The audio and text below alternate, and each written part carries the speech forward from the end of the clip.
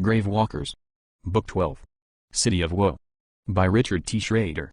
Copyright 2019. All rights reserved. Chapter 1. Greatest Show on Earth. Promising thus far described that late summer morning.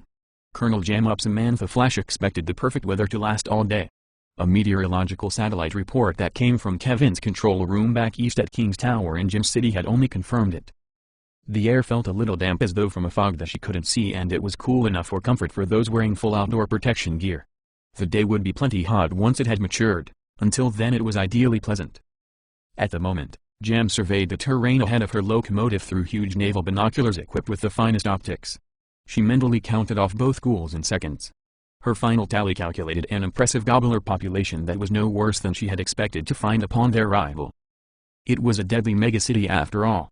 She had to thwart the entrenched landlords of that track if they wanted to continue westward to Denver and then beyond to Colonel Davis's new acquisitions. The way that Urban Fortress just passively squatted there invitingly subdued, didn't fool Jam. Once fully riled, it would prove to be a beast with a belly full of teeth.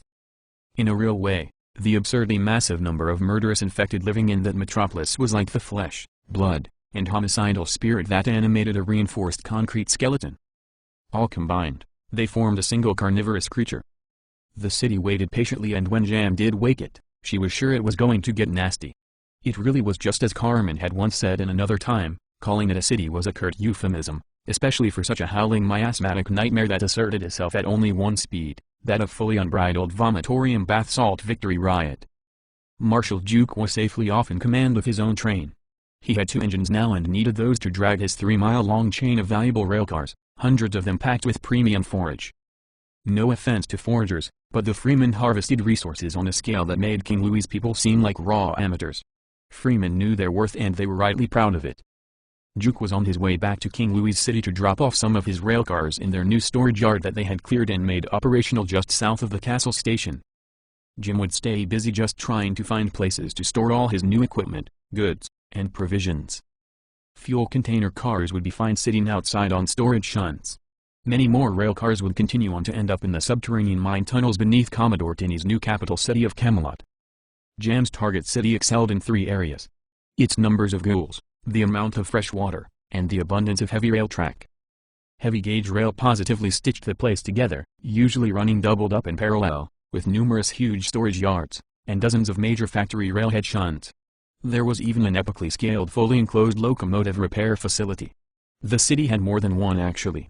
The best one was 8 times superior to the shop currently in use by Ray Brakeman, which was out west at Boulder Dam. In all honesty, Jam didn't think she would ever get the chance to loot the city.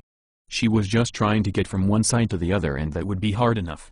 Jam rightly feared the risk of trying to set up camp in the area to go shopping. If they ever did break down Kansas City like a boiled crab, something like Hiram had done in Vegas, there would be a wonderland of looting for them to take. The city was in the middle of the continent, and that had mattered during the outbreak. The mass exodus of official military and refugee traffic from the west had poured through for some time before it too fell like the cities before it. Gory splatter of undead battled blood had eventually contaminated everything beyond any hope of remediation. That mess inevitably congealed into its final form of a permanent ghoul occupation. Government officials at the time had cleared the commercial heavy rail traffic out of the city in advance of its eventual collapse. All that railcar constipation had gone eastward, since those crews were fleeing for their lives just like everyone else. That rail migration from the city had become the heavy blockage that had obstructed Duke's mission for so long. Looking through her binoculars again, Jam saw that Duke's difficulties had actually been a miracle in disguise. If she had to strip out miles of additional railcars from inside the city core, it would have been tantamount to suicide. All of that work so far, and Duke's huge trainload heading back to King Louis and their new Freeman base of Camelot, only accounted for their final approach. The stage was set for breaking through the only real impediment in their path to a Denver connection. After that, it would be smooth sailing for rail traffic back and forth. The challenge ahead of Jam was not the removal of railcars, but the switching of the point blade turnouts. She had to unlock the right railway switches to navigate the maze of winding overlapping railway. Her train had to come out in the right place on the other side.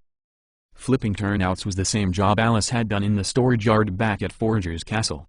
In Jam's case, she would have to switch one turnout after another, do it ahead of her train while it waited, painstakingly, until they had crossed right through the center of the city. As they went, the entire local population of ghouls would attack Jam's train, which she had sample estimated at around 400,000. Obviously, only ghouls that got close enough could attack the train. The getting to them part was actually most of the issue, since that only took time for ghouls to run from one place to another. Time was something they would have aplenty because Jam would be the one serving it up to them. At each turnout interval, Jam had to bring the train to a complete stop. Someone would have to go out there in front of the locomotive and then flip the turnout manually just as Alice had done. The longer it took to make the switch on the turnout, the more ghouls that would arrive to siege them. The person flipping the turnout had to avoid dying while doing it multiple times. For anyone less capable and experienced than Jam Up Sam Flash, the mission to cross Kansas City would have been impossible. Pike came out onto the greatest show on earth to speak with Jam. That was what everyone called the new foremost railcar on Jam's train. It pushed out front like a patio deck that was directly before her primo locomotive. The greatest show on earth got its name from having that written on the sides. It was a former circus train railcar. That one had served the specific purpose of transporting ground vehicles. It was a twin-deck affair with a tall bottom deck for trucks to park inside. The shorter upper deck transported automobiles that were not as tall. The railcar itself was exceptionally long with room for many vehicles. The train rolled along slowly as they made final preparations for the crossing. One of the rivers that cut through the city was just off to their right past a screen of trees. They had more trees along their left, making it a quiet stretch of track. It was their proverbial calm before the storm. While they idled along at jogging speed, a few dozen infected chased and hooted at the train. For the moment, it was a mechanical target rather than an overtly human one. That restricted their hateful shrieking down to the level of only a moderate enthusiasm. Pike walked the length of the upper car deck. There were mounted engines in their protective cages and other heavy mission equipment for him to get around on his way. Jam handed him her binoculars when he arrived at the front end of the railcar. Her summation he would fully understand amounted to the words, "No worse than expected." The same chest-high metal wall enclosed all around the railcar's upper deck perimeter, leaving it otherwise completely open to the sky. If they had ever wanted to actually load cars onto that upper deck, sections of its floor hydraulically folded down into ramps that they could then drive up from inside the lower truck parking level. "Just say the word," Pike replied, sounding confident. It was his final assurance to her that he and the crew were in ready position and fully focused for what came next. The task ahead of them was dangerous even without any unexpected problems that might occur along the way. A major equipment failure or derailment could easily leave them all dead. Pike read Jam's calm demeanor to be a genuine one. When working the iron, her better self rose to the occasion. Pike believed in her and her plan. A nod came from Jam. Such a simple gesture had started wars. Hers just did. Pike turned and then started walking back. He twirled a raised finger for the lookouts to see immediately while he also radioed for everyone else to begin. "It's showtime." One Freeman engineer in a disposable hazmat suit got into the small but amply protected cab that was part of the four-jointed boom crane. Commodore Teeny had installed it on the upper deck when he repurposed the greatest show on earth. The crane itself was especially nice, but still just a super heavy-duty truck-mounted model. It was not nearly as mighty as a train-lifting wrecker. This one was just large enough to move around the equipment that Jam would use on their mission. "Launch the pig," Pike ordered over the radio. The crane's hook hand picked up a rail-riding camera drone that looked like a sort of turtle or a huge upside-down cooking wok. Its heavy weight, low center of gravity, and smooth surface made it immune to any ghouls that might mess with it. The crane operator was that crude fellow they called Rump. What he lacked in manners, he made up for as an artist when piloting that extraordinarily articulated machine. Rump deftly snatched up the pig and then put it down onto the heavy rail track out front. The pig machine raced away ahead of them as soon as he let it go. It did not take long for the pig to prove its worth. As it went off ahead, its cameras showed the lovely scenery. The land was so lush, forested, and exceptionally well watered. Not only did two major rivers pass through the downtown area, there were also numerous creeks and marshy flood areas abundant besides. It was ghoul heaven, and Jam was about to poop in their punch bowl. So massive was the railway investment in the city that much of their way had been on 3 parallel lanes. Up ahead, all those rails made turnouts into one another. 2 rails headed off one way and 2 more went in a different direction. Long before Jam's train got there, the pig went through to discover that it headed the wrong way because the point blades of the turnout were in the diverting position. Jam would have to stop the train and then use the point machine to shift the blades back the other way. Colonel Flash was already suited up in her strapped leather road gear. Rump the crane operator lifted the shark cage off the deck, which allowed Jam to climb inside it from the open bottom. They only called it the shark cage because of what it did. In appearance it was a giant section of iron pipe about as big around as a hot tub's interior, and it was tall enough for a person to comfortably hide up inside. The top had a strong iron lid and a carrying loop. The bottom had nothing but a view. Jam rode inside on a sort of dancer's pole that hung down in the middle with a metal disc at the bottom for standing on. Jam's adopted daughter Pipkin had remote control of the pig using a redundant pair of laptop computers, all from a cafe booth inside a comfortable passenger car. She brought the pig back from its wrong course to then stop and park it next to the point machine gear that her mother would have to switch. Another Freeman engineer worked as Jam's driver. He used the position of the pig to know exactly where to stop, and he did it with expert brevity due to the maximum haste he had in mind. Jam's train only pulled her personal working cars, which made the load short and light, easy to stop, and then to start moving again. Even more ghouls came around, of course, attracted by the infected screams, mechanical noise, and engine smells of the train. Their numbers were light so far, and all the train cars had defensive skirts that were effectively unclimbable without tribe-level numbers to boost them up. That meant they were safe until the train came to a complete stop, and then all the pursuing ghouls could catch up together in one place. Rump as crane operator didn't hesitate to play rough with both the infected and Jam while she clung onto her perilous little perch inside that gobbler diving bell. He lifted the shark cage tube out over the side of the rail car and then swept it along the ground like a wrecking ball. The cage smashed into numerous infected and knocked them out of the way. Rump carefully timed his movements so that as the train came to a complete stop and he set Jam's bell down on the ground, he wouldn't trap any ghouls underneath it. The only things Jam wanted in there with her was all her tools that hung on hooks with dummy cords and the point machine turnout control box that remained fixed to the ground beside the tracks. The point machine was a long rectangular dirty gray plastic shell with electric motors and control rods that would push the point blades into possible positions. Jam was a seasoned expert and had dropped down to the ground as soon as she landed. Her light came from a lamp on her helmet. Little if any sunlight came in around the base of the bell because it was so heavy that it sank into the gravel. Jam heard the ghouls beating on the iron shell, but nothing short of high-end rifle fire could even harm it, and it literally weighed tons. She used the manly-sized firefighter's bolt cutters to snip off a padlock from the backside of the point machine. So liberated, Jam jerked the selector lever into position and then threw the much larger hand-throw lever. Mechanical advantage was on her side and the point blades obediently moved to the other track. Jam hung up her bolt cutters, climbed back onto her safety perch, and then radioed for Rump to take her away. The train was already moving from the moment the point blade slipped over to the other side. Pipkin had been watching too and didn't waste a second to get the pig on the move again. She led their way as before so that Pipkin could seek the next faulty turnout. Kevin's control room had supplied excellent maps. She knew the way. They only had 19 more miles to go. 1 mile down, the next turnout was going the wrong direction. The point machine was not quite underneath where a rail overpass crossed their line. It was the branch they had turned away from at the last switch. With only a mile to travel, the train never made enough speed to escape the pursuing ghouls, far from it. Not only did the screaming infected keep pace with them, but also their numbers had quadrupled over that short distance.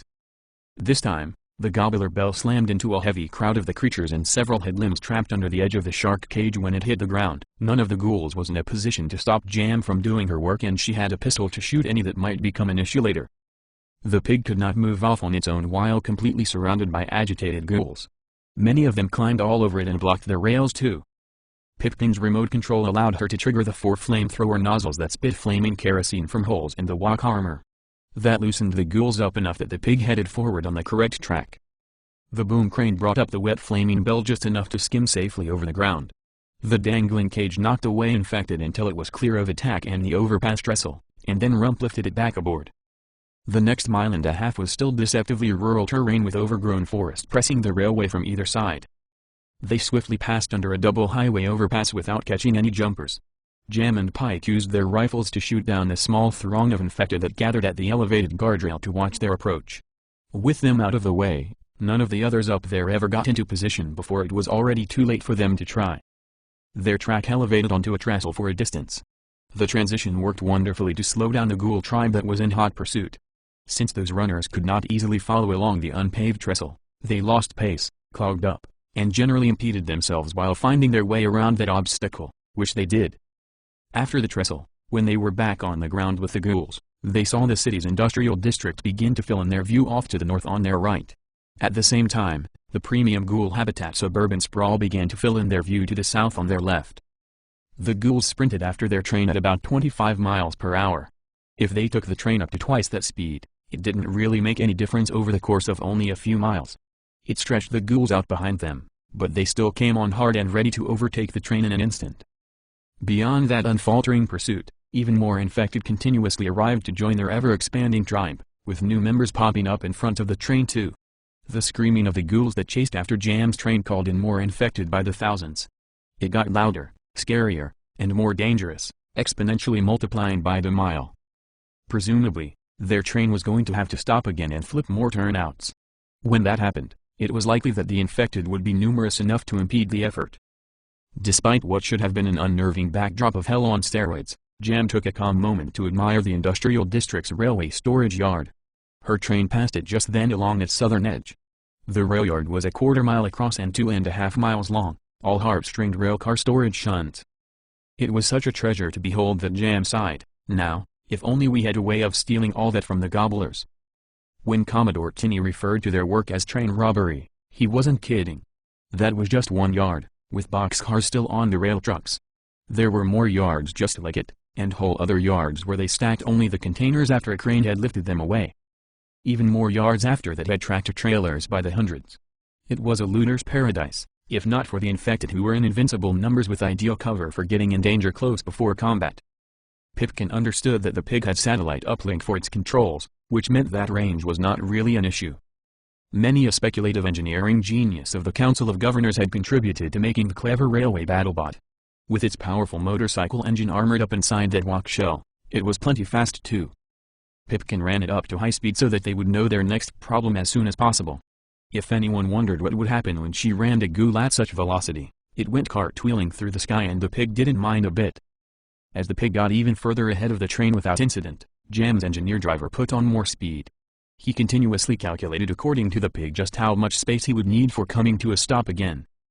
Driving at even triple the running speed of ghouls accomplished nothing astounding, and how they screamed. Kansas City had not seen human activity in ages and they were hotly sensitive to the incursion. Jam wasn't sure how many were on them then, but it was well into the tens of thousands, and that was so loud that the whole city was awake at that point. It was boiling over mad and not even close to rock bottom. Miles ticked past on the pig. Pipkin finally radioed a warning to her mother, "You need to get buttoned up. There are 3 major highway overpasses coming. They are huge and covered in mad gobblers." Jam understood from having studied the mission maps. Their rail had mostly followed the major river all the way from Jim City where it merged with his mighty waterway up north near Fort Blood. When they moved away from the water, it wasn't that far. At the moment, their track was getting closer again, and when they entered the core of the city, the old city west bottoms, the train would be running 100 feet from the water. The overpasses all led up to the major bridges that went over the river, which explained why transient infected so heavily populated them. The screaming was that loud, whole other boroughs of the city were on the attack and they had to cross the highway bridges to come over the river. Putting it all in context was the remaining fact that Jam was still going over the side to throw the next point machine. As far as getting under cover, for Jam that meant getting back in her shark cage. While the gobbler bell was down on the deck, she would be totally safe from any infected who managed to jump aboard off the overpasses, and certainly some would, perhaps many. The pig finally found its next faulty points and then followed them off in a wrong direction again. Pipkin called it out even as she was stopping to back the machine up into position beside the point machine switch. The location was just over 7 miles from the last one. Jam's train had put a good lead on most of the pursuing infected, but so many came in from other directions and ahead of them that it was swarming. No other way to put it. Once Rump's crane boom had Jam safe inside her cage, she radioed to her crew. "This is exactly what we came here for and we rehearsed it to perfection. Now I need you to give me all you've got. You are already the best. Open up the big top so we can welcome in all the boys and girls. It's time for the greatest show on earth." Tony Banjo was down on the lower truck deck, all the way in the back where he had a sort of combat control room. The wall in front of him was thick plastic artificial glass inside steel frame supports. It was totally bullet-resistant and safe like from the booth of an urban gas station or bank window. The engineers had rubbed it down with rain-begone chemical so that it had blood-shedding hydrophobic properties. Blood would bead up and roll right down rather than stick and smear, which would have confounded his vision. Fingernails could not scratch it and ghouls did not have metal weapons that could, making it all copacetic. The greatest show on earth had gotten its complete refit care of Commodore Tinney wielding the full resources of Reclamation General. All the mechanics, speculative engineers, and experts had gotten their chance to contribute their bit of skill and genius. The lower truck deck was simply empty other than Tony's little walled-off compartment in the far back. They normally kept the front of the rail car closed, but Tony opened it with one of his control levers. A powerful motor used a slow gear ratio drive to open vertical louvers. When they turned 90 degrees out, ghouls could easily get between them to charge inside. The advantage was that it simply did not matter what any ghouls did when the louvers closed again. They were heavy steel and could inexorably twist shut regardless of what got in their way. The sides of the lower deck were formerly open to the air with giant rectangular windows. The Commodore's welders had put in prison bars, leaving the spaces free to the breeze, but not to the passage of ghouls, in or out. Once infected entered past the open front louvers, the ghouls would only be able to charge forward deeper into the long car. Since they would be able to see Tony down there behind his transparent bayed wall, they would have good reason to proceed. The last windows on each side at the back of the lower deck, near Tony's shelter, instead of having the same prison bars, they had two horizontal rollers made from consecutive Oreo rack truck tires all riding together on a common through-them-all axle. The powerful diesel engines up on the upper deck with their protective cages were what powered the tire rolling pins to make them spin. A pair of spinning tire rollers worked together one above the other in the way that an antique clothes washing machine had a rolling squishing wringer. Anything fed into the spinning rollers on one side ended up flattened and then spat out the other. Since they were closely set knobby truck tires, for a person to bump into them while they were in operation would be an unpleasant experience to be sure. Just as Pipkin had warned, their train reached a massive highway overpass. Hundreds of ghouls spilled off it to attack the train, starting from before it arrived and continuing until after it went away. Since the train was moving fast by then, up near triple ghoul speed, punishing impacts were the only kind possible. All the infected hitting irregular cars, they bounced off to end up on the ground somewhere. The greatest show on Earth was the only real victim in this airborne assault. With its open top and perimeter wall, 20 infected ended up on the deck. Not a one of them avoided breaking bone and they had blood everywhere, but beyond that they were still active and furious to kill something. The only available target they could see was Rump the crane boom operator, which gave them reason to go after him in his protected cab. For his part, Rump on the crane just ignored them. Their arrival did not surprise him and he didn't see them as any sort of threat.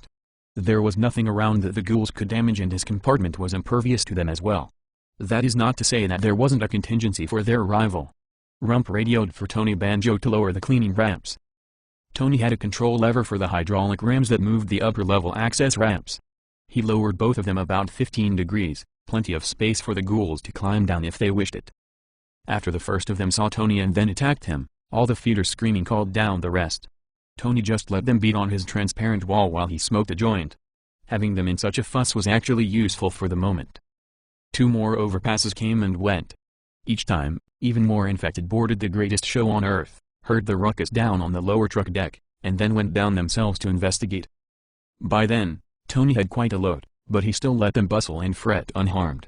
Once clear of overpasses, Tony closed up the ramps and then Rump got jam lifted in her gobbler bell for final insertion. Under the circumstances, it was only the bursting flamethrower on the pig that allowed anyone to see where it was at all. That many infected were already in front of the train. The leading edge of the greatest show on Earth had a convenient boarding ramp that served double duty as a protective scoop. It kept the rammed infected from getting in under the railcar and then twisting their meat up into the spinning trucks. Part of their ghoul crowding problem was also a benefit in that there was a 9-foot-tall retaining wall right there beside the track. It blocked off the riverbank edge from the city proper. Thousands of ghouls were on the other side of the wall too, where they were at least not getting in the way. The ghouls on the train's side of the wall sort of got concentrated because of it too. Constant hosing with flaming petroleum product finally cleared a circle of space around the pig that included the exposed but now somewhat burning point machine. The flame lasted for only the seconds it needed to consume all the available liquid fuel. The train screeched to a stunning halt despite the lubrication on the track that was all the fresh blood of the rammed. The iron stopped so abruptly that the gobbler bell swung ahead on its momentum. Rump the boom operator sped up the swing even more until the belt plowed into the ghouls with an audible dong that scattered them like bowling pins. He was precise like playing a demented carnival game to throw a ball into the mouth of a milk can. Rump risked it all as he dropped the shark cage into the flailing chaos. The bell landed hard onto its point machine target. His aim had been perfect. 9 infected thrashed while partly trapped under the edge of the shark cage's tonnage. Like a giant mousetrap board game, it had captured them like that when it hit the ground. 2 of the gobblers had their faces inside so that they could scream and bite at jam. Having the bell smashed down across their broken backs did ensure that they didn't carry out the threat. Jam promptly silenced both angry faces with low-caliber pistol shots, and then she used an iron spear tool to spike down one clawing arm that searched about wildly. Thusly safe, Jam got to work shifting the points. Her only real worry was that with so many ghouls, some of them would actually stand in the gap between the point and the rail, get their ankle trapped in there, and then clog up the works. The genius of Tony keeping all those ghouls in his railcar proved itself at that moment. None of the ghouls outside could see Jam, Pike, or any of the engineers. The ones inside could see Tony, and they were really shrieking about it. That was all the reason every ghoul in the city needed to want to go in through those louvers and then kill the humans inside the mobile train bunker. With the game on, Tony started pressing the ignition buttons on the upper deck engines that powered his truck tire ringers. Once all four of them were in the green, he pulled down Victorian levers that engaged the exterior-mounted chain drive clutches. The powerful engines had their throttles linked into the compression of heavy shock springs that positioned the spacing of the tire axles. While at idle, the tires just spun peacefully, with a scary lot of mass to them because of all those big truck wheels combined. If something solid tried to force the rollers apart, the engines throttled up a pace to meet the challenge. The ghoul army surged in through the open louvers and then continued down to Tony's back end of that long railcar, packing themselves into a never more crowded fury. Tony's tire ringers had an arrow intake gap between them, a spinning maw only about one hand apart at roughly belly button height. With so many infected all trying to force their way to the front at the same time in that already crowded space, those ghouls unlucky enough to be on the outermost sides could not avoid getting shoved into the tire traps. Even as the horizontal gap was treacherous, the narrow vertical spaces between the individual tires were also excellent for taking hold of an arm and then sucking in its owner entirely. The inflated tires showed no mercy to meat and bone. When a ghoul went in, it vanished with the speed of a snapped towel. All its major bones broke as the meat squished through the flat mail slot ejection path. Often enough there was a bursting of intestines that just as soon vanished within. The ringers spat the bodies out the other side at a launching speed, firing a jelly-limp body from the railcar to land 10 paces away. There was plenty of space in the middle of the railcar interior for a ghoul just to scream at the transparent safety wall and attract more of his pals so that they could end up as the roadkill instead. An ever-increasing army of ghouls dashed in through the front louver doors. They riot-shoved the gobblers ahead of them to pack in even more of their filthy bodies. The outflow for all those stinking lunatics was invariably into the spinning ringer tires that inhaled them, sometimes 5 at once. As their mangled bodies actually forced the tires wider apart, it throttled up the engines so that the torque could more than handle their numbers. A moment later, 2 solid streams of broken-boned bodies spewed out from both sides of the railcar. It was an especially graphic sight on the northern side because that high river retaining wall was right there. The launched bloody meat slammed straight into the cement and then piled up rapidly at its base. Perhaps the only downside to their culling method was all the blood. One specific and major issue was that the tire ringers did a fine job of removing just their skins. It frequently sucked their whole arm clean as if it removed a long-sleeved glove. The skin ripping undoubtedly fueled the spin-flung blood. A slip-and-slide water park came off those murder tires. It was as if golf course lawn sprinklers just elephant house hosed the place down with infectious gore. Ultimately, all that slippery mess, falling, and shoving maintained a perfect balance of excited feet or screaming, which attracted even more ghouls. All the while, the roller ringers conveniently scratched all the extraneous infected that filled in along both sides. Jam got the points moved, and as soon as she did, her driver got them rolling forward. They were in no hurry just yet. Rump as the crane boom operator just dragged her bell skimming over the ground. While so many infected were excited and anxious to see the greatest show on earth, Jam didn't want to deprive them of the opportunity to purchase their ticket. Her train was like a giant lawnmower, and that ghoul army out front was her overgrown yard. The system worked flawlessly, aside from the macabrely hilarious amounts of blood in the kill room. Few ghoul screams sounded out a warning of pain and distress. The tire ringer towers dispatched their prey too quickly. All the vocalizations were positive for the attack, so the infected just kept rushing on in. The sight of Tony did not disappoint them either. Ghouls headed on down to meet the gluttonous wheels of punishment. If it wasn't the greatest show they would ever see, it would certainly be their last. For Tony, sitting back in his elevated command chair, having a cigarette smoke to top off his buzz, it was a good show. All their red faces, hands pawing at the transparent barrier, just the ludicrous bloodbath of it all. Jam's train was in the West Bottoms then, almost a peninsula with the 3 water-enclosed sides projecting all those bridges. That was where the entire infected population attacked their train with its final bum-rushing implosion. For Jam, hanging inside her gobbler bell as it plowed through contested ground, it was a singular experience. She had never actually done anything so outrageous before. Her close second had never got any worse than her first touchdown of this operation. She radioed her driver, having to shout so that he would hear her over the bell-muffled ghoul screaming. "Just creep us along steady, Mac," Jam instructed.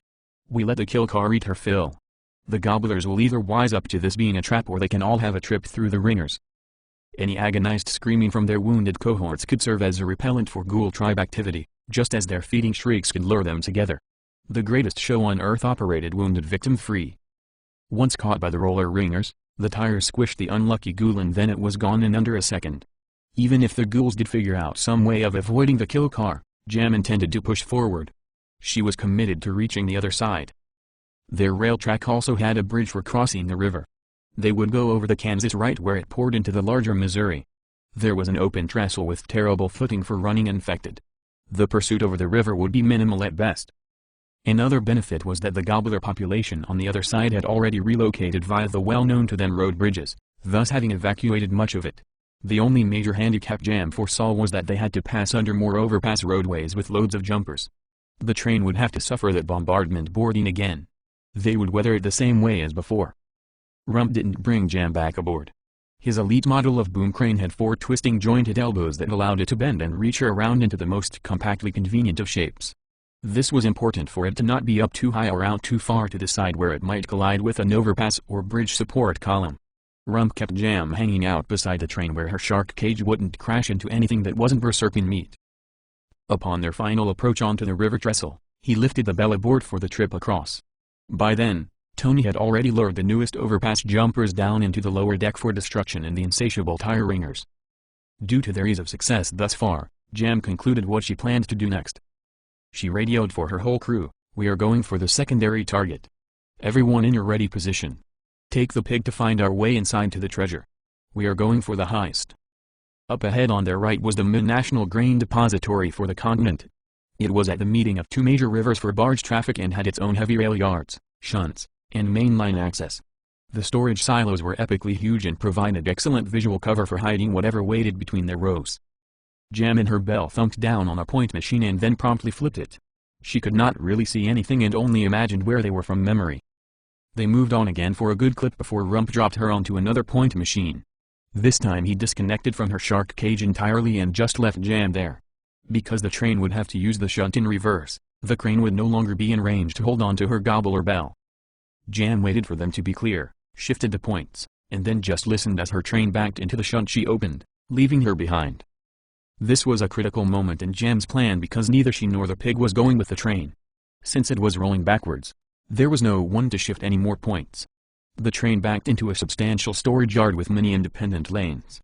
Jam gambled that the points would still be in their last position, which would be in favor of the only 12 rail cars currently in that yard at all. True to her informed guess, the points were favorable and Ray's caboose coupled with that string of rail cars on impact.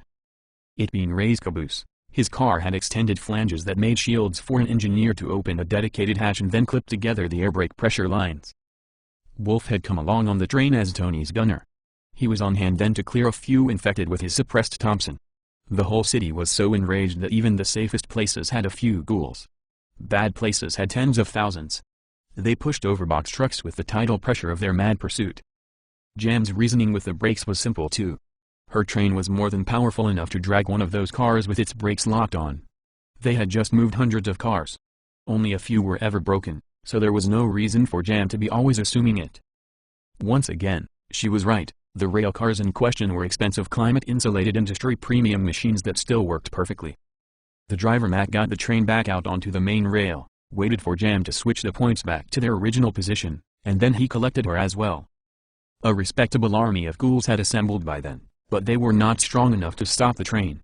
The hard cold iron of Freeman machinery was impervious to their attacks. Even worse for them, the most enterprising ghouls were always welcome to see the greatest show on earth. Thousands did. Pipkin had to use the pig to scout them their new secondary path. The diversion to the granary required them to detour slightly for getting back on their original course. 2 more point machines remedied their navigation. After that, it was smooth and easy rail riding, far enough from the tribes and urban choke points to make the train safe from interference. Tony Banjo closed up his louvers and shut down the engines. He pistol shot the remaining ghouls through a gun port and then ran the clean water sprayers until the blood washed down the drains. Only after that did he unlock his door and then go out to pitch the last bodies down a disposal side slide. While some of her crew hosed off the upper deck of the kill car, Jam had time to go to the back of her train and check out the 12 rail cars they had just stolen from the Ghouls. She sounded quite pleased with their day when she informed Tony by radio, "We got them good this time." He wasn't even sure what it was they had. "Is it that primo?" Jam did the train freight calculations in her head, then informed him, "We are now the proud owners of over 2 million pounds of hard red winter wheat. When we show up back home with this, your Emperor Nitke is going to name his kids after us. He is going to get a lot of fancy baking done with all this flour." Pike called out for the train to stop after he shot a large buck that calmly stood beside the rails watching them curiously. Collecting the meat was one more polished procedure for Jam's Freeman crew. Mac brought up the new aptly named picnic basket railcar and then stopped it beside the blood trail from the stricken deer. A chain drive lowered the door that was also the ramp so that Wilma the bear could enthusiastically run out to fetch them their dinner. It was no problem for Wilma to run 100 yards into the woods, grab the dead deer where it finally fell, and then haul it back to his train car. Wilma's reward would be a sack of kids' cereal, dried fruit snacks, and other sugary deliciousness that made it well worth his trouble. While that was going on, Jam ordered for Pipkin and Rump to bring back the pig for refueling. They were not quite 600 miles from Denver and Jam was of a mind to make the connection in record time. She would send the Council of Governors live video of her looking at the place, and they would know she and Tony had their game together and the partying under control. Jam wasn't going to tell anyone about her wheat just yet. She would save that for a surprise. Besides, there would be more goodies to find along the way. There were more cities to pass through and more forage for the taking. Nothing to come was remotely as large and dangerous as Kansas City. Everything ahead of them would be like stealing candy from infected babies. Chapter 2. Ozymandias. On the same morning that Jam crossed her city of sorrows, Critias took a moment to gaze eastward and appreciate his excellent view of Dr. Aburo's Miskatonic Hospital. His ideal vantage point was from atop the high roof of an aircraft hangar.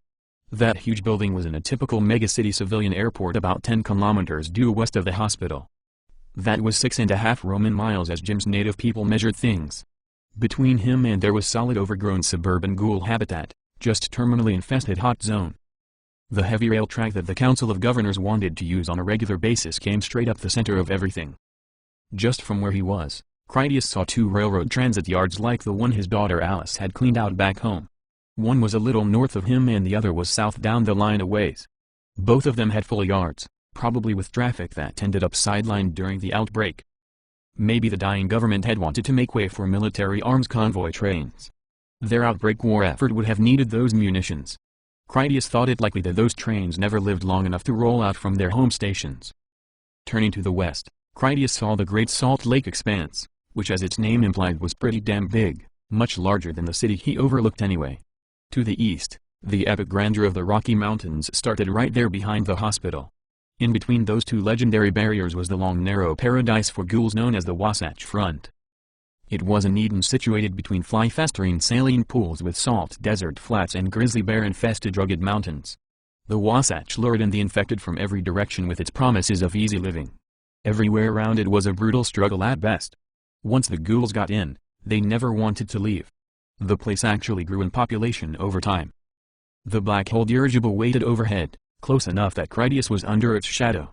Their mission was to requisition some equipment from the top of that airport hangar. The building was an Air National Guard property attached to the civilian airport, but that had no actual bearing on what they came to take. The city's outdoor tornado siren was on that hangar roof and Carmen wanted it for what could only be obvious reasons. It was an omnidirectional loudspeaker machine, so brassy that an actual beefy engine served as its eeless lungs. The thing was fully capable of piping an entire megacity out of their beds. Carmen was undoubtedly plotting exactly that, only summoning them as ghouls to their eventual destruction, a Pied Piper of woe. Gustav the Watcher was with him working as the handyman. That mostly quiet and generally polite immortal actually loved using tools to take things apart. He enjoyed laboring with his hands in general, and he was good at it. His commitment to finishing his repair projects defined his behavior. He was less fickle about which tasks they were or the methods he used in accomplishing them. Gustav would be content to see his job to completion even if it took him a couple of days non-stop. Like a Dr. Frankenstein, he showed no moral or ethical compass as such, nothing beyond seeing people as friend or foe. His motivation was not pride of any kind. When a suitably diverting repair or construction necessity came along, he was eager to get right with it to a manic degree of commitment. It was not the way of Gustav to leave anything he ever undertook only half-finished. Critias had no doubt that Gustav was going to continue to be useful as a hot zone combat engineer. King Louis could afford to supply him with a privileged lifestyle and compensation. There was plenty of work to do both on the stalled trains they came to move and in setting up equipment for the culling, items like the tornado klaxon. After Gustav had successfully disconnected the siren, he moved on to dismantling an array of airport illumination lights. It was the type of bulb rack that could light up one end of a sports stadium. Critias rightly assumed that Carmen wanted them for much the same reason as the siren. Critias could not see the two stalled trains that they still needed to repair. Once they were operational, he wasn't even sure if Carmen was taking them north or south. The two trains were about 5 times further away than he was from the hospital. He had seen the high-resolution photography taken by the black hole when Gloria inspected the trains for them. Carmen had explained to him that the trains had clearly not wrecked into each other or anything else like that.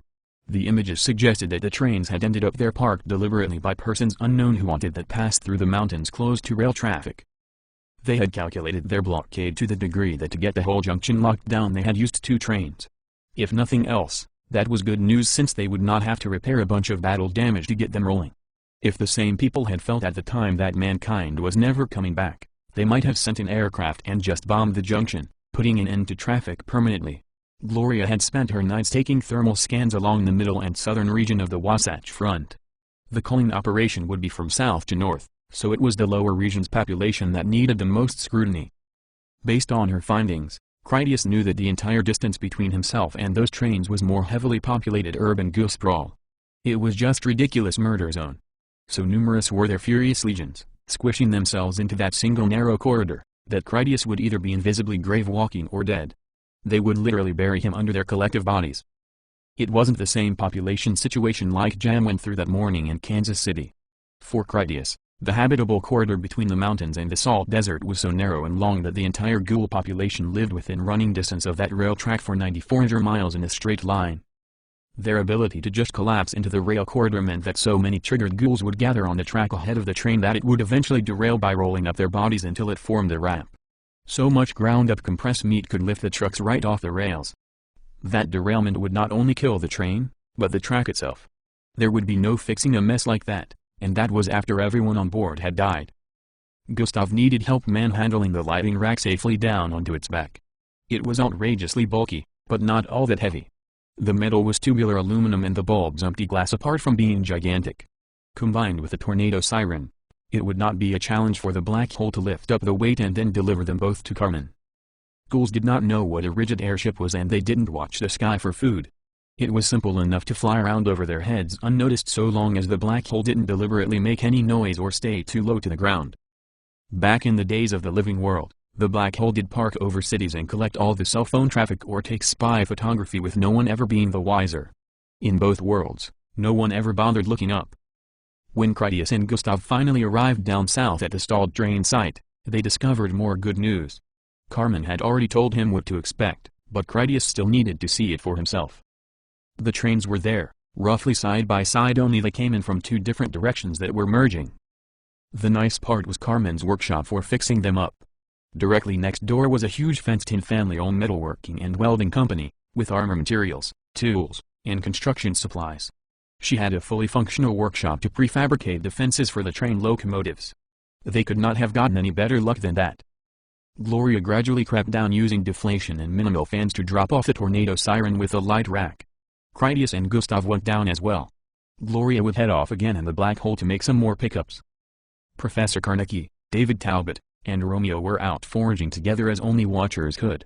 Gloria periodically airlifted their bundled luggage loot back to the hospital complex. Carmen had 6 of the primitive androids helping her work. They came out of the huge pole barn building to carry the newly arrived equipment inside. When Critias saw them, it was eerily familiar, like life back in the future. Carmen had dressed them in matching uniforms, gloves, and hats. In identical costumes, speechless and wearing passive expressions, it greatly dehumanized them. She used cell phone technology with earbuds to send them instructions that she composed as needed. Since Carmen could wirelessly activate their drug injection implants, they were hers to administrate. On top of everything else, Carmen was smart. She paid attention to how they behaved and what she could do to get the best, most autonomous results out of them. Carmen also discovered that the androids metabolized their amphetamine-thinking drug rapidly. Like any addict, they were soon ready for more. It wasn't as if she could only give them instructions once a day. She could micromanage them all day long, and did so by automating the whole process in her inorganic parallel mind. As far as any outside observer was concerned, her workers just kept busy and never had anything to say. For Critias, he mostly noticed their inability to want anything. That was not an alien experience to anyone. The difference was, for normal people, there was the assurance that at some point, within only moments, they would have an inspiration and want something. The primitive androids had lost that ability. It was them working that made it understandable. They had all of their former memories and personality, but they had no self-expressed interest in any of it. Critias wasn't even sure that thirst or hunger would work to inspire them anymore. He doubted it. They could feel thirsty, but would never willingly do anything about it. They no longer had a will. Carmen had free will and inspirations. Critias saw from her somber expression and the way she avoided facing him that she was in something of a temperamental mood. That was a good thing overall, since it was the best grave-walking disguise that ghoul passive radar couldn't penetrate. She also had reasons to be unhappy that justified themselves. Of course, Carmen would rather be at home with her daughters, or hunting enemy watchers with Verloc, Wilson, and Dosh. More than that, she had the new androids to cope with. There was a lot of moral and ethical baggage in the matter of the androids. Carmen being a more modern android didn't help much either. At her level of intelligence, there was no denying that the androids had broken minds. It was within Carmen's power to simulate them being alive. She could order them to want to watch a video program or enjoy the sunset. It wouldn't be doing them any favors. Making them pretend to be alive would only be for the slave master to feel less ashamed of the situation. They were slaves she exploited for the survival of mankind, just as Critias had done to her. It wasn't an evil act, or even if it was, already accepted as an excusable one. Carmen could only remain self-critical of the tragic situation and never make light of it, which she clearly wasn't. Once they were inside the building and away from the prying eyes of wandering ghouls, Critias picked up their conversation from where they had last left off. He reminded her again, when you agreed to lead this mission, you forfeited getting to do all the fun jobs yourself. His comment didn't soften her stern demeanor of emotional armor any. She did look up at him from the airlifted parts she had requested. I do not feel heroic about plotting this. This is like taking the black hole. I should not be acting out amoral strategies to increase my odds of success. Her bringing up that she had used their daughters as bait in a pirate trap and thus acquire the black hole was also bringing up how upset he had been about it. Since her problem at the moment was morality, he said, I didn't enjoy it either when we used the grinders. What parts of it a person might enjoy are not the kinds of things they should be enjoying. It was a demoralizing occupation, which is why I am bringing it up now. It is like hunting 10,000 lions at the same time using poison gas. On paper it might sound like the greatest lion hunt of all time, but in actual practice, it would be a disgraceful absurdity at the furthest opposite extreme. Your work is not immoral. It is an unpleasant necessity, which is not exactly the same thing as your solution to the black hole. Critias didn't overlook that Jim had, and still did think it was the same thing. Successful results were worth the price of hurt feelings. Having failure instead would generate at least as much unhappiness if not far more. Having grown beyond quoting books and moved on to self-examination, Carmen replied, I remember back home when I told Colonel Walker that his reclamation effort was the scavenging of a buzzard.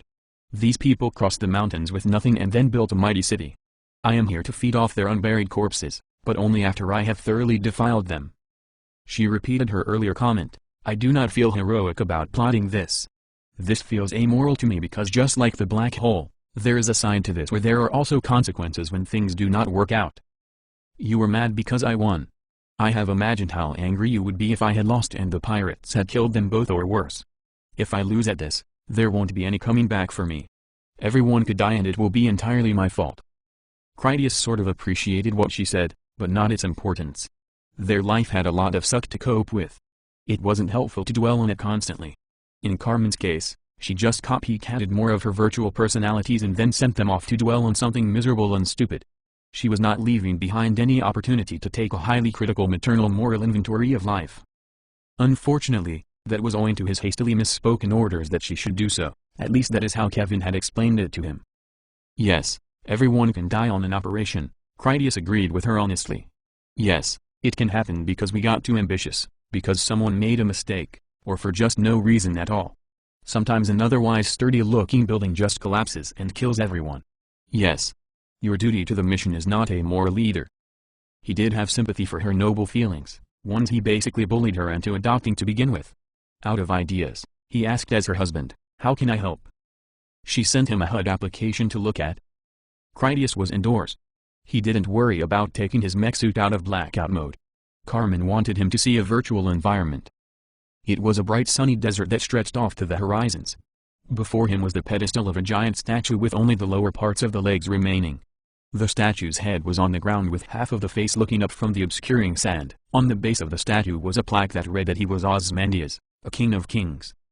Critias knew that back then, great kings were actual rulers of superpowers. Every little guy called himself a king too, so Ozymandias was apparently one of the great king big dogs. The rest of his message stated that Critias should look upon his mighty works and despair. Critias got the joke. Around his broken statue was a lot more broken nothing. Sure, back in the day it was granite and marble stacked to the heavens, the ultimate expression of human talent, but time had eaten it all away. After he watched it, Critias said to Carmen, "I did look around that museum stuff back at Foranger's castle. So, these are the Go West people in the covered wagons, eating buffalo wings and being chased by the wild barbarian tribes of the north. The indigenous city dwellers were all down south where Sarcophagus Man called home. They stopped here in this oasis and built a city of wonders. Their time came and went. Now it is gone." She didn't like how he was so practical about it, that it made her feel fickle and feckless, so Carmen said nothing and only intently listened to his unexpectedly wise tutelage. He added, "We were at the castle and you told that engineer we were prehistoric wanderers taking possession of an accursed inheritance through excessive anguish and toil." Profound anguish and excessive toil, she repeated that part as proof that she understood his reference if not also his point. Critias challenged her, "So how many of those wagon-riding buffalo-wing-eating heroes ever got to see their city of epic wonders? It seems to me that they mostly saw a lot of arrow wounds, empty barbecue sauce barrels, and oxen manure." Carmen didn't even go into buffalo wings not being what he thought it was and focused on his point by admitting, none of them got to see their final polished dream come true. All of that work took generations. Right, Critias agreed with what he thought was monumentally obvious. Your Ozymandias is not about the inevitable decline of rulers or the pretensions of their greatness. He had the honor of being reincarnated as the prince in that life and not as the ant, but he knew just as we do that it is all a game. We are Ozymandias too, in our own way. In our future time, King Louis's cities are jewels in the heavens, wonders so great that even the King of Kings would think he saw the actual gods above. In his own days now, you are calling Jim a buzzard for harvesting his buffalo wings and dodging their stone arrows. For you and me, we have seen and lived in both worlds. We came from the time of mighty works to live the better time of eating buffalo wings in a covered wagon. This life is better." Ozymandias gazes down upon our heroic anguish and toil, and then he despairs, surrounded as he is by courtiers and cowards, idiots and sycophants. He got to be a strutting peacock, but you got to be Jason sailing the Argos, surrounded by the heroes of an age, on an epic adventure for the ages to come. He envies you as much as you envy him. You should just admit that if you had a choice, you would pick this world.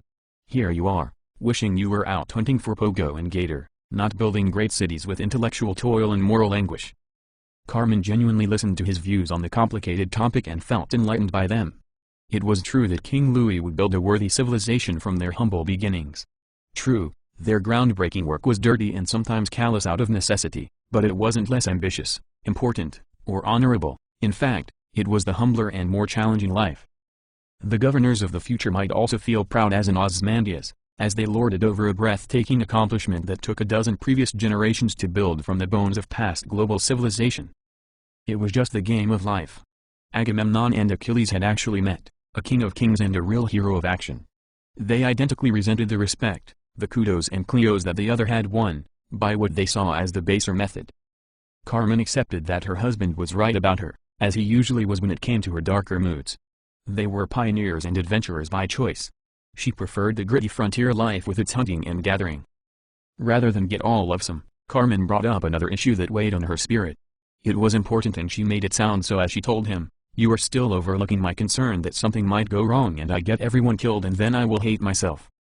My strategy for drawing all of the infected out of the Wasatch Front is uncomfortably identical to a simulation where I play the role of Jingle Bells and I am genuinely trying to kill all of you. I believe you do have the better position and would win, if you lived up to your potential." He picked up on her last point easily enough. Critias suggested. I believe you are saying that Hiram is going to need every man that he has and everyone will be committed once we get started. It will escalate fast and take at least 5 hours of hard combat. Many of us will have to serve as bait while putting up a holding action. The leading edge of the ghoul parade will have to stay engaged while you bring up the tail end of the horde to join them. From that point of view, it might appear as though your intention was to successfully overrun us and win. The truth is, you need to apply maximum pressure to get the whole of them into one place as quickly as possible. The longer it takes, the lower our chances of success. It is your job to bring all 2 million of them out of their holes to fight us. After a moment of consideration, he got to our actual point, so he added, you are worried about how you are going to feel when someone gets killed on the operation and it seems like you deliberately made it happen. Carmen nodded small but vigorously at that. Yeah, he didn't disagree. That is an old story. I have bad news, but when an officer sends out reconnaissance, you are scouting by designated victim. That is how we find out which sector has the hunter pack and it ambushing people. They attack our designated victims and then we can swoop in at mission strength to clean out their nest. That is how this game is played. Ben and Yeti get to reconnaissance by blundering about all the time. So do we. It is our job. Why do you think I went down to meet Dr. Abrero unarmed? It is my job. When you chew me out about taking such risks, that is your right as my wife and my burden as your husband. Plus, you are right. It is risky as hell and nearly got me killed. You saved my ass with that HUD application that scrambled Krabby Pat's brain juice pump implant. Thank you for that too. Carmen bobbed her head as a sort of nodding agreement, but also her capitulation that her worries had been unfounded. A real marshal had to go down there and accept that man's pledge of reasonable hospitality, Carmen agreed.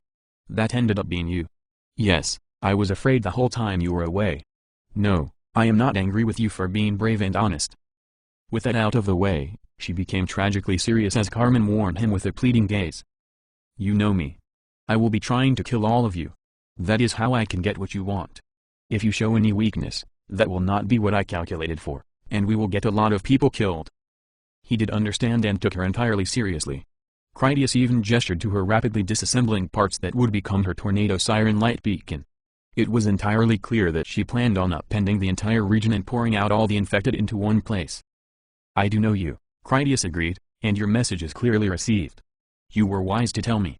In my mind, I had been thinking that this was just jolly good fun, and like with Abrero, I could count on you to keep me safe. You won't be keeping me safe. You will be trying to kill me, and if I don't take this seriously, you might succeed. And it will be entirely my fault, not yours. Yes, Master, Carmen calmly agreed with her eyes back on her work. For now, we have plenty to keep us busy here. Thorough preparation will help us avoid disasters later. The two trains came together in such a way that a highway overpass sheltered both locomotives from the weather. It was yet another stroke of luck where that climate-intense location was concerned. Carmen only had to lead Critias outside of the barn, out the gates in the property's privacy fence, and then across the street to arrive at the nearest train. That was a half-dozen rail cars back from the front or so, but still convenient for staying out of sight while they worked. She knew the way inside. As they went in, Carmen explained, I have pieced together some of what happened here.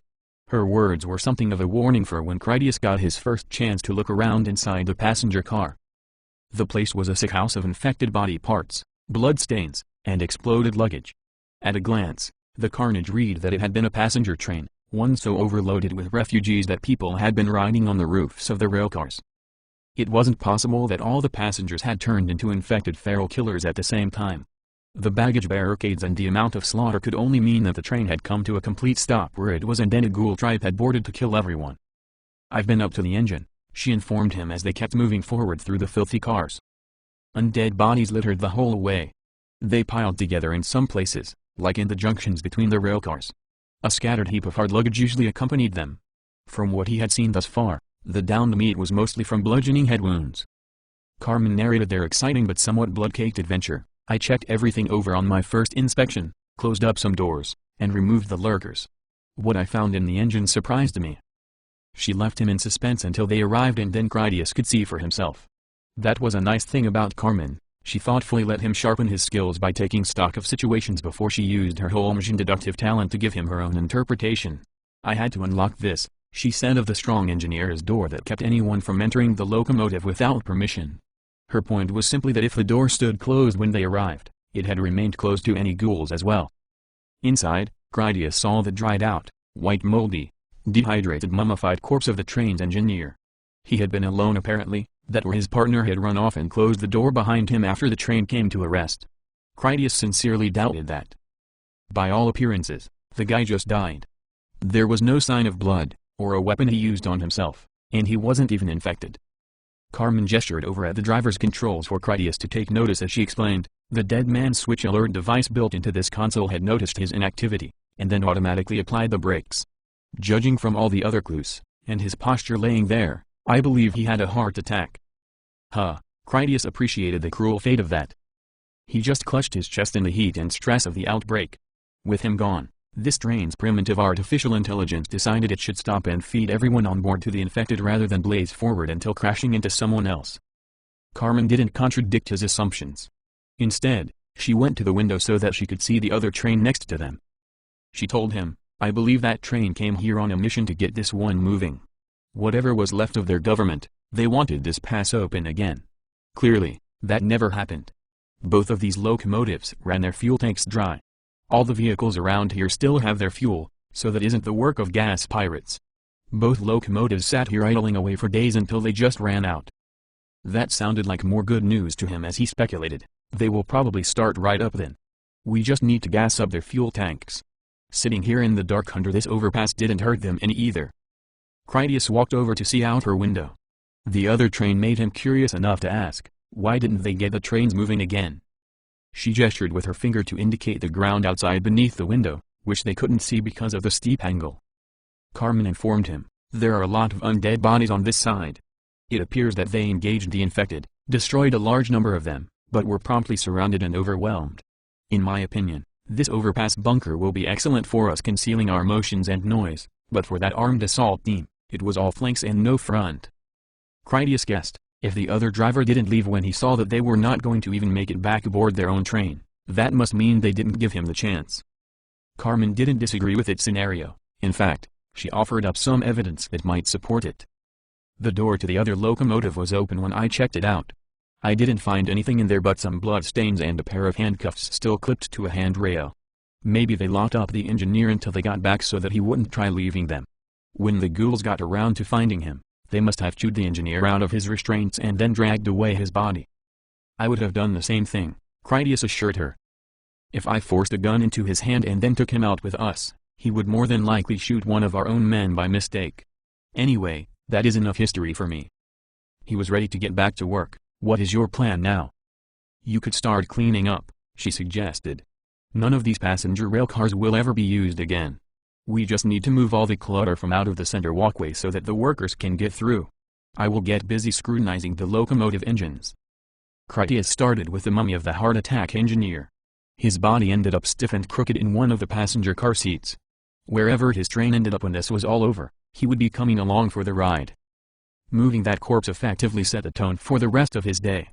With 2 trains to contend with and all their passenger cars, Critias would have to move a lot of head-bashed undead bodies and infected body parts to have even basic work area conditions. On the upside, the interior of the train was free from any rain, so it was a dry meet. Carmen's 6 android helpers had plenty to do on their own, just closing up all the openings that ghouls might use for easily boarding. Gustav happily tinkered away on Carmen's new lights and siren lure machine back inside the workshop. Chapter 3. Ghost Dance. All that same day back at Boulder Dam, Ray Brakeman led a small army of Groom Lake engineers. They prepared for the upcoming voyage into the Wasatch Front war zone where Critias currently was, a place they called the City of Woe. To that end, they worked at upgrading the restored classic train and railcars that Ray had christened Heron's Tableau. The train repair garage near the Boulder Dam City Airport had been a respectable workshop even before all of its recent upgrades. Thanks to a lot of hard work by everyone involved, they had the new plasma cutting table operational. Its computer-guided lance cut out finished shapes from their stockpile of metal plating, always with pinpoint accuracy. Perfectly fitted and interlocking train armor pieces came off it like mass production. Similar cuttings taken from plate aluminum expedited framing out the new interior spaces as well. Because Colonel Davis had successfully culled 90% of the ghouls from Las Vegas and Boulder City, the engineers had unfettered access to whatever building materials they needed. Anything they wanted was for the taking. In only a matter of days, Ray had finished the bulk of the work, including the interior remodeling.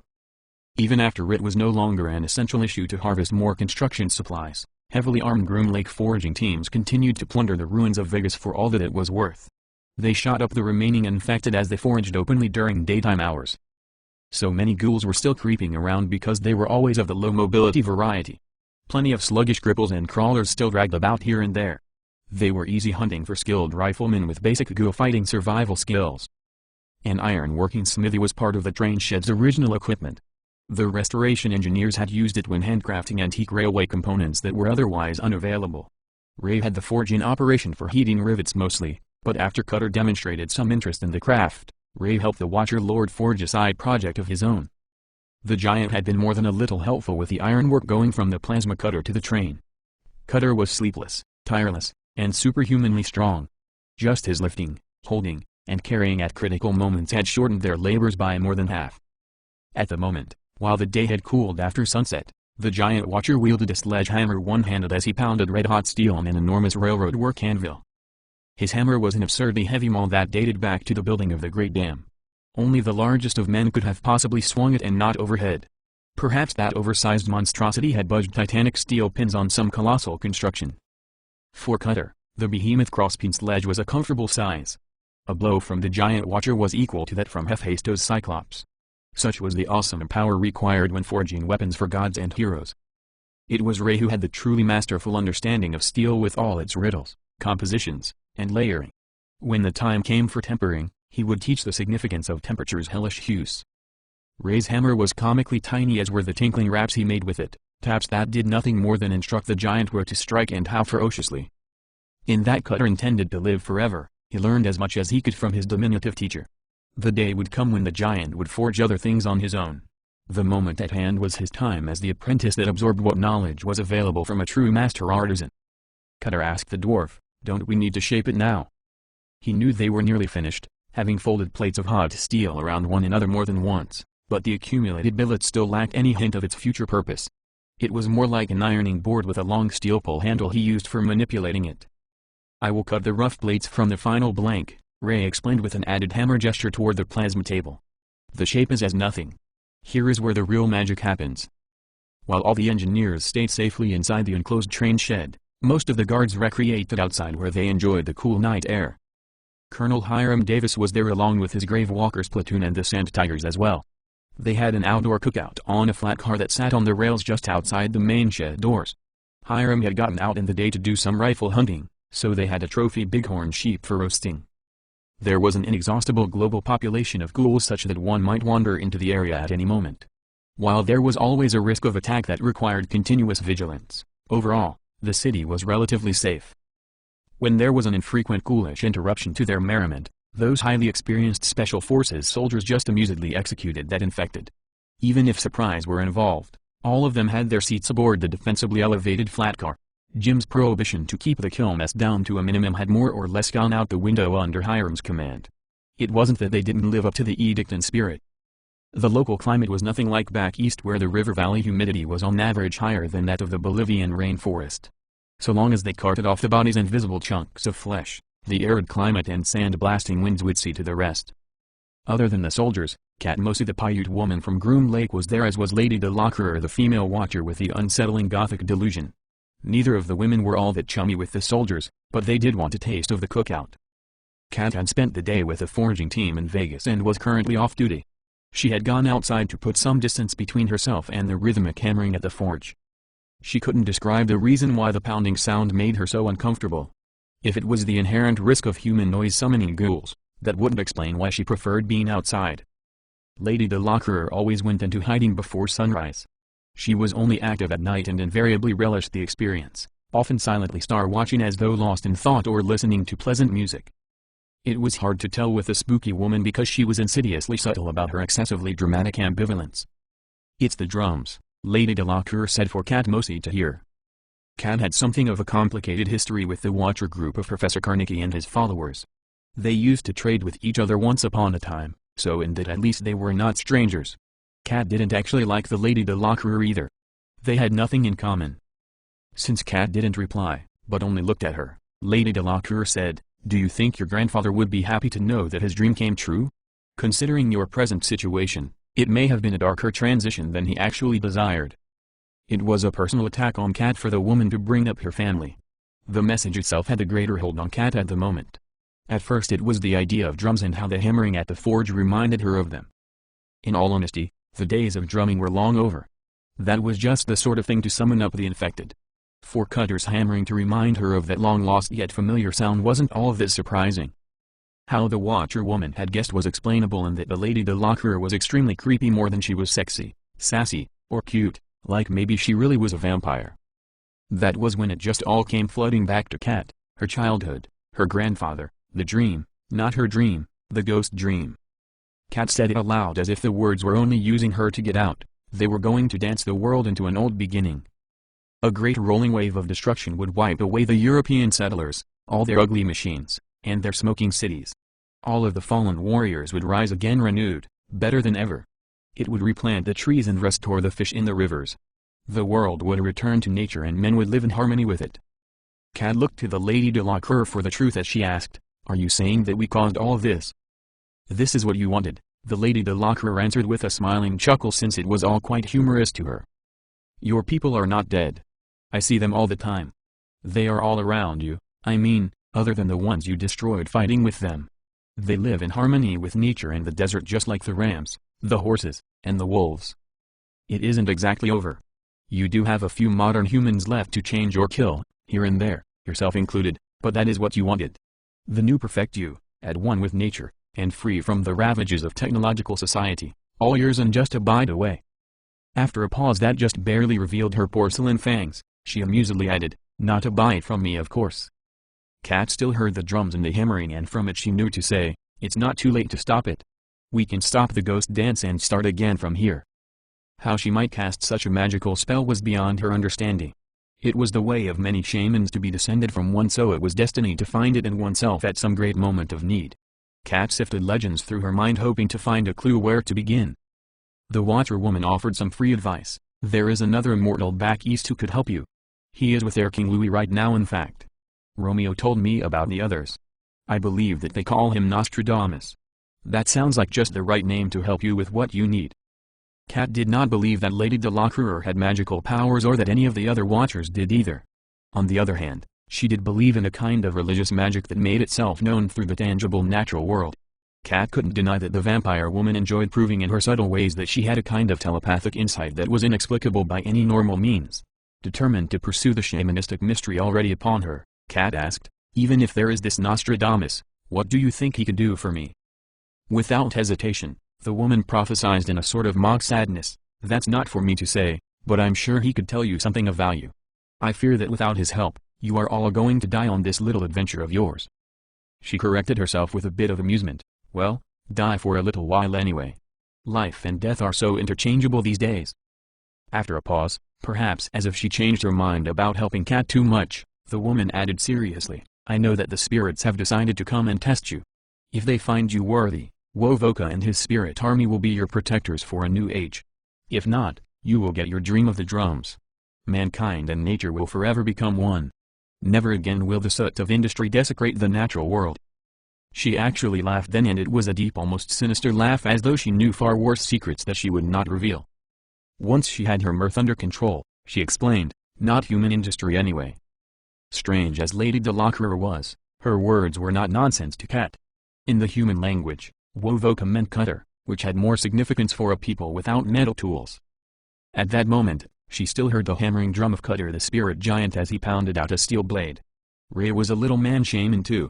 There was no denying he was a great leader full of subtle wisdom, a man defined by esoteric knowledge, not physical stature. It all had to mean something. Carmen had come to her out of the wilderness and spoke to her in the human language, to save them all and make them part of the new alliance that was the Council of Governors. If that wasn't a sign from the great Creator, the one above all, she didn't know what else could be, except this warning from the Lady Delacour. The really beautiful thing about her religion was that Kat didn't have to deal with a lot of inner soul searching. The calling came to her on its own, and she only had to choose to follow it to the destiny that she deserved. That didn't mean a happy outcome either. To meet the spirits was to lose your old life. She might get a new one, or just end up dead. That was the way of things, so it was up to Kat to learn where her encounter with destiny would take place. Cutter's hammering stopped while the steel went back into the furnace for more heat. That ceasing of the drums inspired Kat to confront her fate boldly with physical action and without reservations. She turned about, marched back into the train shed, and then headed for Cutter to find out just how much wovoka shaman he actually had in him. Rhea and Cutter saw that she wanted something from them. They awaited her inquiry with interest. Kat blurted out, "I have to find someone I think you know. You call him Nostradamus. If he does not help me, help us, I think we're all going to die on your train." Seemingly unperturbed by her odd request or her dark omen of imminent death, Cutter wiped his hands on a towel and then took out his cell phone. The cell tower and satellite uplink at the dam had them covered in town. Not only did the technology have its original range, but also the background interference that eroded the signals was effectively nil in the current state of society. Cutter told his phone to dial Critias. By that hour of the night, Critias still worked on the stalled trains at Hobble Creek Junction going into Spanish Fork Pass. Carmen wanted to take every actionable measure to make certain that the trains would be ready for operation. They were not going to stop only because Critias was tired. Carmen, Gustav, and her androids did not need sleep. Critias didn't do anything critical anyway. He mostly just lifted things and fetched her tools, just whatever she required. Her 6 androids stayed busy fastening barriers over any opening that ghouls might use for boarding the trains, like at the upcoming Battle of the Culling. It just didn't do to have too many of the infected clinging onto a train, and honestly, they never knew when something might go wrong and they would find themselves stuck. Gustav currently painted his completed Ghoul Sire machine. Critias still didn't carry one of their primitive cellular phones, but he was in his mech suit and Carmen had installed all the HUD applications to simulate the same thing. He answered the phone call with his helmet by identifying himself, Critias Virgil. Cutter told him, "That Indian squaw girl you met up at the desert air base is here now at the train shed. She is asking me about Nostradamus. With all of us out here, I'm not sure how to go about getting in touch with him. She made it sound like we might have some serious trouble on this train mission if we don't check with him first." On the matter of Nostradamus, Critias readily replied, "I would not know how to get a hold of him even if we were back in the city. He is one of your friends, not mine. To my knowledge, I have never even seen him before. I know that Dr. Kine gave him the radiation treatment so that he isn't infectious. That sounds like a good place to start." Kat could overhear the conversation because Cutter had to use his phone in speaker mode owing to his size. She spoke up to add, "Nostradamus will be having a meeting with your King Louis. I'm sure if you get in touch with him that will be just as good." It was no problem for Critias to open multiple communications channels. He called Jim directly. Even if the whole matter was stupid nonsense, that was not for Critias to decide. Jim liked to know what was going on regardless. There was always more than a small chance that Jim knew things that others didn't, and peculiar news would have more significance to his informed ears. As a matter of fact, Jim was in the Federal Legal Building at that very moment. He had taken along a strong force of GNP gunmen, some electrical service engineers, and various available foragers. Most of them were in the process of just exploring through that truly enormous structure. Getting the electrical service operational required a thorough prior inspection by those who understood such matters, and they needed the requisite guards to keep them safe. There was also the matter of them finding any security vulnerabilities, infected lurkers, or other potential problems. Jim had gone in prepared for most any eventuality and with the assumption that his own business would conclude favorably. Just as the Lady Delacroix had assured Kat, Jim was having a face-to-face meeting with Nostradamus, courtesy of an introduction that Dr. Kine had arranged.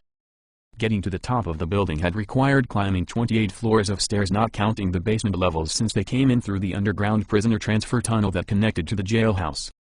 Like King's Tower, they were exceptionally high-ceilinged floors typical of a courthouse rather than a residential building, which at the same height would have had floors numbering more than 40.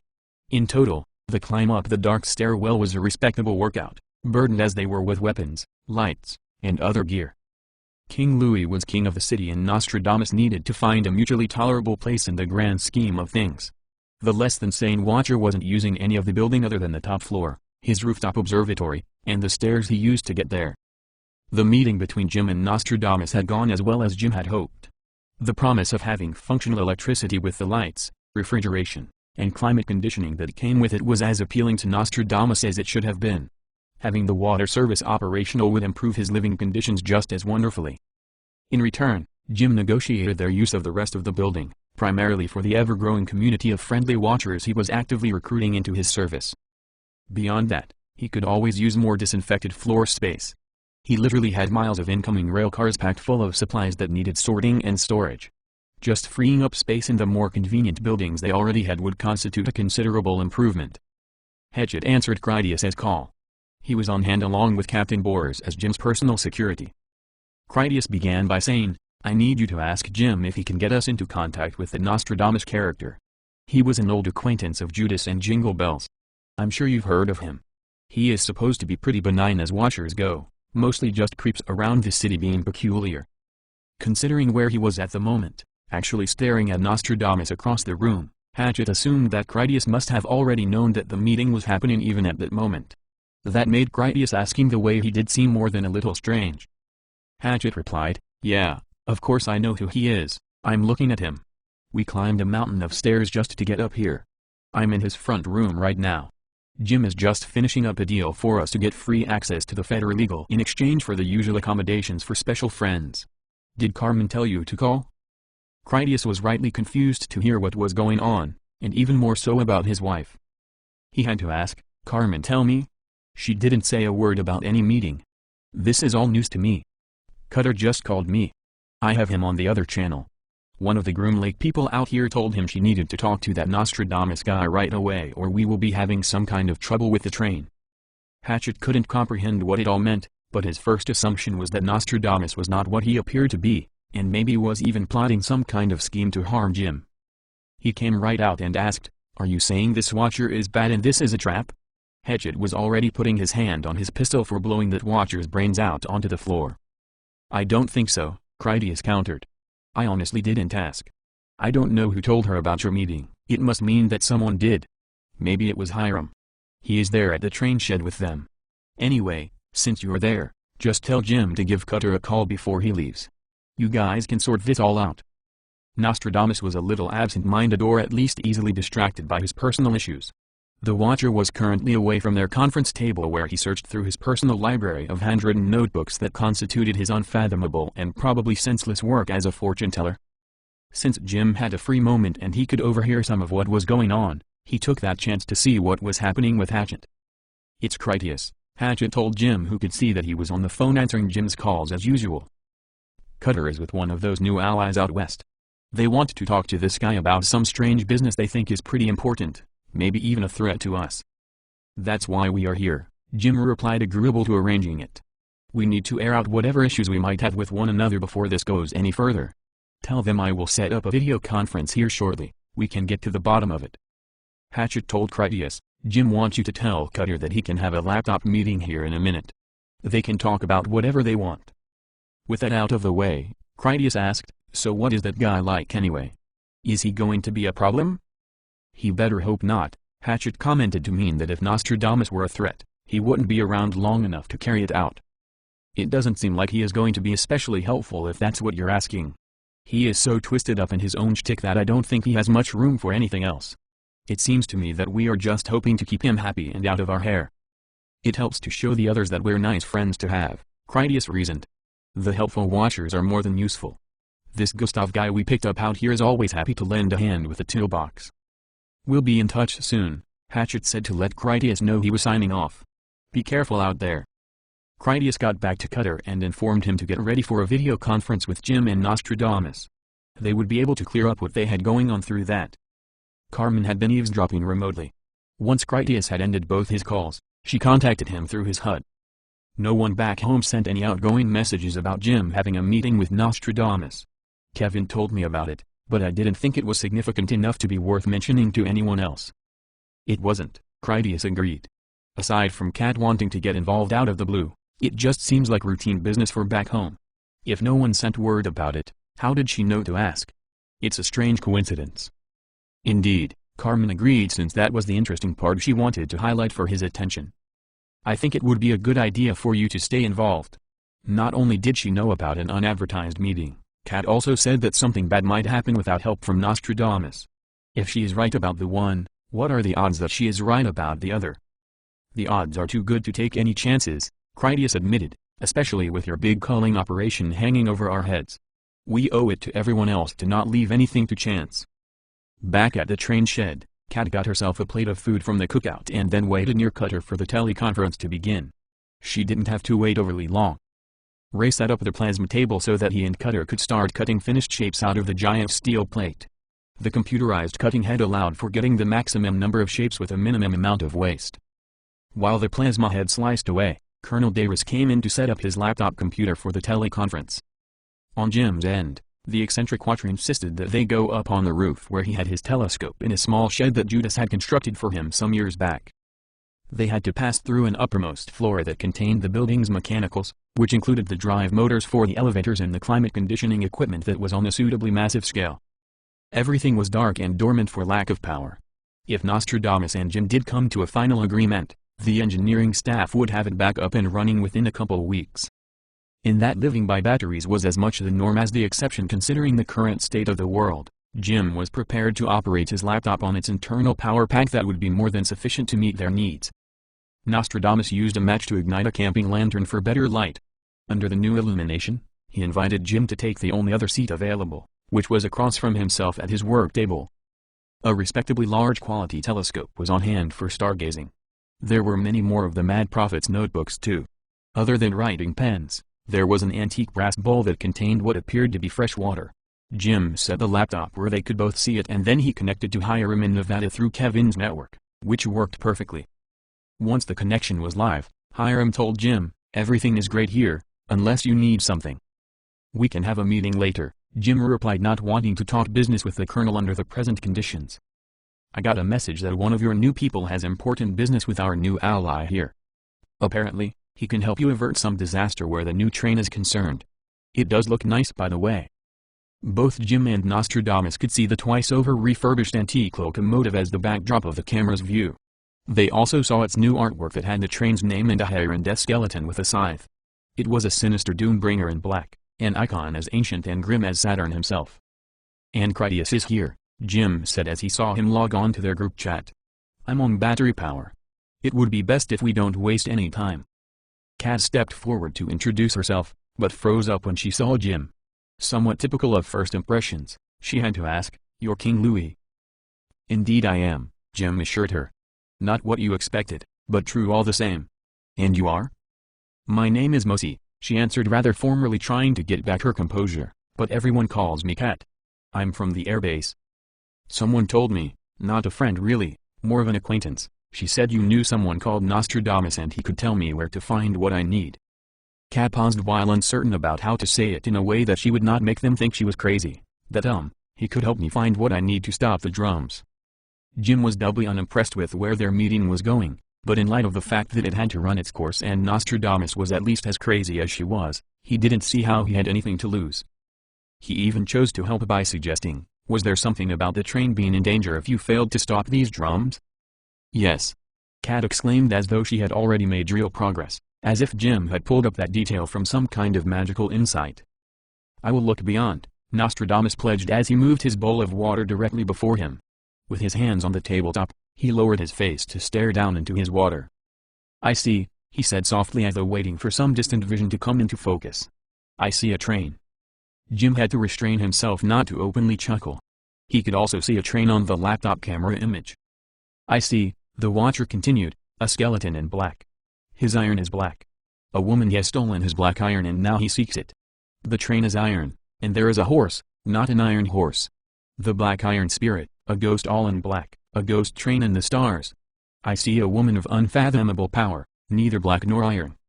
I see babies drowned in water, children, many children, drowned but not dead. Some swim and some cry out in their hunger. There are more iron spirits, more ghosts, they are soldiers that walk among the dead and upon the water. Though they are among the dead, they are still alive, one foot stands in each world. I see that the dead are naked, but the living have shirts, shirts that are bloody even though they have no wounds, iron ghost shirts that cannot be harmed. I see an iron woman, no, yes, there is an iron woman but she is not for you. She is for another. She has stolen the black iron. There is a black woman, a black horse woman that calls for you. There is a black horse woman and babies in the waters. They all move in circles to the sound of iron drums.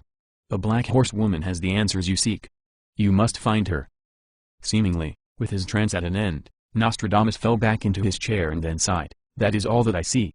I see no more for you." For Jim, it seemed fairly obvious that it was all a bunch of nonsense. Nostradamus had seen most of his vision subconsciously by observing the laptop. He had seen the train, the image of Heron, some of the Gravewalkers moving past, one of them in his ghostly blue skull helmet. Even if there was anything for them to take from it, it was all useless gibberish to him without any personal experiences to connect with the imagery. Jim was a bit surprised to see that Kat didn't look disappointed. Her expression was more a combination of confusion and astonishment. Kat discovered a great deal of insight from the rambling message. She said, "My grandfather told me of these things. I can remember now. I have to find the Black Horse Woman. She is an ancient spirit that shows the sacred path of trials. Here we have it.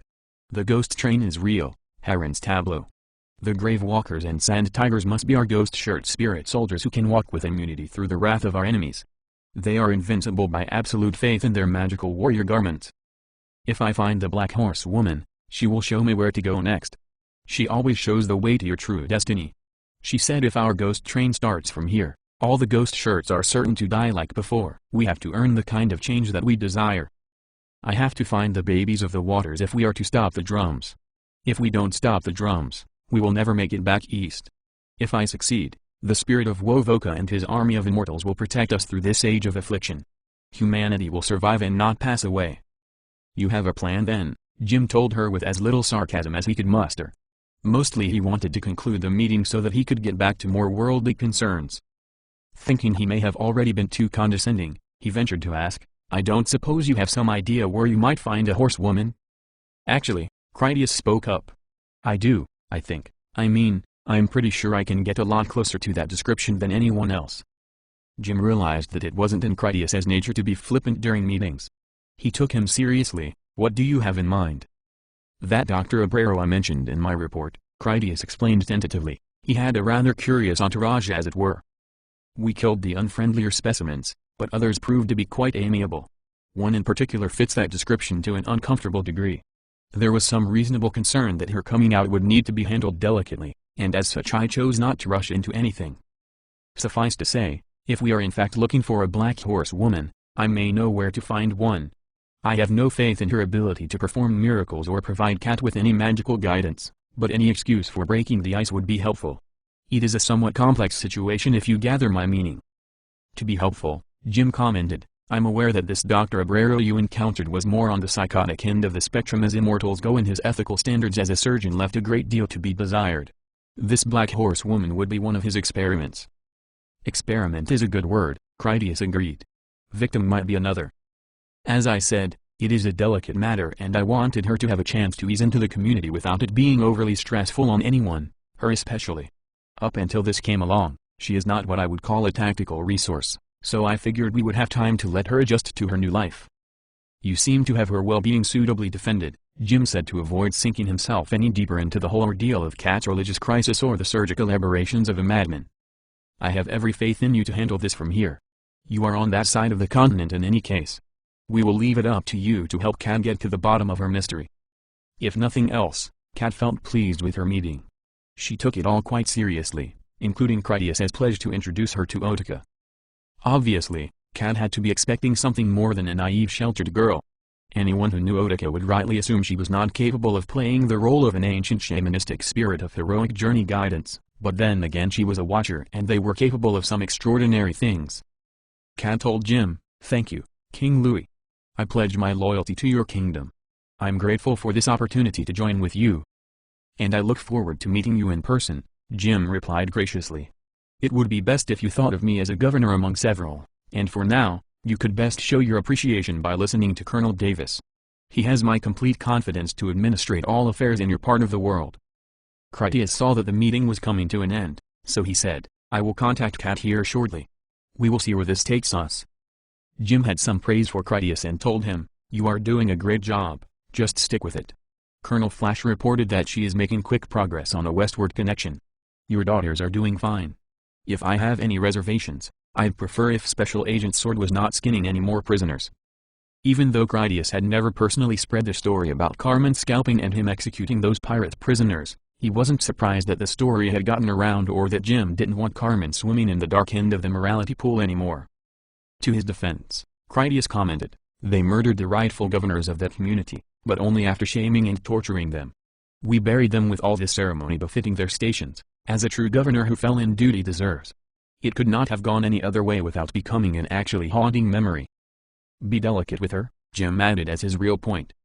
That was enough for Critias to understand that Carmen was indispensable as an operator, and if she broke down, the whole war effort and social experiment would suffer for it.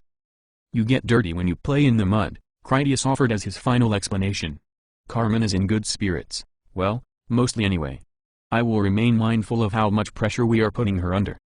Please do, Jim offered as more of a command. You are not the only one who cares about her, not by a wide mile. Kat felt as though Carmen's reputation was under attack. It seemed to her like a good idea to defend it, even though it probably wasn't. If not for Carmen, my people would not be with you right now, Kat exclaimed, and it came across as interrupting. The Great Spirit sent her to us. That is how I knew to trust her. Colonel Davis sent her to you, Jim reminded her, saying it pleasantly, not wanting to erode the goodwill that had grown thus far.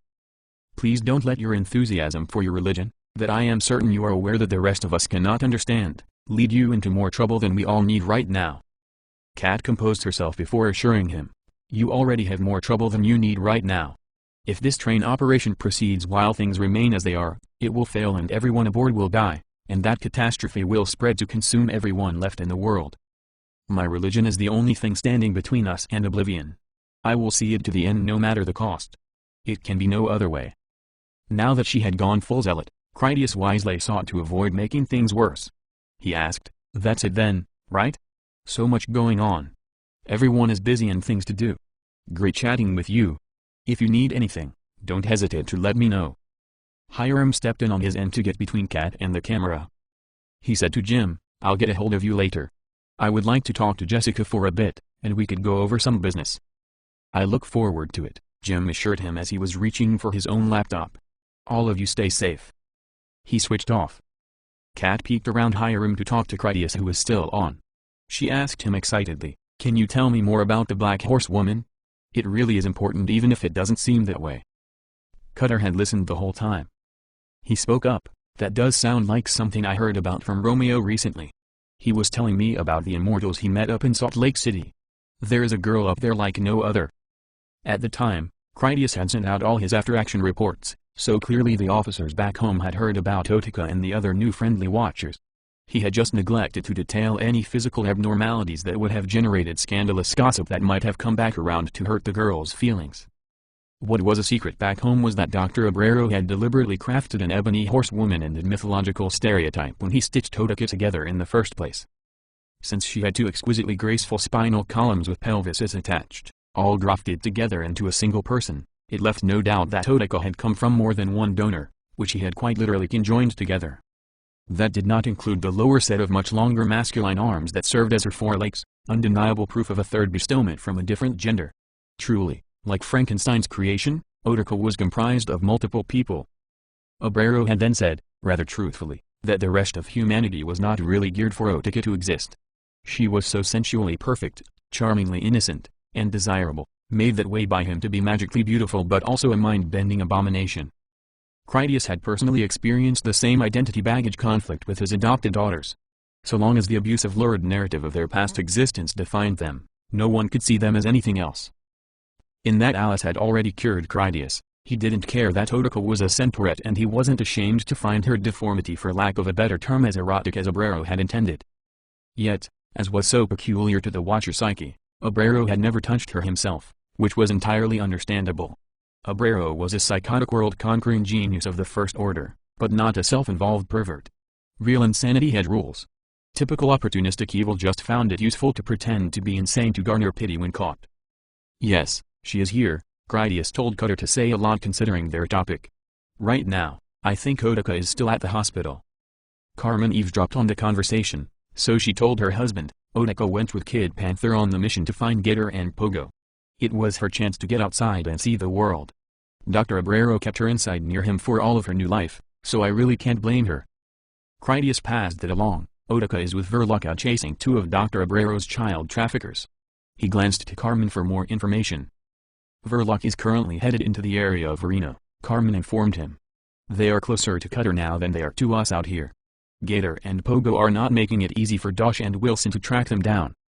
Critias relayed the information to Cutter and then added, Verloc has her Marshal Service wristwatch. I can call her even if Reno is on the moon. What exactly am I supposed to be asking her about? It was getting complicated enough that Cutter wanted more information. He asked Kat, if you did find this black horse woman, what would you want from her? Kat replied, she would tell me where to find the babies of the waters. Once I knew that, we would take the ghost train and the ghost shirts to prove to the spirits that we are the rightful inheritors of the land. If we do not get their blessing and try doing it from here instead, they will move against us and stop us. All our futures depend on finding the black horse woman. Cutter told Critias, I guess she wants you to ask if she knows anything about water babies. It was simple enough for Critias to send a text message to Verloc that requested she ask Utica if she knew anything about water babies. Verloc sent back a message that she had just talked to Utica and got her advice that they needed to speak with Tongo. Special Agent S.H.I.E.L.D. contacted Tongo next through the Black Hole Relay. Critias knew Tongo as the blue fashion-wearing Samoan watcher who was another creation of Dr. Abrero. In being a creation, Critias believed that Tongo was the rare result of a totally successful transplant of amygdala brain tissue from some real watcher that the doctor had murdered to get it. Tongo was his former human self again, only as an immortal watcher with free will. The past life memories and personality were all him. He also had Dr. Abrero to thank for bringing him back from cannibal madness. Tongo had a cell phone that came from aboard the black hole. Carmen had already repaired the hospital's satellite uplink dish and the on-site university cell phone tower. Combined with the black hole that remained in the local area, Tongo could call anyone anywhere if they had a King Louis phone, which most everyone did. Even the looter teams clearing Vegas used cell phones to coordinate their efforts. Babyface Fritz told me a story, Tongo said as soon as Critias answered his call. Fritz and Boris were friends with Pogo and Gator. They would hang out together when everyone was in town. Gator had told Fritz that there was some slender dude with this other guy he called Krampus, and they had this huge lake full of swimming children. There were these stone houses that grew up out of the water like rows of giant tombstones. I told the story to Utica. I don't know what it means. Really, thanks, Critias appreciated the call. That is enough for me to work with. Some superstitious lady out here thinks my wife is magical because she speaks her native language. She is a little off her rocker and dredging up some kind of vision quest thing. I just needed some cool sounding details to flesh out a story for her. I think this will calm her down. With the call from Tongo over, Critias told Cutter, water babies are in a giant lake with tombstone houses growing up out of it. There are two bad guys there named Slender Yob and Krampus. Hiram came back just then with a case of wine coolers from the refrigerator they had set up inside. At that moment, Cutter told Kat, you are looking for a big lake with all these stone houses like tombstones. Hiram didn't know what they were talking about exactly, but he recognized the description. He asked, why are you looking for Hawthorne? Kat knew the place and called it Walker Lake. Cutter told the rest, two degenerates named Slender Yob and Krampus are there and they have that lake full of swimming babies. Someone is there? Hiram asked for clarification, at Hawthorne. Ray recognized that it was bad, but he needed to know why, so he asked, what is Hawthorne? Hiram let the description speak for itself, it's the world's largest munitions storage, the Hawthorne U.S. Army Ammunition Depot. It has heavy rail access to all its blast storage bunkers, your stone houses, like 2,500 of them in rows like tombstones. There would be more munitions there than anyone could ever use, plus the factory equipment to build more stuff or take it apart. If there are two unfriendly watchers taking a personal interest in Hawthorne Depot, we have to go out there and stop them. It is Santa's workshop of ammunition and explosives. With the risk of road pirate watchers armed with rockets and grenade launchers in mind, Ray added, Special Agent S.H.I.E.L.D. is in Reno looking for those other two thugs. Where is Hawthorne? In the direction of Reno, Hiram confirmed the possible correlation. Hawthorne is closer, but it is a straight line from here to both. With that said, Hiram told them, I need to call Special Agent S.H.I.E.L.D. and tell her what we are thinking. Those two watchers they are hunting might know those other two and be headed there already. Critias confirmed the danger by saying, Carmen is telling me that we definitely can't risk having any bad watchers messing with that heavy weaponry. She also says that there is plenty of stuff there that she would take for our use if given the opportunity. At this point, I don't see how we have much of a choice. Verloc already has her hands full, Hiram said to mean that he wouldn't be dumping a second problem into her lap.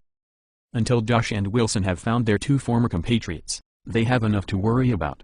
We do need to let them know to be on the lookout. My guess is, if this is real, and they do know each other, they will be getting together after driving damn near to California already anyway. Based on past operations, Critias advised, We don't normally roll in our expensive equipment until we know it is safe. Sounds to me like they have an unlimited supply of those anti-vehicular mines Carmen talked about. They have an unlimited supply of 1,000 terrible things, Hiram said in confirmation to that concern. If they get it into their heads to start planting improvised bombs and landmines, that could be the end of us, just like Kat said. The train cannot go in there until we scout it out first, but we could get close. It will take a while to get there. The work here is just about finished. On their end, Carmen told Critias, I would need to be there to help them. There can't be any mistakes around all those munitions. We need to know what is safe to handle and how to transport it. Just finding what we want from 2,500 storage bunkers will require me to decode their paperwork in the main offices. Critias agreed with her on all those points and also had one of his own. I had hoped that Verloc would have an easier time than this. Going back to his conference with Colonel Davis, Critias told him, I think Carmen should head out there to support Verloc and then she can be on hand for the field engineering that comes up. Hiram asked, can you have both those engines operational soon? I think they would start now, Critias reported. We just need to reinstall the recharged batteries and put fuel in the tanks. Both of them are bone dry, so I am going to have to find and move a lot of fuel, maybe too much for the down low. For what I have in mind, Hiram told him, you won't need to top them off. There is a rail junction about 100 clicks southwest of you, on our side of the mountains. I want you to pull both of those engines out to there. Coming south, so long as you have the point switches already in order, you won't have any trouble getting clear of the urban area. When I meet up with you, I will bring you all the fuel and rail cars that you'll need. A couple of our mechanics can drive one of those locomotives through the Caliente cutoff toward Yucca Mountain. That will put it within eyesight of Marigold Farm. The truck caravan with the armored vehicles will drive up from Groom Lake and then load there on the flatbeds that my train will bring. Your other engine will come with me and we will start clearing our way out west toward Hawthorne Depot. Special Agent Shield will have her mission resolved by then, or we will be in a position to help her finish it. After that, we can all check out the depot together. I will have a helicopter standing by. They can come in at the end for support as we try and figure out exactly what is going on out there. Critias only had one question. What is your plan for the black hole? Gloria needs to stay on station there, Hiram informed him. The control room back home wants more thermal imaging maps of the biter population and how it moves around, the far northern end especially. I also hear that Romeo is free to pick that city clean of rare and amazing forage. We will all get a taste of that after the culling, but for now, to be honest, I still have a lot of bribes to pay those people at Marigold Farm. Jim promised them that we would be giving more than taking. When the Groom Lake caravan arrives, I will have them drop off some trailers we loaded while shaking the loose change out of Vegas. That will be enough to show them we are serious about our commitments, and maybe even have the two communities encounter each other without it coming to violence. Orders received, Critias said formally. Will you be giving us a countdown on when to try this extraction, or should we be waiting for you and have the zone pacified? I will call you, Hiram instructed him. We will be bringing a lot of manpower for securing the area. I think it best if we all arrive around the same time. Once his phone call was over, Kat asked Colonel Davis, will you take me with you to Walker Lake? Of course, he readily agreed. It was your idea that put us onto the situation in the first place. How did you hear about it? It was something that she said, Kat explained clearly because of an added gesture toward the door outside where the Lady de la Cour talked about being innocuously odd. Hiram knew whom she meant and realized it wouldn't do much good to probe any deeper. Whatever the Watcher woman said about it, the story would be for dramatic purposes. She was a Watcher after all, and Hiram believed she might know things about other Watchers that lived in the same state. Lady de la Cour did not hide the location from them, much to the contrary, she had made a point of informing them of a potential danger, malicious Watchers at Hawthorne Depot. For Kat, she had no need to explain or explore the issue either. As she understood the situation, the ghost train, the ghost shirts, and herself would be making their fated rendezvous at Walker Lake. Carmen would likely be there too, the only other person who spoke the human language. Kat wouldn't deny the help of friends as she fought the spiritual side of the battle. It was time for men of nature and men of industry to make peace and then start a new dance. If they didn't, humanity as they had known it would end. Gloria flew the black hole back to the train repair site and then pumped off 500 gallons of diesel from the relocatable ballast. That was enough fuel for both locomotives to make the trip out the southern end of the Wasatch Front and then meet up with Hiram's train. Since it was only 60 miles to the rendezvous, Carmen wanted to overfly the railroad to check its condition and make certain that the turnout points were in their favorable positions. From the air, they saw that it was only a short run to the south to get away from the urban area. Even so, they would not start the trains quickly or quietly. Carmen would get her chance to see how the ghouls reacted to locomotives in a live demonstration. They would have a clearer picture on what to expect when they eventually returned to head north for the full 90-mile length of the front, while taking the entire mobile infected population along for the ride. At their running speed, that could amount to a 4-hour drive. Critias was plenty exhausted by that late in the night after having worked all day too. They took the 6 primitive androids with them on the return trip to Abrero's Miskatonic hospital. On the way, Carmen used the cameras to locate a fuel transport truck that they siphoned dry to top off the black hole's fuel storage system. Since the Watchers did not sleep at all, everyone was awake when Critias finally got back and decontaminated. Romeo had been down in the green room kitchen with Professor Carnegie where the two of them cooked up a feast of a late dinner. Critias was too tired to do anything but relax in his chair and pay attention. Aside from the elaborate cooking process, which smelled wonderful, he could also watch them open wine bottles and break hard-aged cheeses that were still in their prime. Carmen enjoyed sniffing everything as a sort of scientific experiment into culinary taste. When she had all the scents explored, she seemed satisfied enough that he had to ask about her conclusions. "What does your nose tell you?" She used that expression that warned that he might not like the answer, but knowing he would insist, she would offer it anyway. Carmen told him, "I believe in a word, I would call it fermentation." That did mean something to him. "The wine is fermented," he said, "as is the cheese. Spoilage and rot are too, which must explain the wrinkle on your nose in talking about it." She explained the upside to her discovery by saying, "Your unaugmented senses of taste and smell are not especially good in the animal kingdom. In a way, a bad taste is a chemical byproduct of biological fermentation we sometimes call spoilage. In warmer climates before refrigeration, it was a fact of life." Carmen cut Critias a piece of pungent cheese and then offered it to him on a fork. "Before you eat," she cautioned him, "you first have to taste this." Carmen selected one of the open bottles of wine and then poured a small amount into a glass. She offered that to Critias. He drank it, swished it around in his mouth, and then swallowed it. His palate thusly cleansed, he ate the piece of cheese. Since she clearly wanted to hear what he honestly thought, he said, "I think all wine tastes like shit. It is like drinking cooking vinegar to me." With that in mind, I don't think it was pleasant in itself or made the cheese any more delicious, which it was, really great cheese. She enlightened him, that wine tastes bad in exactly the same way the fermentation flaw in the cheese tastes bad. I can clearly smell the complementary chemical signatures in both, even though it is not something you would readily notice. The wine deadens your ability to taste that flavor of bad. When you ate the cheese, you could only taste its finest qualities, and its flaw went entirely unnoticed as a symptom of the wine. Carmen forked another piece of cheese then held it for him to smell it. After some careful sniffing, in all honesty the cheese did have a little stink to it as cheeses do. She was right that the wine perfectly cut that unappetizing aroma out of it when combined. So illuminated to a higher appreciation of decadent consumption, Critias had her feed him samples of everything with the perfect wine sip to prepare the palate.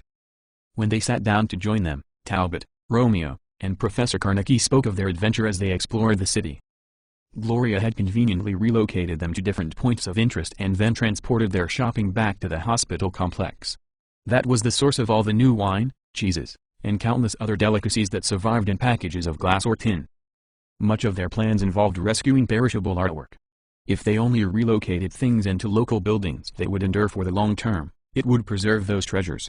Shipped down into a subterranean salt mine, they would last untouched for millennia. After a great meal, a Carmen neck rub, and mostly boring talk between people of a more intelligent tier than himself, it was enough to lull Critias to sleep. Before he dozed off, Carmen got them back to their clean private room where he could rest in secure comfort. Chapter 4. Blood and Clown Paint. Gator and Pogo were malevolent watchers in the service of Dr. Abrero. Both were of the natural variety, born of being raging drug abusers who had conveniently asphyxiated during the outbreak. Pogo was a dedicated to his character murder clown with a soul just as filthy as his ruffled silk costume. His original ghoul bite had come from an infected boy. Pogo had believed that the child was healthy at the time, or he wouldn't have kidnapped him in the first place. When the boy turned some hours later, he bit Pogo in his sleep. Pogo killed the boy, snorted up the dregs of his cocaine 8-ball, and then placed a plastic bag over his own head. Seated behind the wheel of his clown truck, he had tubed helium from his birthday balloon inflation bottle up into the bag. Respiration of that noble gas did an admirable job of ridding the oxygen from his tissues and then the infection had done the rest. Gator had accidentally drowned himself in the Florida Everglades when he fell out of his John boat while dumping a woman's body. He still blamed the complexity of his work for the clumsy accident. Gator had known that the alligators were not crocodiles and thusly didn't prefer fresh meat. If he had just dumped her corpse, it would have turned into a week-long floater event. The alligators would patiently wait for her flesh to break down from rot, when it would be soft enough for them to tear apart and then consume. With the outbreak going on, it probably would never have mattered anyway. Like many people at the time, Gator didn't comprehend just how serious the plague would turn out to be. Thinking it would soon pass as with anything else, Gator had been of a mind to make a discreet disposal. If he had used an anchor on her body, the rot gases would have floated it back up. That was why he wrapped the women in barbed wire first, so that it poked air-leaking holes as they puffed up, and so consequently they stayed down. Unfortunately, Gator did not have any barbed wire, so he decided to disembowel her corpse instead. It had the added benefit that the exposed viscera was generally reason enough for the alligators to start feeding right away. Not wanting a mess in the John boat, Gator did his best to lean her corpse out over the side before gutting her with his knife. Owing to him being stumbling drunk and high on crack cocaine, Gator lost his balance, fell out of the boat, and then drowned still entangled with the body of a woman he had only recently murdered. Gator had infected himself simply by touching his drug pipe all the time with his unwashed hands and then placing it to his cracked druggy lips. He had never even known it.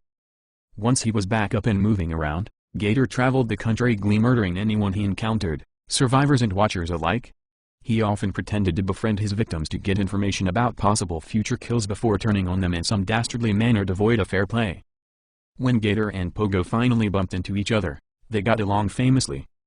At first, they both couldn't lie hard enough about what a good friend they could be if trusted. Later, they tried to outmurder each other.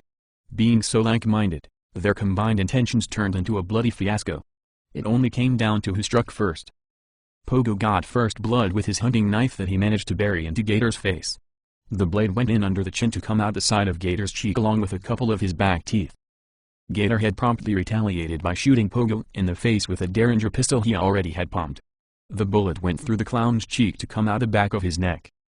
Neither of them died, of course. Both of them lurched away wounded while swearing eternal war upon the other. They attacked and counter-attacked repeatedly, be it with weapons, Molotov cocktails, or one time Pogo even used thrown acid. By the time that Boris and babyface Fritz discovered the two maniac watchers while out on a shopping trip, Gator and Pogo were half burned from previous battles and still trapped inside the intermingled wreckage of their two cars. They had chicken rammed head-on into each other and then stayed imprisoned that way, still cursing at one another. Rescued by Boris and Fritz, and then surgically restored by Dr. Brero, Gator and Pogo became two new loyal henchmen for the mad scientist. In many ways it was an ideal match. Gator and Pogo needed the doctor for wound repair and technology assistance. If nothing else, for the common moron watcher out in the world, it was only a matter of time before they broke their leg in a fall or had some other accident. Without someone like Dr. Abrero to make repairs, they might regenerate crippled permanently, which was a long time for an immortal who needed their mobility to scavenge for their survival. For his end, Dr. Abrero needed the heads of sentient watchers, adult or child, which was pretty much all that Gator and Pogo did with their free time anyway. Having discovered their common love of kidnapping and murder, teaming up just seemed like double the fun. In truth, Abrero was happy to have the heads of innocent travelers, not just criminals and vagrants. His overarching goal was a genuinely good one. He wanted to perfect his surgical restoration procedure to a 100% success rate. He would not make any more meat androids without free will. Abrero would only bring back real watchers who could think for themselves. For that dream to come true, he needed specimens to experiment with, and murder was an inconsequential prize compared to his ambitions. Such was the casual clarity that came with real madness. Not many people had ever been of a mind to find watcher children, and as it turned out, it was pretty much as difficult as it sounded. Even if one knew where they were, it was easy for them to stay hidden in the ruins of the old world when only 50 yards away. Gator and Pogo solved that by not actually looking for anyone at all. They rightly considered that a waste of time. What did matter was food, fresh water, and other consumables like batteries and fuel that made watcher life better than ghoul life. Pogo and Gator went around scavenging all the best places, and as it turned out, other watchers and survivors had the same idea. They went into an unexplored area and then started looting. If anyone else had been or was still doing the same, they would quickly find out about it. For their part, the friendly watchers were in much the same situation. Wilson had provided the information that the two evil watchers had headed in the direction of Reno, Carson City, and Tahoe. Josh was the official bounty hunter with a professional talent for hunting men. He did what Pogo and Gator did, stay on the main highway and search every likely habitable area for fuel, food, or fresh water. While they were there, they checked to see if anything looked disturbed from someone else having looted it first. Verloc had chosen their transportation, a brand new luxury motorhome with a Virgin odometer. Their transport had air conditioning, a kitchen with a refrigerator, and tons of storage space for forage and gear. There was also the added convenience of the two off-road motorcycles that rode strapped to the back. With no uninfected humans on board, it was another world. Ghouls were stupid and disinterested, naked dummies as Cutter called them.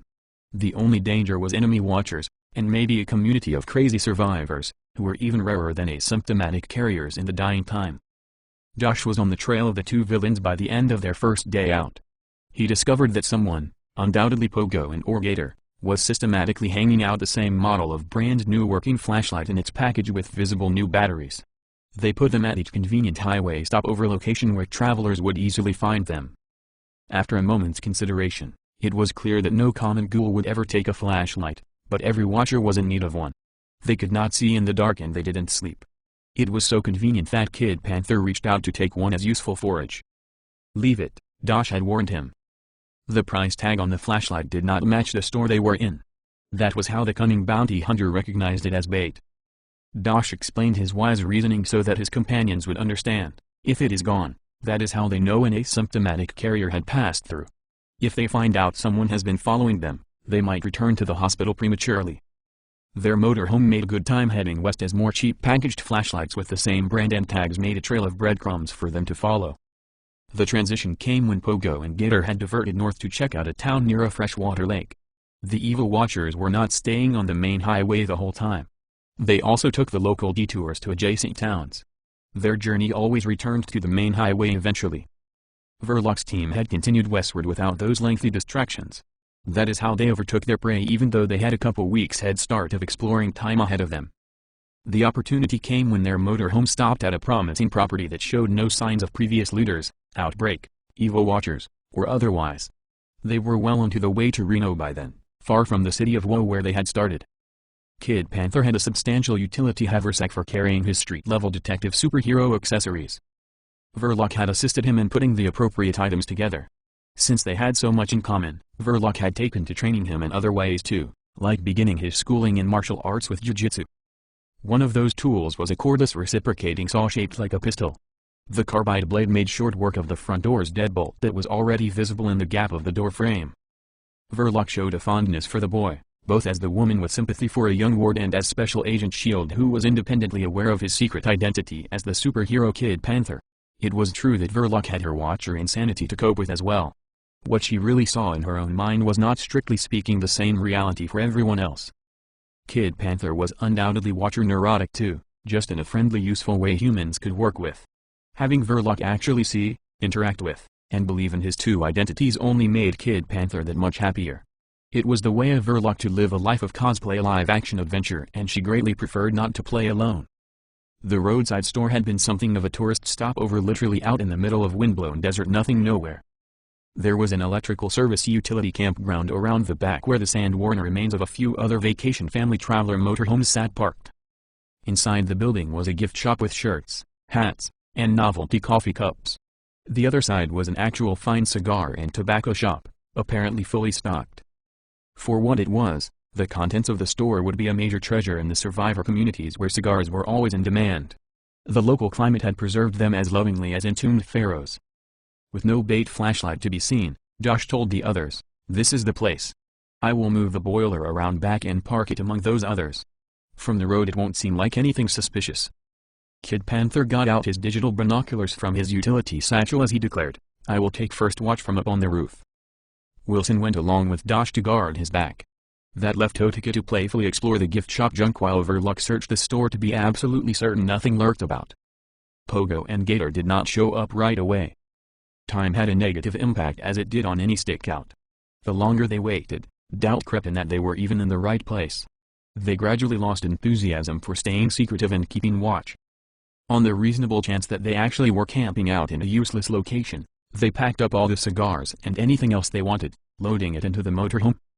While doing little to none of the work, Audica demonstrated that she could read as she joyfully went through the entire rotating tree stand of comic books that had been for sale. Dosh alone kept the group confident about their plan. It was a wide world, but Dosh had studied the behavior of his prey. They would come along in due time. Their systematic thoroughness guaranteed it. All Dosh had to do was be patient. Kid Panther was the team's vigilance. He waited and watched, motionless, unwavering, worthy of the stalking panther that inspired his costume. It was Pogo and Gator who had captured him before, along with the first Kid Panther, another youth who had ended up as surgical parts for the Mad Dr. Abrero. The new Kid Panther would avenge his mentor and give justice to all the others murdered by those two supervillains. Verloc eventually got the call from Critias asking about water babies. That new information about Slender Yob and Krampus added fuel to their doubts about being in the right place. Even so, Dosh remained confident that his plan was the right course of action if they wanted to capture the two murderous watchers. Pogo was a clown, but he wasn't any kind of joker. Along with Gator, they each had their own vehicle, which was the only way to go considering their work. The clown drove around in his ice cream truck that actually worked, in that he froze watchers alive in the ice boxes for transport back to Abrero. He also used it for storing roadkill that he hid himself while driving around. Meat was meat and he got hungry like anyone else. Gator drove a heavy-duty off-road truck, a rugged and unkempt vehicle that had an exposed prisoner cage making up most of the back bed. The truck also had oversized light tracks, a winch, and all manner of tools for looting purposes. As it happened, Pogo came along first. He drove west on the highway at a modest pace. His vehicle was piping out his ice cream truck music, which was some generic 8-bit equivalent unworthy of title. Not many ghouls were out at midday, it being late August in the Nevada desert, as in brutally dry and hot. If one did come along, Pogo didn't want to ram it or have it chase him, so he kept his foot off the gas. The elevated sign of the smoke shop had the longest visibility range. Pogo knew he approached something before he saw Verloc out in the roadway at the store. Verloc and Audica had found a back storeroom where many years of unsold souvenir merchandise had piled up. None of it was valuable, but much of it was amusing when otherwise going bored out of their minds. Special Agent Shield had scavenged a pair of roller skates from one of the old motorhomes and the smoke shop owner had supplied the expensive white cowboy hat. The storeroom had provided a rainbow-colored frizzy wig, some cheap makeup, and her skimpy pullover shirt and elastic booty shorts. Verloc's knee and elbow pads were from her own tactical set, but they looked good with her outfit anyway. As Pogo unexpectedly arrived, Verloc skillfully roller-skated out in the roadway. She had a boombox radio on her shoulder that played a compact music disc they had found with it. Pogo kept closing the distance even after it was certain that Verloc had seen his truck and heard its lame music. It was his chance to get a better look at her. Verloc was clearly a fellow watcher since no mortal could be out jacking around like that. She had full facial clown makeup, the rainbow hair, and otherwise a sexy athletic female body in a slutty outfit. Her cowboy hat, and especially the tactical combat pistol holster she wore around her hips, made it clear that she could fight back if Pogo tried anything. If he stopped, tried to ram her, or turn around, she might correctly read his treachery and just start shooting. For her part, Verloc just played it cool. She knew from Wilson that Pogo was a clown fetish freak. It seemed like an amusing way to play dress up and get one over on the duo when they did finally arrive. Until she knew where Gator was, Verloc was in no hurry to just draw down and blow Pogo away. Besides, she wanted to take their heads intact. There was also some value in getting information from them. Colonel Davis had warned her that the two road assassins might have companions in the area going by the names of Slender Yob and Krampus. Verloc would want to know where they could find them as well. Dr. Abrero murdered innocent people to resurrect other innocent people. Evil watchers were not innocent. Doing the surgery with them was no ethical dilemma since they were killing them all anyway. The underlying moral debate was whether it was ethical to save more lives at the same time. It certainly was to everyone involved, except maybe for the evil watchers themselves, but that was the dark poetry of it all. They made a living out of doing it to others. It was justice for them to reap what they had sown. Perhaps as though the world was still alive, Pogo drove into the parking lot of the smoke shop like a customer would. He even turned off the engine and music. Pogo got out of his truck with the intention of running his friendly neighborly fellow traveler routine. First, he would want to know if the stranger had any friends, or knew where he could find any other victims. If nothing else, much like his previous war with Gator, it showed that Pogo was not very cunning. He should have learned by then that there were plenty of Dark Watchers wandering around their world, ones far more dangerous than himself.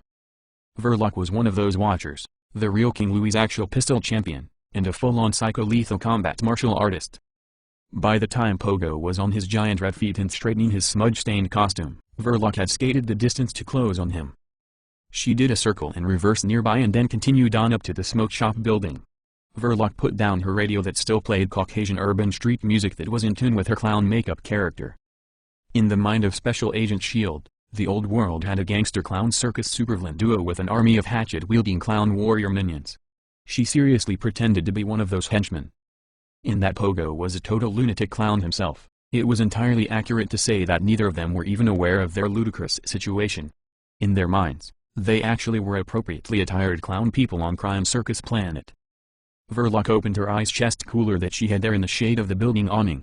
She declared, "Fago break," as she twisted the top off by hand and then started swigging down a dew-dripping cold fizzy soda pop. Since asking for a favor was the quickest inroad to camaraderie, Pogo inquired, "Do you have one of those in there for me, Juggalo?" He had expected her to say yes, only she didn't. In fact, it made her hostile and that made Pogo fumbling nervous. Verloc turned on him snarling offended, "Who are you calling a Juggalo, Jiffalo Bill?" "Yeah," Pogo said reversing himself to agree with her. "I hate those fags too. They're not real clown college like us. Those guys are like mimes doing a pantomime called sucking each other's dicks." His new turn only made things worse because Verloc seemed even more insulted. "Juggalette," she scolded him. "Do I look like some dude to you? Let me tell you something else, college clown, my homies are chump, and for them this is my fucking axe." In demonstration of her words, she sprinted forward on the toe stops of her roller skates and then smashed her glass soda bottle right upside Pogo's head, just savagely laying him out on the hot sandy pavement beside his shitty ice cream truck. Pogo rolled under his truck to escape further punishment. He moved just in time as she narrowly stomped his guts with a roller skate. "Honk honk," Verloc jeered at the murder clown. "You've been a naughty monkey, Pogo my lad. You've been hurting civilians and the shorties too. You are about to find out, homie, don't play that." She never intended to chase him underneath the truck since that was too dangerous on multiple levels. Instead, Verloc opened the driver's door to jump inside his vehicle. The keys were still in it and the motor hot. It started right up and she threw it into reverse. The only difficult part was hitting the gas pedal while wearing roller skates. Pogo instantly recognized when she used his actual name. That meant that Verloc had been waiting for him, hunting him, and she knew more than enough about him to qualify as everything. He kept a machete and a pump shotgun under the truck for just such an emergency, which was diving for cover during an ambush. Unfortunately, he had secured them much too thoughtfully for easy access. She started up the engine and then tried to back over him before he could even get into position for arming himself. Pogo rolled out the far side rather than have the retreating ice cream truck crush him. Around the time that Pogo got back up onto his giant shoed feet, Verloc was driving forward on her return for ramming him. His only avenue for escape was to run into the smoke shop. He headed that way, giant feet flopping in rapid high-kneed scuba man steps. When he arrived, Pogo shoved open the door to find Dosh standing there already waiting in ambush.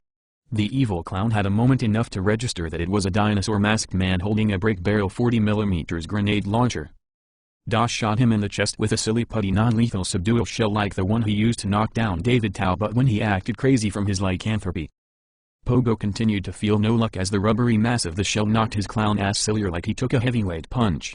The grungy clown reeled backwards several steps without ever recovering his balance and then he fell off the end of the porch to crash out into the dusty parking lot once again.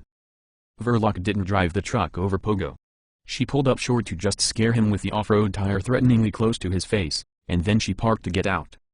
Kid Panther dropped down from the roof onto the porch awning and then jumped again to land on the clown's chest, hoping to pin him down. Pogo had a hunting knife concealed on his person and he fumbled for it to stab Kid Panther. As he struggled with the folds of his ungainly costume, Pogo gasped out, "I know you, but it can't be you, you're already dead." The clown recognized the Kid Panther costume from before, a boy he had kidnapped and then turned over to Dr. Abrero who had subsequently murdered him. The boot of Dosh came down to pin Pogo's knife hand to the ground. He immediately pried the blade from the clown's clutched fist. With Pogo captured, Dosh told him, "Vengeance doesn't die. The bounty on your head only kept getting bigger. Yours just topped out and I'm cashing you in." Kid Panther handcuffed Pogo's other wrist and then connected him to the bumper of his ice cream truck. If the clown tried to resist any further, Dosh was going to stomp the defiance out of him, that or Verloc could use the truck to drag him around for a while. Just as Verloc moved around the truck to see Pogo helpless on the ground, A lot of noise came from back east along the highway. Some ghouls screamed at a passing vehicle and then Gator appeared driving his hunting truck. That second evil watcher slowed down to see what was happening at the smoke shop. He had better instincts than Pogo had shown. Gator saw that Pogo's truck was there, but the people around it were not the clown, and the lot of them turned to stare him down as if his arrival suited them just fine. Whatever was going on, he didn't want to have any part of it. Gator stomped the accelerator to the floor so that he roared past their parking lot like a dust comet. The beautiful sound of a two-stroke motorcycle engine screamed out its rapid Doppler approach. Wilson came racing around the corner of the store from the area of the motorhomes. He rode one of their two dirt bikes that they had brought along for emergencies. Verloc waved for Wilson to pass her and then pursue the escaping Gator. As he came past, Verloc grabbed onto the bar grip at the back of his seat. On her roller skates, she let the motorcycle pull her behind rollerball combat style. Gator saw them coming after him in his review mirror. The shape of the truck was not convenient for shooting backwards while driving at any speed. He also had to be careful not to crash into any ghouls that might wander out into the roadway. His truck was strong, but not fast, and the 3-speed manual transmission had a slovenly second gear. First was all low-end pulling power, while third was highway driving. Second was closer to third, and Gator had already floored out first, which wasn't fast enough to escape Verloc on motorcycle-powered roller skates. Dosh had a plan of his own. He just calmly loaded a new shell from his bandolier into his grenade launcher and then fired it at Gator with casual one-handed grace. There was an audible thump and then the shell traveled slowly enough that they could see it arc out toward the highway. Gator had no idea what happened. He was shifting into second gear and dreading its slump in acceleration when the 40mm shell hit his front left tire and then exploded up inside the wheel well. The off-road tire took the brunt of it, but shredded. Since the truck was still moving, the ruptured tire crumbled, which snapped off the axle assembly, which in turn caused the front quarter to plow into the pavement where it found traction. The contents in the back of the truck, like the prisoner cage, all went flying upward as the truck flipped over. Meat hooks, chains, and hand tools scattered across the sky. Once the prisoner cage was in the air, they saw that it had numerous thrashing children inside, which was a bummer. Wilson didn't stop the motorcycle at the wreck. He just swerved around the sprinkled tools and tire chunks, then kept going on with the assumption that Verloc would drop off whenever she wanted. Gator crawled out of the flipped-over truck crash as they came past him. Verloc kept her grip on the motorcycle's seat bar and used all that speed and momentum to land a roller derby elbow smash upside Gator's head. She hit him so hard that he bounced back into the wreck and his handgun flew from his grip. From their new position, they saw that Gator's prisoner cage had broken up out in the desert. It had been full of feral infected children of the typical and numerous variety. Why Gator wanted them was anyone's guess, but most would consider Hawthorne Depot and its water babies, whatever sick operation that was going to turn out to be. From what they saw thus far, it wasn't going to be a pretty tea party. Gator was not finished yet. He came out again and scrambled for his pistol that had skittered away along the road's ever-shifting tawny grit. He almost reached it and even had his fingers on it only to have Wilson run over his hand with the motorcycle. That really was the best part of it because Verloc grabbed him by his coveralls suspender straps and then dragged him. Wilson and Verloc hauled him screaming all the way back to the tobacco shop. Dosh was not one to mess around when it came to his business of bounty hunting. King Louis wanted the two sinister watchers. In return, King Louis was the premier civilization on the backwater planet of dirt. Whatever rewards Earth had to offer, King Louis had the greatest ability to deliver it. Dosh would find the king to be a benevolent employer. First impressions were important. With business in mind, Dosh and Wilson used tent spikes to crucify both the evil watchers. They hammered them through wrists and ankles to the hot asphalt, face up and spread eagle to bake under the desert sun. It wouldn't ever kill them, but that didn't make it feel good. They would become so thirsty that they literally boiled off into oil and leather. After they spent a few hours packing to leave and making something to eat, Dosh got back to his prisoners. He demanded, "I want to know about this mate of yours going by the moniker Slender Yob and another you call Krampus. They were last seen living out at Hawthorne Depot on Walker Lake. I saw that cage of yours. You can also tell me about these babies of the waters. You are clearly supplying them with more. What are they using them for? Tell me what you know about Hawthorne Depot and the weapons there. The one who tells me the most gets to watch as I take out my displeasure on the other one." Dosh showed them the cordless drill he held. It implied he was going to start making exploratory holes in their major bones and organs. "Fuck you, Barney," Gator spat at him only it came up dry. The sun had baked him beyond having the free moisture. "You are going to kill us both anyway. I sure as shit would be killing all of you, No matter what deal I said we made. I'm not telling you nothing. Just get on with what you got planned. Kid Panther walked up to see his former captors laid low. Utica came along as well. She knew both Pogo and Gator passingly. Dr. Abrero had always kept her safely away from those two murderous perverts. When Pogo saw Utica, it all came together for him. He called to her, "Utica, what did you do to the doctor?" "What do you think I did to him?" she scoffed with a toss of her head. Utica did look aloof, young, and sexy, immortal in fact. Whatever problems Utica had, she would have plenty of time to address them. Pogo took her answer as a good one. The doctor had chopped people up and then grafted them together. He had performed countless follow-up surgeries to make sure every centimeter of her was admirable. She had every right to kill him for that. Pogo killed people for fun, so a good reason was like an imperative. Josh drilled into the leg bone of Gator and it hurt as badly as it sounded like it should. Gator was right of course about being doomed no matter what, so his final revenge would be keeping his knowledge to himself. Once satisfied that torture would never work, Josh used his medical bone saw to cut off Gator's head for return as promised. After having seen all that, Pogo sounded sincere as he asked, "Can I make a final request?" Josh asked, "What is it?" "My last wish," the clown confessed, "is for a little head." He then broke into mad cackling laughter directed at Gator, who though decapitated was not dead. Gator was an undead watcher, meaning his head stayed alert just fine. Pogo mocked him relentlessly, "I want a little head. Get it? I told you that I would outlast you. Look at you now. You always thought you would murder me first." Josh demanded for Pogo to give the information or get the same. "Tell me about Slender Yob and Krampus." Pogo asked, "What do I get in return?" Josh offered, "I won't stick this drill up your ass." Pogo laughed the final time at Gator and then stared straight at Josh while he bit off his own tongue. The mad clown spit out the meat and a mouthful of blood, laughing the whole time. Wilson commented, "I kind of like Death Clown here. He's got moxie. I wonder if he will be this tough after I stuff Gator's head down into his clown pants." He wanted a little head. I'm of a mind to see that he gets it. Biting off his own tongue was an effectively bold move by Pogo. It not only assured that they would not get any answers, but it made torturing him pointless as well. All that being true, Josh was a reptile of his word, and he was not going to reward the clown for holding out on him. Wilson picked up the head of Gator by his mullet and then used it as a gnashing weapon by pressing the mouth closer into Pogo's silk-shrouded groin. The murder clown saw the face of his former friend he just daunted, inching closer, such hatred in the eyes, the mouth chomping like a feral infected gnashing. With a final shove just to make a joke, Wilson stopped and then tossed Gator's decapitated head into a nearby bucket they brought along for that very purpose. Letting Gator chew off Pogo's gender parts to repay the mockery and insults was too dark for him to carry through on. Pogo would have time enough to know that justice had finally caught up with him while he shared the bucket with Gator. Josh slowly sawed off Pogo's head too and then tossed it into the same plastic bucket. A snap-down lid left their alert heads free to enjoy one another's company.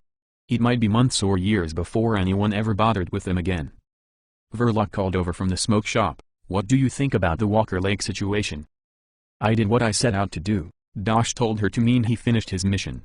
"If they want me to take out those other two as well, I want to hear them offer me the contract."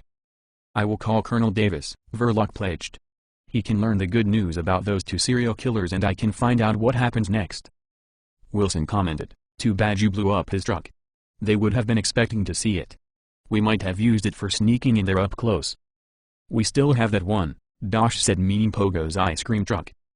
They had searched it and found only frozen roadkill and other foraged supplies like packages of flashlights. Gator and Pogo had not captured any new watchers during their hunt. The watchers that ambushed them at the smoke shop were their first and last of the season. Chapter 5. Houses of the Blind. Deputy Grand Marshal Colonel Hiram Davis finished preparing his Boulder City train. He had all his people rested and the mission supplies loaded. What he left behind was the communities of Boulder Dam, Groom Lake, and Marigold Farm. They were now enthusiastic new members of the alliance that was the Council of Governors. Vegas City had suffered a lot of outbreak-era fire damage, but even so the looting potential still there was phenomenal, especially when considering the relatively small population of humans left alive to divide the spoils. None of the new communities had ever lived so free and so large. They recognized their benevolent upgrade to their long-term survival leadership. Morale for Hiram's command was well into the range of genuine enthusiasm for more. They had previously offered to declare him governor of the West, which he had tactfully declined. Ray drove the Harren's tableau train for 8 consecutive hours to cover 350 miles of track on their way to meet Critias. The Caliente cut-off track had never reached completion. It would have connected with the Yucca Mountain Nuclear Depository. As fortune played out, it coincidentally came abreast of Marigold Farm. The Caliente cut-off was something they passed early on. Ray stopped for just long enough to drop off a string of railcars from all of those they had pulled along from Boulder City. Groom Lake heavy equipment was on its way up to Marigold Farm by the old desert highway. When they arrived, they would use their bulldozer to construct a ramp and then drive all the tanks and mobile artillery up onto the flat cars for transport to the city of Woe. Once a tractor 8-wheeled vehicle was actually up on the endmost flat car, it could drive over the gaps to get from one flat car to the next, down the whole length of a train, consecutive flat cars providing. They also had box cars for storing ammunition, assorted supplies, and the Operation Hummingbird remote-piloted miniature crop duster helicopters. The Groom Lake team would have plenty to keep them busy. Fortunately, the summer desert ghoul population was thin enough in the Badland areas to be manageable. To make all that work of loading the rail cars possible, Hiram would send back one of Critias's newly salvaged locomotive engines. That crew would back in the new rail cars Ray dropped off, taking them all the way into the farm. Critias got an 8-hour warning before Hiram's arrival at their agreed-upon meeting site. He estimated that it would be a 2-hour operation from starting the engines to meeting with Hiram. That time frame was on the outside. The longer it went from that, the chance of him running for his life from a flaming disaster would increase drastically. Professor Carnegie was at lunch that day. They expected Hiram to arrive not long after dark, which meant that Critias had time to get his things together. Carnegie said to him, "I find this story, The Babies of the Waters, to be fascinating. I intend to go along to see them for myself, unless you have any stringent objections." Welcome aboard. Critias was glad to have the Watcher's company. Carnegie was a first-rate consulting detective on matters and places in which Critias often found himself. The professor was something of a combat psychiatric medic and exorcist with a gifted understanding of medical devices and procedures, an educated man. Since they agreed on that, Carnegie added, "This slender Job and Krampus duo does concern me. If the Lady de la Cour knew of them previously, she would have mentioned it to me. You may have some personal experience with psychic events, like your grave walking meditation or remote viewing during your sleep. I believe that the Lady de la Cour has developed these abilities to a much higher degree than any of us understands or much less possess." Critias had to ask like the huckleberry, "Is there a danger in this?" Professor Carnegie sat back in his chair to fidget with his pipe and then finally light it. Afterward he mused, "My warning is this, when it comes to voices from the deep void, it is almost never who you think it is. I do not doubt that some intelligence is making its presence felt. What I do not know is to whom that intelligence belongs. You should be cautious when attempting to learn. Do not provide any more information about yourself than it possesses already. Perhaps this is an opportunity to say that the devil quotes scripture exceedingly well, but deceives even better." From that warning, Critias realized that he had been assuming that the sarcophagus king was the source of the visionary dreams. He had also assumed that the dreams were the truth and not some bullshit an entity used to construct loyalties he would be unwise to actually possess. For one thing, the sarcophagus king sure looked like a modern human to him. His queen seemed to be some kind of Cro-Magnon ordinance of an archaic hominid. She was a species of human, only taller, stronger, bigger-brained, and frankly better looking than modern humans who seemed to have this congenital mandible alignment problem archaic people lacked.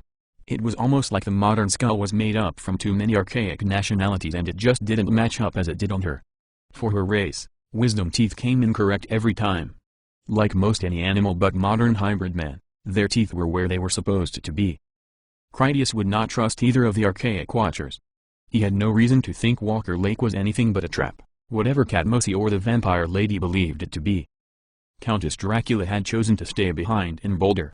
Whatever happened, she would have to hear about it secondhand.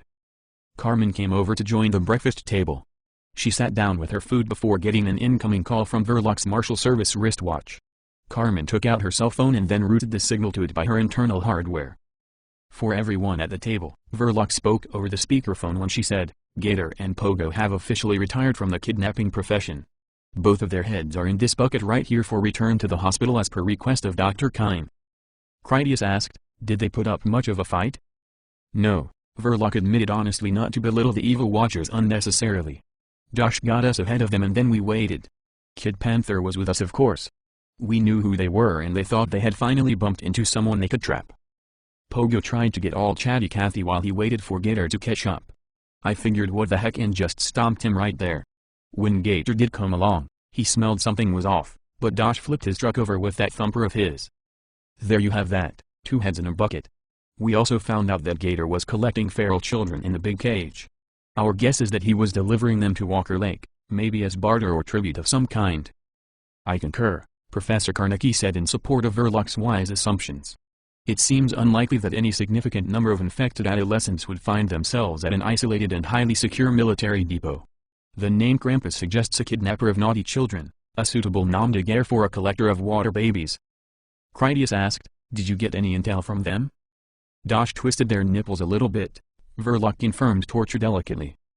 They were mad dogs and happy to tell us nothing.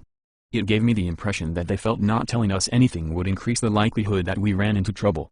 That alone may confirm that Hawthorne Depot is under the control of combat-ready forces. Carmen told Verlock, Colonel Davis is on his way here to us with the train. I told Sky Captain Gloria that we would be starting our 2 trains just after dark. This will be an opportunity for us to test out the tornado siren lure we constructed. If it works, we will be able to get the trains away before too many of the infected realize we are there. If it does not work, at least we will know about its shortcomings. Verlock asked, are you going to meet us here? Carmen finished chewing some food before she explained, I believe that Colonel Davis will send one of the locomotives down to Marigold Farm. The other will follow him to you. We will need to swing around the edge of the city, make a bit of a difficult transition, and then head west across the Great Salt Desert. Most of the route runs near the highway that you drove. You can be waiting for us wherever you like. No need to sit out in the desert when some little town will suit you all better. I estimate that we will arrive by tomorrow morning. From there, it won't be far to Hawthorne Depot. Romeo was eager to reunite with Verlock. Not only was he going along, but he also borrowed Carmen's phone so that he could converse with his true love. Gustav and David Talbot both wanted to go along as well. They were not interested in staying behind at the Miskatonic Hospital. Tongo would remain behind as caretaker for his village of primitive androids. Technological assistance from Carmen and the scientists back east would improve their control methodology significantly.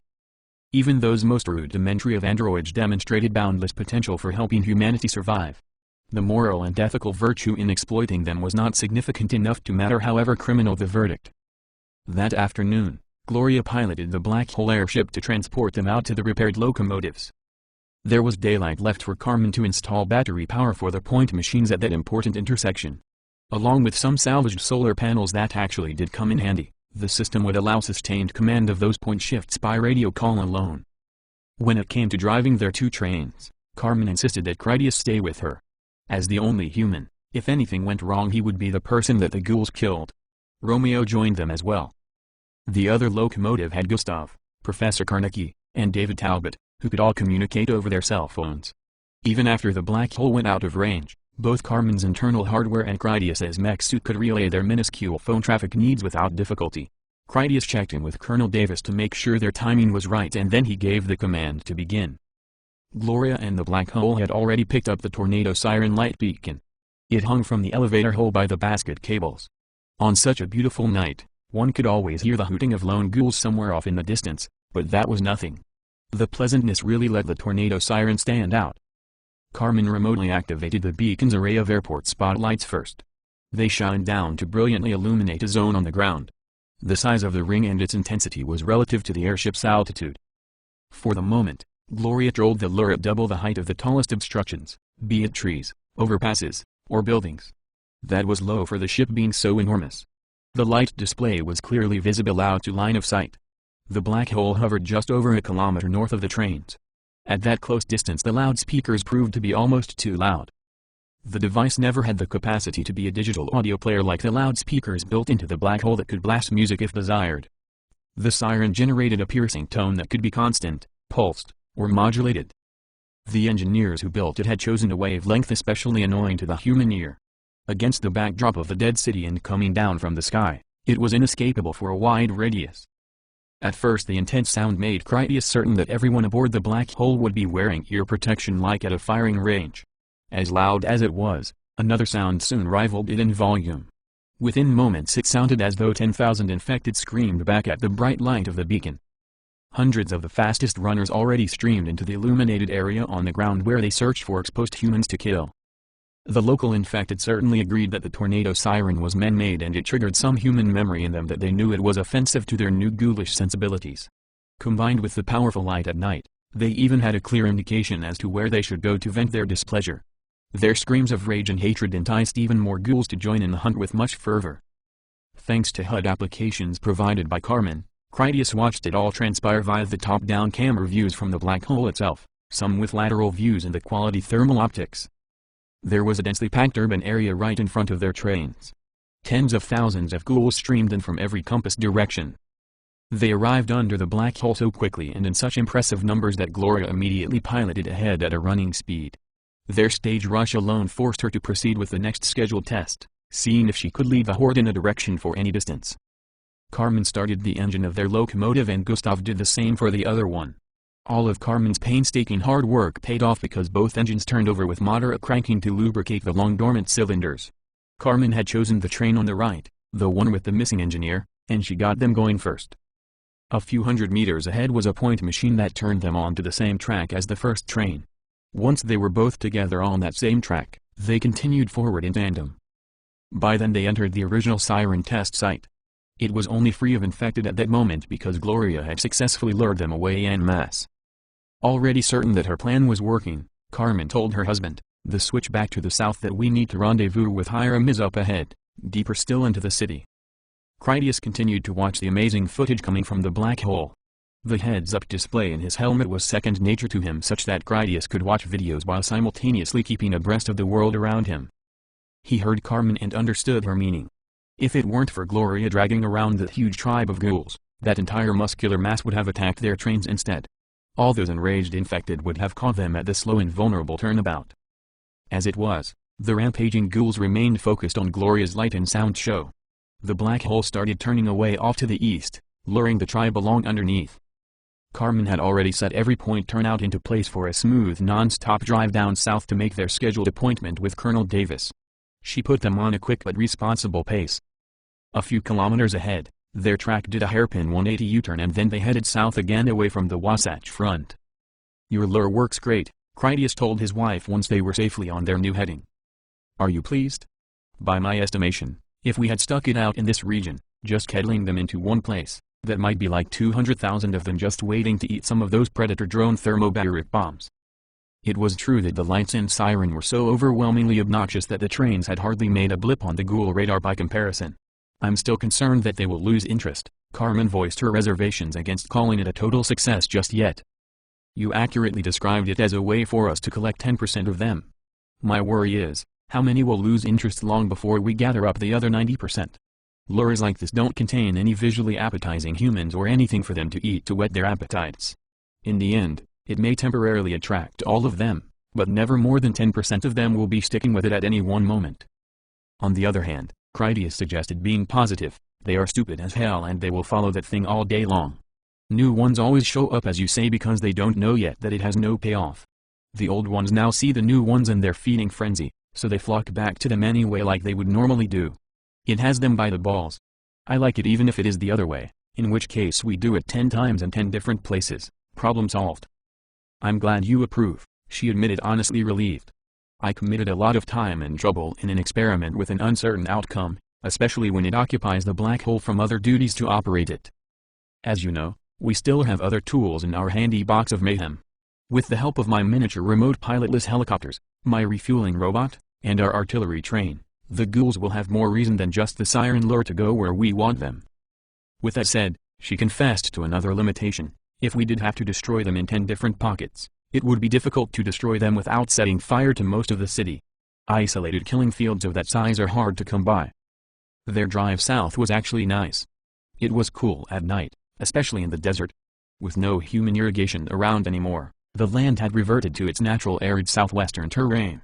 They followed a craggy valley course that had minimal urban development. Colonel Davis had arrived about 30 minutes ahead of them.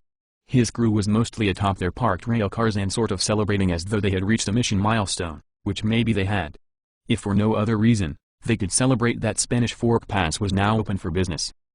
For the moment, they were openly head-shooting every infected stupid enough to get within range. All combined, it was a bit of a racket. It was the nature of bullets that all the ammunition in the world was either still in its boxes or it had already been shot at a ghoul. The world still had lots of ghouls because humanity had never lived long enough to shoot up all those billions of rounds.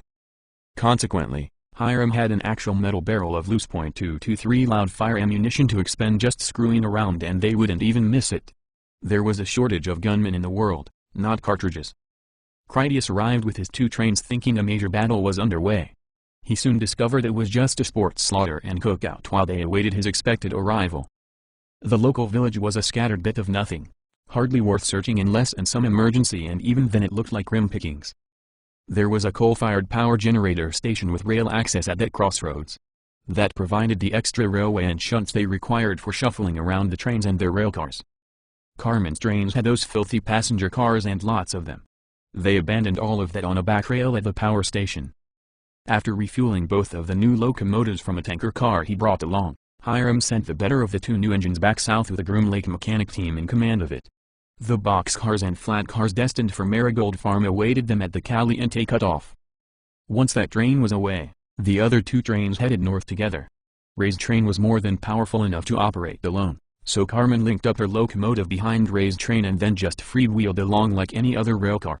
This gave them the freedom to move about since no one needed to be in the engineer's compartment at all.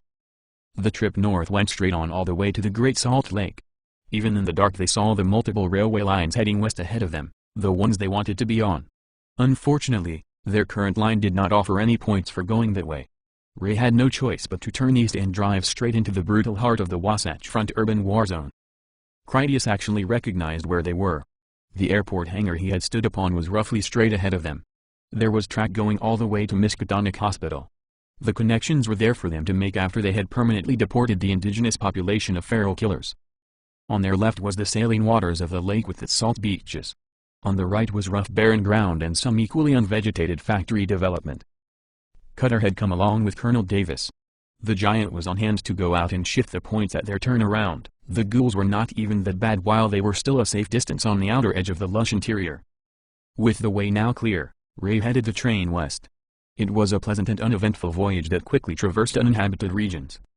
They crossed the center of the Great Salt Lake Desert, zigzagged through arid canyons, and followed long dry ancient river gorges. What civilization they did pass through was rural and little more than villages. There were places to explore if they had more time, and they saw some sidelined railcars that might have value, but they continued on without such unnecessary delays. Verloc, Dosh, Wilson, Otica, and Kid Panther waited for Hiram's train at the Walker Lake Railway switch. Most of the rail traffic that came from Salt Lake City had continued westward toward Reno. When millions of pounds of freight needed to take the rail to the south, it was usually on its way to Hawthorne Depot. Hiram's train was supposed to get in just after sunrise, and it was still dark when the watchers arrived there. They had done some looting in one of the better towns along the highway. While they waited, it would be a chance for them to unpack the motorhome, which they would leave behind. Perhaps it would come in handy again one day. Until they had explored Hawthorne Depot, nothing was for certain. An audible squeaking sound led to their discovery of a freshwater well. It was huge and old, with some history dating back to the time of stagecoaches. The wind-powered pump still worked, if somewhat diminished in capacity owing to rust, leaks, and some missing blades. A modest but steady flow of water ran out onto the ground and then filled a wallowed-out depression. Years of animal and ghoul activity getting at the water had excavated out the small watering hole. It would have been a pool of standing water in the otherwise arid region, if it was full. At the moment it was effectively empty. All the ground around the site was dark with dampness and riddled with recently stiffened footprints still clearly pressed into the then wet mud. As all the watchers studied the discovery, Dosh told everyone, "The tracks on the bottom are from wild horses, a lot of them. That was about 3 days ago. The next tracks that came along are those of wolves. They might have pressured the horses out after they had already drank their fill. Over the top of those are the footprints of many plague-infested humans. A large migration of them passed through here as late as this morning. They drank this pool dry and then moved on as well. In the time since a tribe of thirsty ghouls finally emptied the pool, the well pump had only managed to turn the bottom into a wet mud pit. It might be another week before it filled back up again, while also fighting against the constant evaporation. I bet we could patch up this pump," Wilson offered as a good plan. "If we get some buckets, we could have enough fresh water for washing up." Before they finished making those repairs, Wilson used the motorhome to drag over the dried-up liner of an above-ground swimming pool that was behind a local residence. With that waterproof plastic liner spread out inside the watering hole, a lot less of the water would drain away into the ground in the future. Critias got plenty of sleep on their overnight train ride. Ray had done a great job upgrading the passenger cars for the crew. The simplest of those original tourist coaches had served them during the culling of Boulder and Vegas. They had new interiors now, expertly crafted in maintainable aluminum and stainless steel. Among the upgraded cars were spacious sleeping bunks, laundry equipment, and a kitchen. One car had a dedicated multi-stage decontamination and shower area. Another car had room for gearing up. It also served as the common recreational hangout and dining space. For Critias, the new train meant he could have a real hot shower with proper plumbing under electric lights, followed by a decent meal and a comfortable bed that had room for Carmen when she needed some time away herself. Carmen did need some time out, such that she eventually crawled into his bunk seeking the relief of his company. There was no human word for what Carmen felt when being what she was had stressed her to her limits. Instead of mere mental, physical, or emotional exhaustion, Carmen had to bear an ever-increasing load of binding commitment that was her quantum computing in the inorganic brain lobe. If she pushed herself too hard, that load became a torment as unwanted thoughts and feelings flooded into her consciousness, demanding her attention. In the way that Carmen had experienced the true nature of time by moving backwards in it, that was the same true reality where her quantum computing took place. When she properly constructed a query, Carmen instantly computed and received her answer. Even though she had already started and finished a complex program of computations, she still had to do the busy work that needed to take place in the middle. The instant replies allowed her to form new queries based on that new information, which in turn yielded new instant answers, but that cleanup work also needed completing. Her hardware remained committed to it, and abandoning it was not an option. It all connected, even if the series of events in terms of cause and effect remained inexplicably disjointed. Carmen wondered if perhaps it was what humans experienced too, in that they made their decisions first, in the darker depths of their minds, instantly even, and then they spent long ponderous periods rationalizing to themselves why they had decided that way in the first place. By the end of her day, Carmen finished working, but she had to keep thinking about the intermediate computations until she had that done too. Just one topic, the dispersal scenarios for her crop-dusting helicopters, that occupied a large chunk of her computing power. Targeting the mobile artillery that would be aboard her war wagon train was another. Coordinating them together as a single force was another layer of obligations. When she finally literally crawled into the bunk to be with Critias, the mental mercy walls shot up so that all the noise of marriage-wrecking business fled outside her conscious awareness. It was a blissful sleep for the organic side of Carmen, even though thousands of her virtual self still slaved away in mental drudgery. With everyone so active around morning, it was too noisy for anyone to nap any longer. The sun was up by the time Ray delivered their train to collect Verloc and the other watchers. As a rule, it was too dangerous for people to be atop the rail cars when the train was in motion. It happened out of necessity at times, but it was always hazardous. That was especially true back east, where a tree branch would come along all too frequently to smash anyone that was up there. For the moment, the train sat parked. Everyone could get out onto the roof of the cars for a look around and not be in any danger from tree branches or ghoul attacks. The watchers never even considered the infected as a combat threat to themselves. Only pure strain humanity had any reason to fear them. Colonel Davis had a lot on his mind as he tried to decide what to do about Hawthorne Depot. All the Gravewalkers and Sand Tigers waited nearby to hear what the action plan would be. Since Critias was the next in command, he went over to confab with Colonel Davis. He opened the conversation with his best idea. "We have that second locomotive that isn't actually worth anything. You already have it fueled up. If we add on a car or two, a scouting patrol can go on ahead. We could check the track for any problems and get in close enough to deploy one of those motorbikes Special Agent Shield brought with her. I have Platt and Lee standing by to aid us." Hiram informed him of other options he considered. They could put up a Predator drone. If we only want a good look around, that might be the way to go. The Greyhound has that new Hawkeye optics package that the Admiral's technicians installed. They could also just come in with a helicopter. We are still well over 100 clicks out from the depot. If we drove the train all the way into the near end of Walker Lake, I don't think anyone would see us from the base. That lake is huge. Critias waited patiently for Hiram to make up his mind. He had nothing intelligent to add concerning any of those good options. "Let's go ahead and split up the train," Hiram finally decided. "You should take Verloc with you, along with all the other special friends, and Cutter too. If the Slender Yob and Krampus actually exist, they are watchers, which makes them Cutter's dominion, at least until he chooses to pass on that responsibility to us. We don't actually know how villainous they are, but if Gator and Pogo are any indication, these next two will probably be murderous bushwhackers of similar low company. That is why you need to be sure that they don't have any improvised explosive devices wired into the railway. Everything they would need is at the depot. With the plan decided, Ray Brakeman quickly split up the railcars. He put the new locomotive on the railway heading south to Hawthorne. That engine would pull a couple boxcars and push a flat car ahead of it. The intention was that in a worst-case encounter the foremost flat car would blow up on a landmine or bomb, leaving the engine undamaged to back on out of there at speed. Before Critias left on his scouting mission, he went over to speak one more time with Colonel Davis, who had Carmen with him. They watched everything progress from atop their train on the Reno track. After Critias climbed up there, Hiram told him, "We will follow you from a discreet distance. Carmen will be here with me and keep us all in communication. The bottom line is, that is our depot and we are shipping out all the munitions that we desire. Anyone else in there can either join us or die. We are not interested in spreading information about ourselves or our activities out here in general. Anyone we sent away would soon be back to cause more trouble."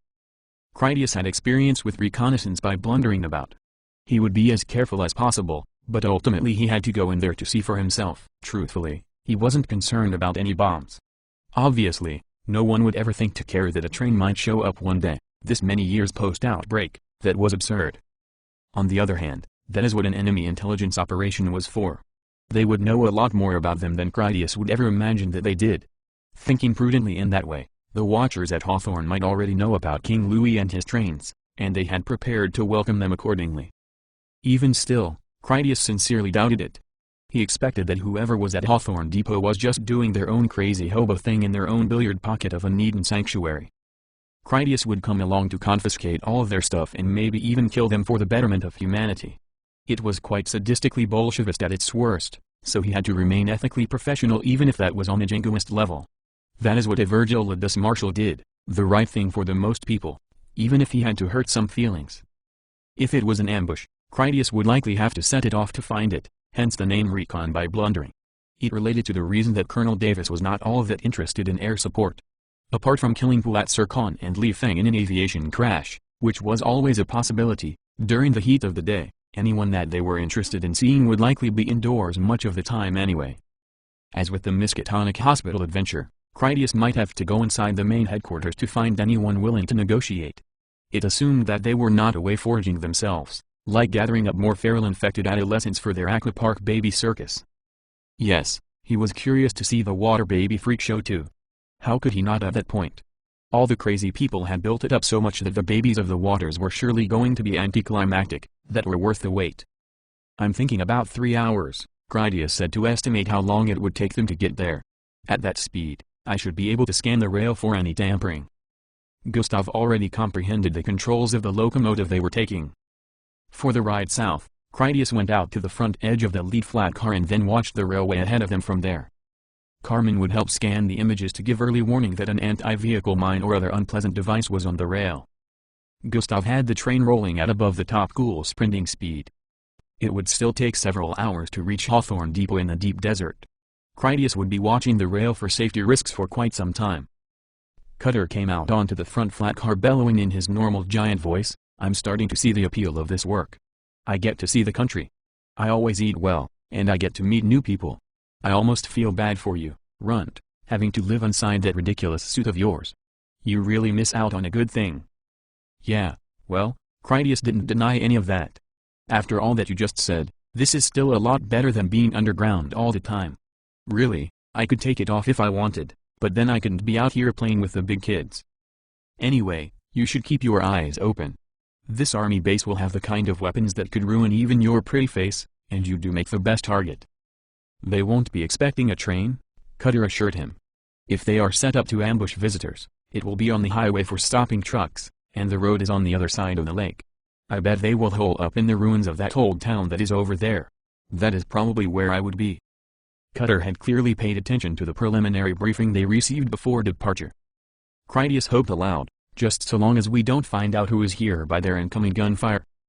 Speaking of weaponry, Critias put his helmet's rear-view camera into a HUD frame. He wanted to see if Cutter brought his brute rifle, which he had. It was Tinker Bob's Madhouse monstrosity, a bastardization of 3 human weapon systems and a single destroyer-scaled assault gun. Cutter had set his brute on the deck, which left both of his hands free for playing with his other new weapon. His time with Ray at the forge had yielded that plank of blade steel. The plasma cutting computer had mapped out the whole plate before it even began. After cutting, little of that weapons-grade carbon steel had ended up as waste scrap. One of those new blades was now on a polished wooden handle in the form of an oriental kusarigama sickle and chain. It was an ideal weapon for the giant and scaled up for his enormous size. Cutter's battle with Critias in the Basilica had proven the effectiveness of a chain flail. One end of his new weapon chain attached to the butt of his weapon handle. Its sickle blade came out perpendicular on the other end like a beak or a pick. Combined with Cutter's height and reach, his blade could attack from improbable angles like straight down from above or pulling in from behind. With chain and blade combined, it made him an even deadlier opponent. "That is a good choice for you," Critias said about his new melee weapon. "I would definitely have to just shoot you at this point. That big sword I had before wasn't worth a damn," Cutter said, referring to their battle in the parking garage. "Everywhere I am, there is either too much space, so I will need this chain, or there is too little space and I will need something like this claw that won't get hung up on any overhead ceiling pipes or hitting the walls." More of the watchers soon came out to join them on the front flat car. It was already hot and sunny even at that hour of the morning. Before they left that little village at the rail switch, Romeo had wisely moved some old patio furniture onto the flat car. Thanks to his foresight, they had seats to be comfortable. They could even have some breakfast from boxed leftovers they had cooked while at the hospital. What civilization they saw beside the railway as they traveled south into the deep desert was unsurprisingly bleak and arid. All the errant ornamental vegetation had long since died without artificial watering. The buildings were infrequent and mostly they served as anchors for drifting wind-formed sand formations. About a third of the way in they came upon an unexpected band of lush green vegetation that crossed their path. The verdant life thrived in stark defiance of the merciless desert climate that otherwise surrounded it. Only once they were closer did it become apparent that a stream with abundantly flowing clear fresh water crossed the desolate wasteland for no obvious reason. All along its banks were leafy ground plants and small durable desert trees.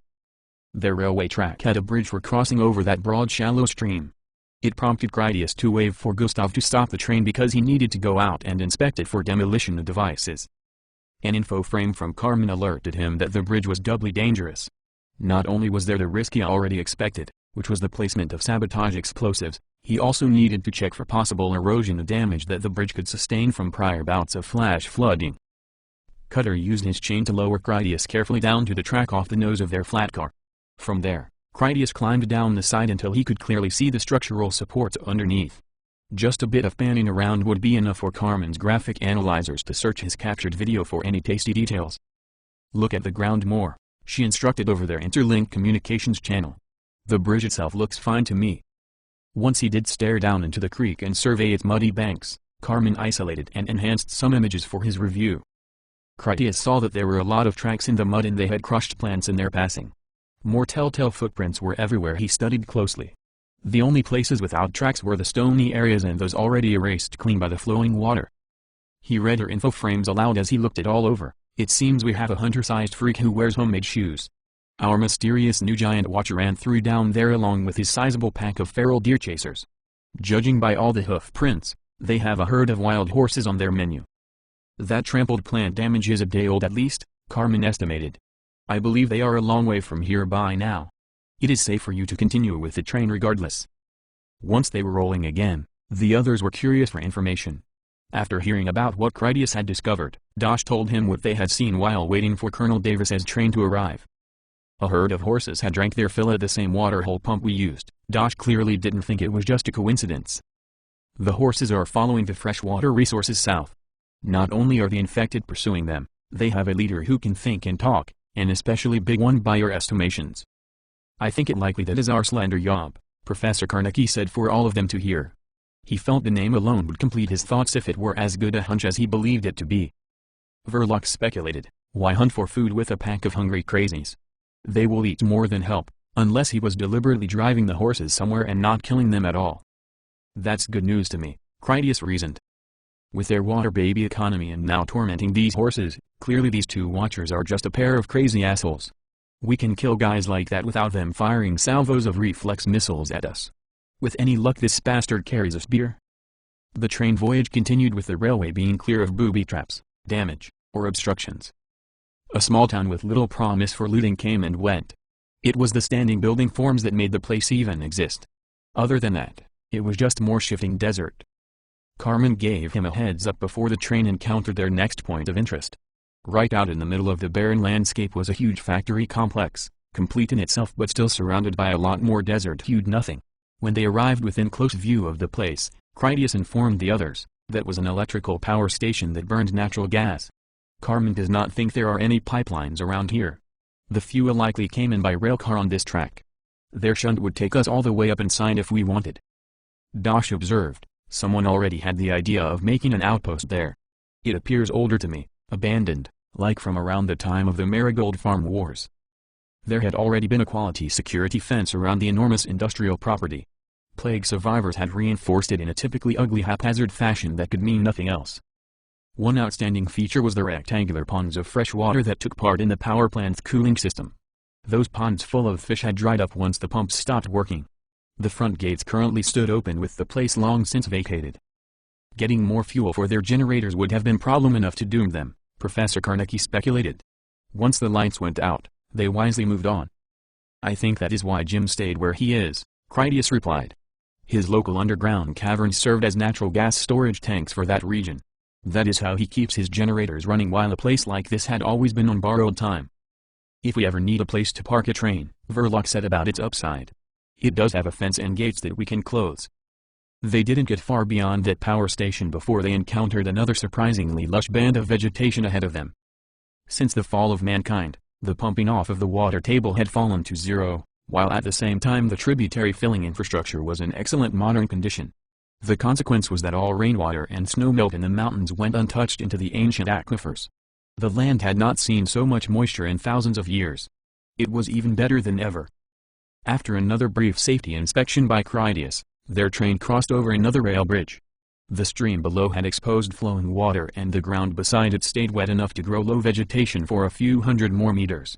After that, the landscape became the same harsh barren desert once again. More green bands of flowing watercourses came and went. The final destination for all that water would be to empty into Walker Lake itself. Critias anticipated their arrival at that lake and Hiram had told him that it was huge. But when they did finally see it, the lake wasn't at all what he had expected. Their train was just making a turn down into the canyon because the rocky highlands on their left had encroached from that side.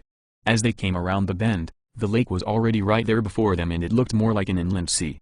At their current traveling speed, it would take them half an hour just to follow the railway along its straight eastern bank.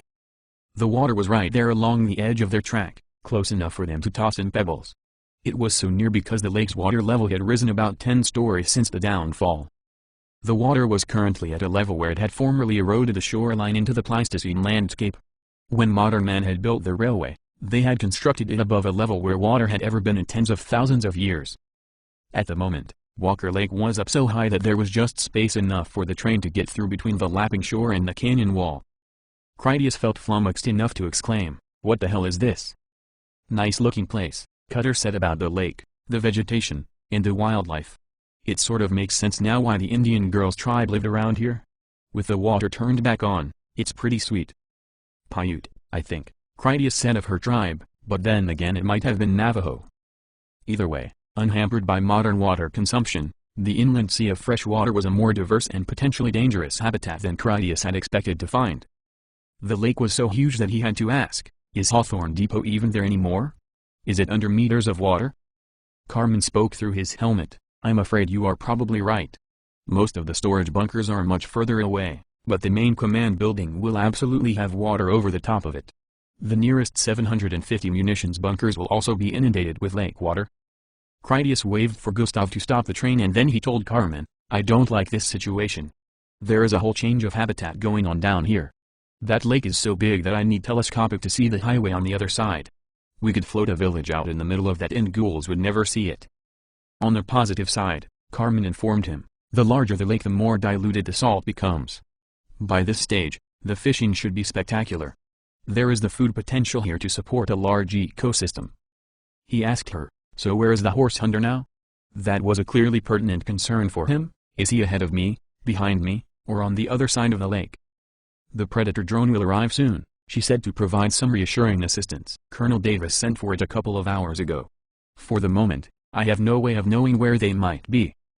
I would be content to wait right here, he confessed, wishing it was his safest course of action. His mission was at the other end of the lake, but he wasn't eager to drive the train in there to see who was home. Staying where they were was not the safest thing to do either. If any enemy appeared up on the canyon wall above them, they would have him at their mercy. They could just throw mortar shells down onto their heads. Carmen signed off by saying, "I'll keep you updated." A signal from Critias told Gustav to start the train moving forward again. They would roll ahead slowly for the time being. Mostly Critias hoped to find a better position for surveying the far end of the valley with his telescopic vision. Critias remained concerned about an improvised explosive device being on the tracks. Even if an enemy just piled up old artillery shells in their way, that might be enough to blast them into the lake. In time his mech suit helmet's telescopic vision was enough for him to see past the far end of the lake. It was still so far away that the elevation of the railcar played a factor even while both ends of the lake were inherently flat to each other. Image enhancement assistance from Carmen identified the tips of radio antennas where they barely poked above the surface of the lake. She told him, "Those are supposed to be sticking up from the highest roof atop a large rectangular building. They indicate where we can find the commanding officer's headquarters. There are nearby tool shops, vehicle garages, and other personnel-intensive high-security installations." She made a lofty description about where nothing remained but the tips of the antennas. Critias understood that everything was still there as she described it. The difference was that the waters of Walker Lake had risen up so high as to refill the canyon. Those sidewalks and doorsteps were now under 25 meters of water. As Carmen had already informed him, hundreds of the weapon storage bunkers nearest to the command base had also drowned from sight. It was only as the rows became ever more distant and the lake shallower that their sun-bleached tops began to appear like great tombstones in the waters. More rows beyond them were high and dry. Many hundreds more filled in the canyon off into the distance for kilometers. The munitions bunkers looked similar to the military aircraft shelters Critias had seen before. He assumed that one bomb-resistant geometry architecture would be similar to another. If one of the bunkers did catch fire and explode, the strength of the reinforced concrete, the directed venting of the blast, and the distance between the adjacent bunkers would ensure that it didn't become a chain reaction. There had been 2,500 of the depot storage bunkers, all row after row. If Critias had opened and explored one of the bunkers every 15 minutes, it would have taken him a month non-stop to look into them all. Of those bunkers closest to the sunken command center, not quite 800 of them suffered severe water damage, usually total. Their final few rows had water shallow enough to leave hope that higher stacked items could still be in serviceable condition. As Hiram had said to expect, all of the munitions bunkers had heavy rail access right up to their front cargo doors. Critias could make out other areas of special interest. Just beyond the bunkers to the west was a town of some sort, easily made out by its size and the many glinting surfaces. Other than bunkers, Hawthorne Base had other buildings. Some of them were just trailheads for the handling of explosive cargo moving on and off the trains. Other large outstanding structures were isolated factory constructions where engineers had taken apart ordnance, decommissioned warheads, or refurbished chemical payloads. 2 trains were visible at the base. The nearest train was at the closest potentially salvageable bunkers just inside the waters of that enormous lake that was roughly 5 Forager miles across at that comparatively narrow end. That railway track was underwater, but Critias could see the axles of the railcar trucks, which meant that the wheel bearings had stayed high and dry. He had seen enough of the Freeman's antique locomotive technology to recognize that those enormous slab steel train wheels wouldn't give up the ghost easily. A few years of water had only given it a beauty treatment. Its new desert southwest red patina was entirely appropriate for the occasion. Over the link, Critias asked Carmen, "Do you think they were loading up that train? I assume that those sunken bunkers closest to the command center were the common deployment stockpiles they kept ready to go. With any luck, all of that made it out to the battlefield before the base fell. The train might even be fully loaded, and they never got their departure orders." Carmen replied coolly, "I agree that it shouldn't be anything from their exotic long-term storage. I think it will be typical small arms ammunition." She showed little enthusiasm for that since they really had no immediate need. It would be a great long-term acquisition, but nothing that would improve their current situation. To be hopeful, Carmen added, "There could be some 20 mm, 25 mm, and 30 mm in there too. That would come in handy." He asked, "What better things are you hoping for?" "I don't want to be greedy," she sort of apologized. "Greed reminds me of pride. However, in our current situation, I think a quotation applies. Gluttony is an emotional escape, a sign that something is eating us. Since something is eating us, we could use more weaponry." She informed him, I am optimistic for that other train to your left, the one further out by the munitions loading building. They would have been using a place like that for preparing to use some ingenious ammunition, possibly deployable incendiaries or chemical repellent. Even anti-personnel shrapnel would be effective in an airburst shell that trains from the top down to get them in the head.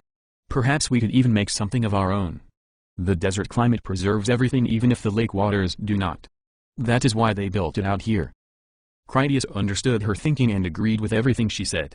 He paraphrased her reasoning to test her disagreement. Whatever work they were doing there right at the end of everything, it was because they had been onto something smart and were making more to exploit it. You will definitely get your chance to check that out. She asked, what will you do now? Wait for the drone. I will move the train up behind that ridge. He referred to the blatantly obvious topographical feature that jutted out before them. Up ahead, the mountainous canyon wall on their left projected a single great bluff that went out into the lake. Their track had to humbly curve right to go around that monumental curtain of stone.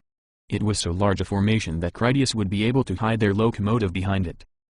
The Predator drone arrived not long after Critias had safely parked the train behind that 2-kilometer-wide blade-crested ridge.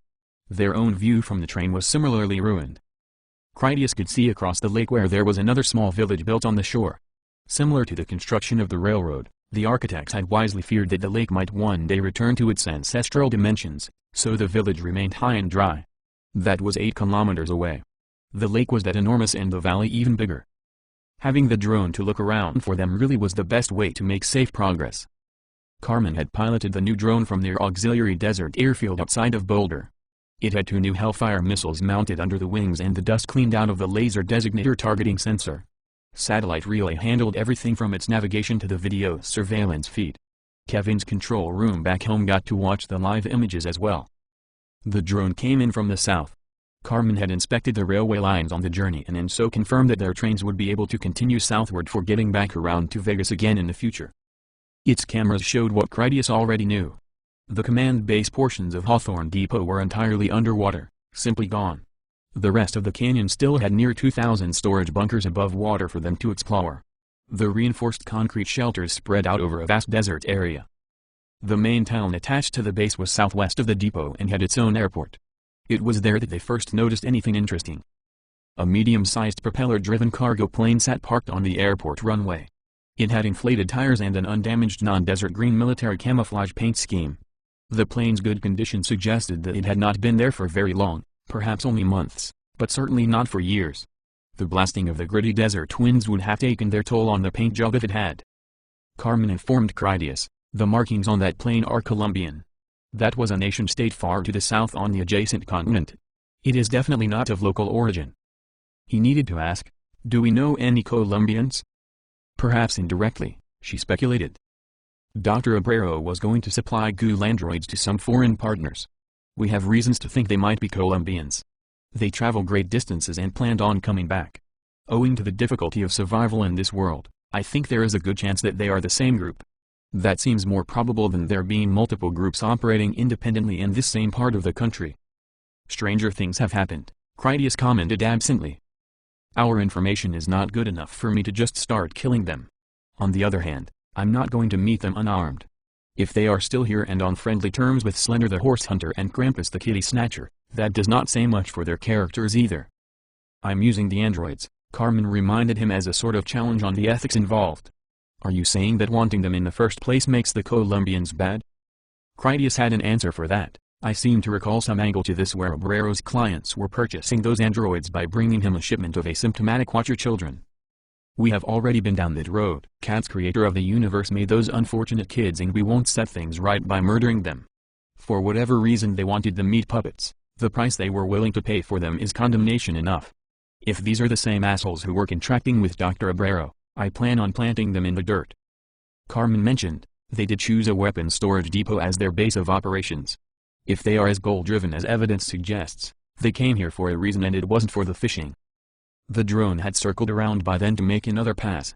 Carmen gave them a much better look into the town. They didn't see anyone walking about, but there were some ghouls here and there, so it was hard to be sure. Some of the vehicles they could see could potentially be in service. Overall, they could not see any smoke or other obvious proof that watchers or human survivors lived there. Carmen placed some info frames on the video feed that she sent to Critias.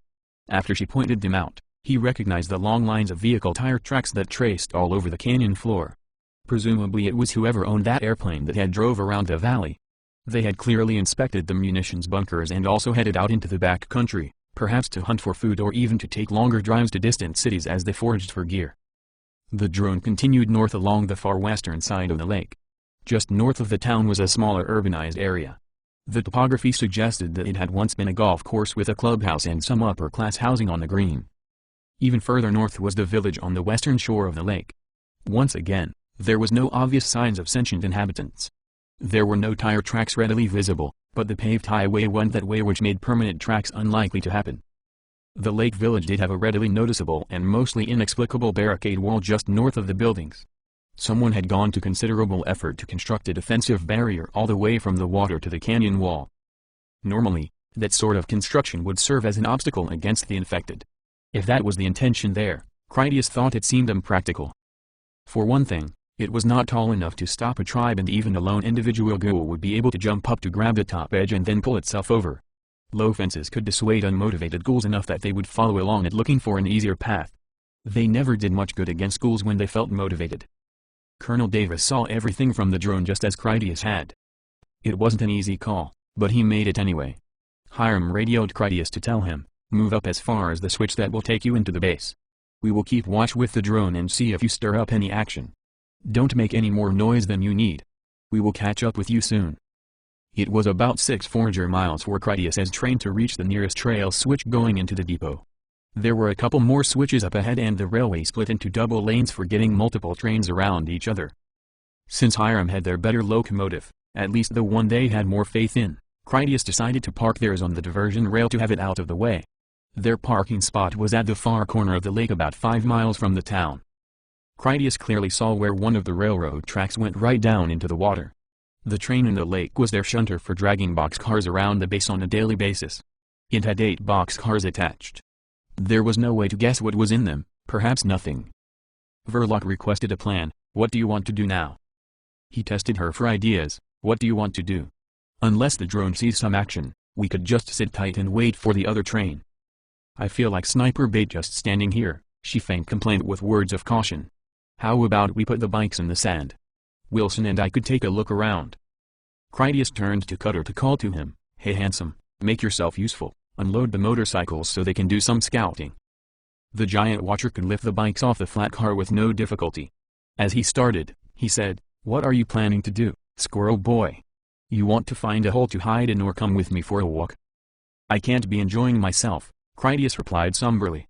In all honesty, he would have liked to wander around and see what they could find. "You go do what you need to do," he advised Cutter. "I will stand on this flat car as sniper bait. If someone takes a shot at me, you can take care of the bad guys I uncover." Dosh already had his binoculars out. He surveyed the valley hoping to see something worth mentioning. Kid Panther took his lead, then did the same. Romeo set up the sun umbrella for their patio table. He planned to have a seat in the shade and drink some wine. Professor Carnegie, Talbot, and Gustav took the other 3 seats to join him. Verloc and Wilson were both skilled motorcycle enthusiasts. They also shared a lackadaisical attitude about risky adventure. Critias was not even sure if they thought they would never fail or they didn't fear it coming if they did. Whatever their motivations, they both raced away at speed, flinging up sand and making a surprising amount of noise. Critias took that opportunity to evaluate the resident ghoul population. With so much fresh water in the canyon, there was potential for a huge accumulation of infected. For a certainty, the desert animals would come down to drink. As far as catching those fleet-footed beasts, ghouls were not fast enough to run down a healthy ram or a mule deer, much less a horse, which of course brought Slender Yaw back into the equation. He was chasing horses, or more precisely driving them before him to some purpose, almost certainly an unfriendly one. Ghouls knew to attack motorcycle engine sounds as proof of human intrusion. The train should have antagonized them, but there just wasn't any infected on the tracks. There was no soil at all on the way in. The lake level came up to fill in the smooth mountain stone. There was the canyon wall, the railway at its foot, and the edge of the water. Nothing but algae could grow in that only lasted where the lapping of the waves kept it damp. Maybe a dozen infected screamed in response to the motorcycles, but even those were not in sight. Dosh mirrored Critias' thinking when he commented, "They have been destroying the feral plague victims here, that were driving them out of the canyon. There should be hundreds, even thousands." "Yeah, Critias agreed in principle. There is not food for thousands, at least not that I can see. It also makes me wonder about all the tire tracks Carmen spotted. It could be that they rounded them up and then lured them out into the deep desert. Perhaps that wall north of the lake village has something to do with it. They discouraged them from coming in to begin with. Maybe, Dash replied, sounding doubtful. The lesson I take from this is that whoever is here, they are not stupid and they don't like to share. When we find them, I worry it is going to happen on their terms. It was smart to send Verloc and Wilson to search around the place. We need them reacting to us. If this happens on their schedule, they have the weapons available to make a fight of it. If they don't like to share, Critias reasoned, why is that Colombian airplane parked over there? Dash still watched through his binoculars as he answered, I don't see any Colombians. Maybe they are not getting along at all. I'm betting they all have assault rifles, Critias said to highlight just how precarious their situation could turn out to be. Dash put down his binoculars for long enough to draw attention to his slung grenade launcher. With the connection made, he said, I intend to resupply my ammunition from here. They would have a lot more than repeating rifles. Verloc and Wilson boldly undertook their adventure. They headed directly for the town that was roughly a square mile of close-set buildings. If any Colombian watchers weren't there, they would definitely hear the motorcycles and then react to them. Carmen had little choice other than to keep the Predator drone in position to watch over Verloc and Wilson. She recognized some incentive to take a wider survey of the land outside of the canyon, but that wasn't possible without neglecting the high-risk operation at hand. If any Colombians or other strange new watchers were in the town, none of them revealed themselves. A lot of the outlying properties bordering the open desert were horse-related, with stables and fenced-in riding yards. The interior was closely set suburban-style homes of the smaller size. Only the cracked pavement of the streets differentiated it from the sandy desert terrain with its patches of coarse scrubby plants that could survive in it. As Verloc went through the town systematically with Wilson in close formation, she reported over her transmitter wristwatch, I don't see many broken windows. Most of the front doors and the garages are standing open. This place has been looted, but only after the homeowners had bugged out. Hiram answered her by radio. I assume that anyone who stayed behind to fight through the outbreak had done it alongside the military at the base. Wilson stopped his motorcycle when he saw something worthy of closer inspection. Verloc circled back to support him. She pulled up to see him standing in the open doorway of one of the small houses, gesturing for her to come and see. After she got off her bike and then looked inside, Verloc informed Hiram, there is something else going on around here. Inside this house it appears that someone has arranged several infected bodies. The perpetrator dressed them in fresh clothing and then posed them seated in the living room furniture. Each of the bodies has random sharp objects stabbed deep into the skulls through their eye sockets. Verloc studied the scene for a moment before she reported, one of them also has an obvious old headshot, but the eyes are pierced too. The others seem like they may have been active feral ghouls until these eye stabbings disabled them. Judging by their hair and nails, only the one with the headshot seems an outbreak-era kill. The others are fairly new, maybe put here within the last year. Hiram instructed, check the houses next door. A couple minutes later, Verloc confirmed his suspicions. We found the same thing in the neighboring homes. The front doors were already open with more posed bodies that have random convenient objects stabbed in through their eyes. My first impression is that our resident maniac was trying to simulate them being families at home. Since she said families, Colonel Davis queried, are any of the bodies those of children? No, Verloc answered readily. They are all adults. I thought not, Hiram voiced his suspicions. My guess is that this is the work of Krampus. If he is doing something with the adolescents, this must be his way of interacting with the parents. Carmen spoke up on their communications channel, we are parents. I don't want him to pose me on a couch inside that horrible little ghost town. Someone needs to stay close to Kid Panther at all times. That monster will want him more than he wants us. Colonel Davis instructed, keep up the search, see what other clues you can uncover. The more we know, the better our odds of staying out of his dollhouse menagerie. Back on the flat car, Critias told Kid Panther, you stay close to me until you hear different. Whatever is creeping around this place, it wants to do bad things to you. The kid kept searching through his binoculars even as he answered, there is no justice without sacrifice. You should use me as bait. We already are, Critias replied. That is why you stay close to me.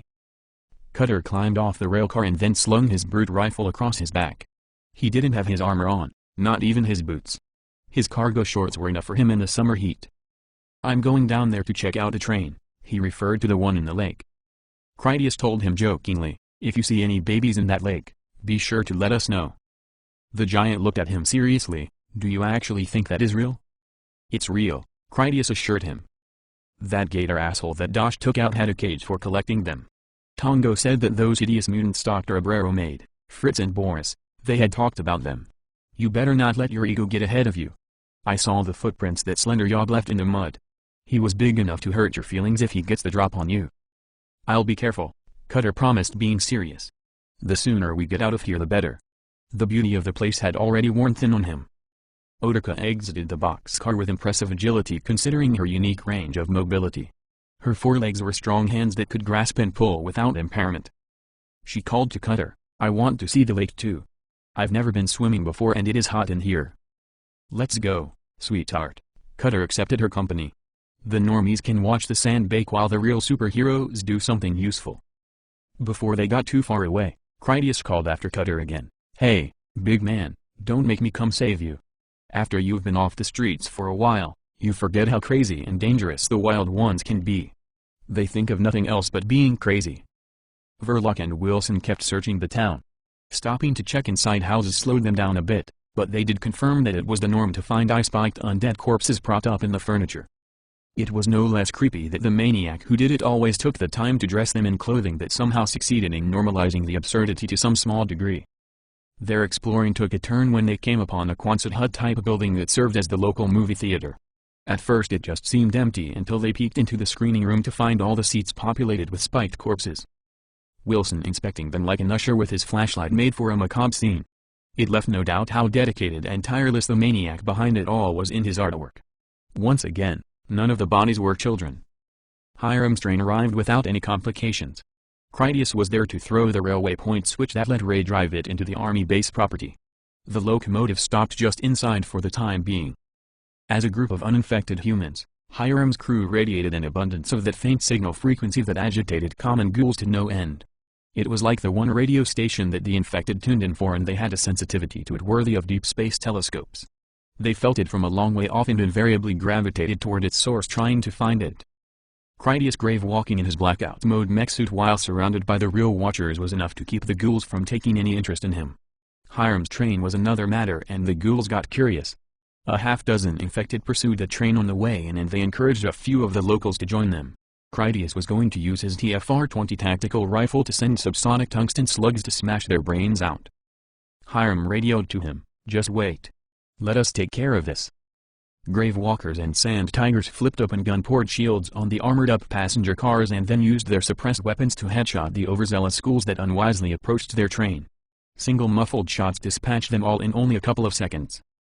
With the nuisance infected out of the way, Critias approached the train to speak with Hiram at a gunport for a face-to-face. Colonel Davis told him, the lake has gotten a lot bigger since the last time I was here. That whole base is just gone like Atlantis. I didn't even know that was possible. Nothing to be done about it. For the moment, we need some reliable wheeled transportation. I'm assuming that most of the best military stuff was at the base in the last days and then drowned along with it. There should be something serviceable over at the town. The locals would have owned some off-road trucks. Critias radioed to Special Agent Shield with his speaker on so Hiram could overhear them. What do you see over there in the way of forager trucks that we could use? We are on to something now, Verloc promptly replied by speaking into her Marshal Service Stick Tracy technology wristwatch. We're looking at this really solid defensible type building here of good size. The sign says that it was some kind of municipal community recreation center. The windows are boarded up already to make it secure. Out front in the parking area are a couple dozen useful vehicles. Someone has been collecting them. The doors are all unlocked and they have their keys in them. Whoever was here, they weren't worried about the crazies trying to drive away in them. I'm sure you will find what you need here. Critias suggested, maybe you could get Wilson to pick out one of the larger ones and drive it over here for the colonel. If he can move around with a team, he can pick out more trucks for himself. Carmen poked her head out from the adjacent gunport to tell Critias, I think we should go together to get them a truck. Verloc and Wilson should stay together until we know more about this place. Critias declined her suggestion, unless Hiram says otherwise, you need to stay where you are. You are our communications and technical expert. When he saw her somewhat wounded disappointment, Critias added, that is why I need you with me when I'm in charge. We have meat thumpers aplenty. You and Ray need to think up smart stuff so we don't die. Out of respect for Carmen's opinion, Critias called Verloc again to tell her, We want you and Wilson to stay together. Escort him on your bike or bring 2 trucks, whatever you feel is best. Anyone alone will be a tempting target for Krampus. This is his home and he is not stupid. When he pops up out of the sand like a trapdoor spider, I won't be surprised. Cutter and Utica returned from their exploring before any trucks arrived. Hiram was interested, but he was aware of the necessity for good manners where Utica was concerned. He did an admirable job of concealing his shocked reaction when he first saw her, but was rightly concerned that someone else would show less decorum. Colonel Davis asked Cutter, "Who is this lovely new friend of yours?" "This is Utica." Cutter introduced her. Critias met her and Wilson and some others up at that train wreck you pulled out. The giant told Utica, "This is Deputy Grand Marshal, the Colonel Hiram Davis, right-hand man of King Louis back east. You will meet the king later. He is our patron, the friend of the new immortals. We protect his people and they show us the appreciation we are due." "Just so," Hiram readily agreed. "I am grateful to have your help on this operation. I'm curious to hear about that train down in the water. Did you learn anything?" Cutter reported, "The doors were shut on all the boxcars. They are already full of small arms ammunition. I have no way of knowing if the train will ever start again, but I didn't see anything in the way of damage." Carmen recommended, "We can risk the spare engine for backing down in there and hooking up to the cars. If we leave that wet locomotive, it won't be any loss to us. It's only a shunter anyway." It took Hiram a moment to consider the possibilities before he decided what to do. He told Critias, "Go ahead and work with Gustav, see if you can pull out those cars. Ammunition is worth taking just because it is there and already packed. If we wait, it might get dark before we have time to get around to it, and I don't want to be around the water at night." As Critias walked back to his train, Wilson arrived in an extended suburban-style fruit truck. Verloc rode in escort still on her motorcycle. While Hiram organized some of his available commandos for a trip in the truck that Wilson just provided, Carmen reported, "I am getting a weather warning from the control room. Satellites are tracking a severe thunderstorm that is developing to our northwest. It should pass to the north of us heading east. We can expect dangerous flash flooding in the water channels that feed the lake from the north where we came in." Kevin estimates that there's a 70% chance of the storm missing us completely. He will keep us updated. Hiram commented, "That is all the more reason to get moving. I want to get as much done as we can before we are rained out. I want to check out their plane, that other army train parked over there, and see about collecting all the munitions you wanted." "There is that," Carmen warned him. "With the Army Command Center entirely submerged, that destroyed my plan for getting you an inventory map of the storage bunkers. It could take months to search them all manually." "Give me another plan then," Hiram told her, expecting a miracle. "We don't have the time and we need the artillery shells at the very least." Carmen speculated, "It seems highly probable that the other train you want to inspect was taking on munitions for the outbreak war effort. If the soldiers were in the process of loading that train, their duty officer could have been carrying some kind of map or 3-ring blinder, his guide through the inventory. You should search that train, the depot over there, and inside any vehicles they used. Perhaps there is some office space over there or a recreation room where they might have put it down." Hiram accepted her excellent backup idea. They would run with it. He commanded her, "Inform Special Agent Shield and Mr. Wilson that they will show us the way back to that parking lot of vehicles and then they are to resume their search for enemy watchers. You keep up the overwatch with the drone from here. Have Ray move the train closer to the airport. If the storm does land here, we will want the train close. We might need shelter and the buildings in that town are not sanitary or reliable for any kind of emergency." "Yes sir," Carmen confirmed her instructions. The colonel could hear the stress in her tone. He told Carmen, "Remember when we started back at Forager's Castle? Do you remember when you got us all on the ground at the Boulder Airfield?" Once Carmen confirmed it with a shy nod of guilty agreement for dragging everyone into so much danger, he told her, "You and I are going to win and we are going to win big. We are going to win it all and we are going to get everyone back alive. They are going to get drunk and celebrate and know they did something that really mattered. In that moment, you and I are going to share our secret smile and know that we made it happen and made it look easy. You and I both know those Colombians are somewhere around here, either watching us right now, or they are out foraging and will be back soon. That eye-stabbing lunatic is around here somewhere too. His friend chasing those horses is also around here somewhere. I need you with me to make this happen. You have to believe in what we are doing, like I believe in what you are capable of accomplishing." Carmen straightened up with commitment and then answered, "We are going to win and win big.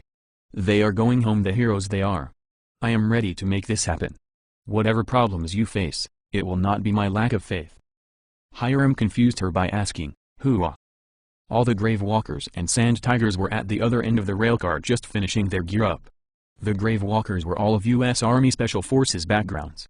The Sand Tigers were Navy SEALs and British Special Boat Service that didn't have any personal experience using that word, but they certainly knew what it was and meant considering its long-established fame in the world of professional soldiers.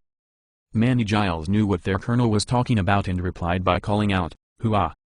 On that occasion, it meant that he was ready to death march in full gear in the brutal Badlands desert summer heat and then kill the bad guys with kitten-stomping cruelty.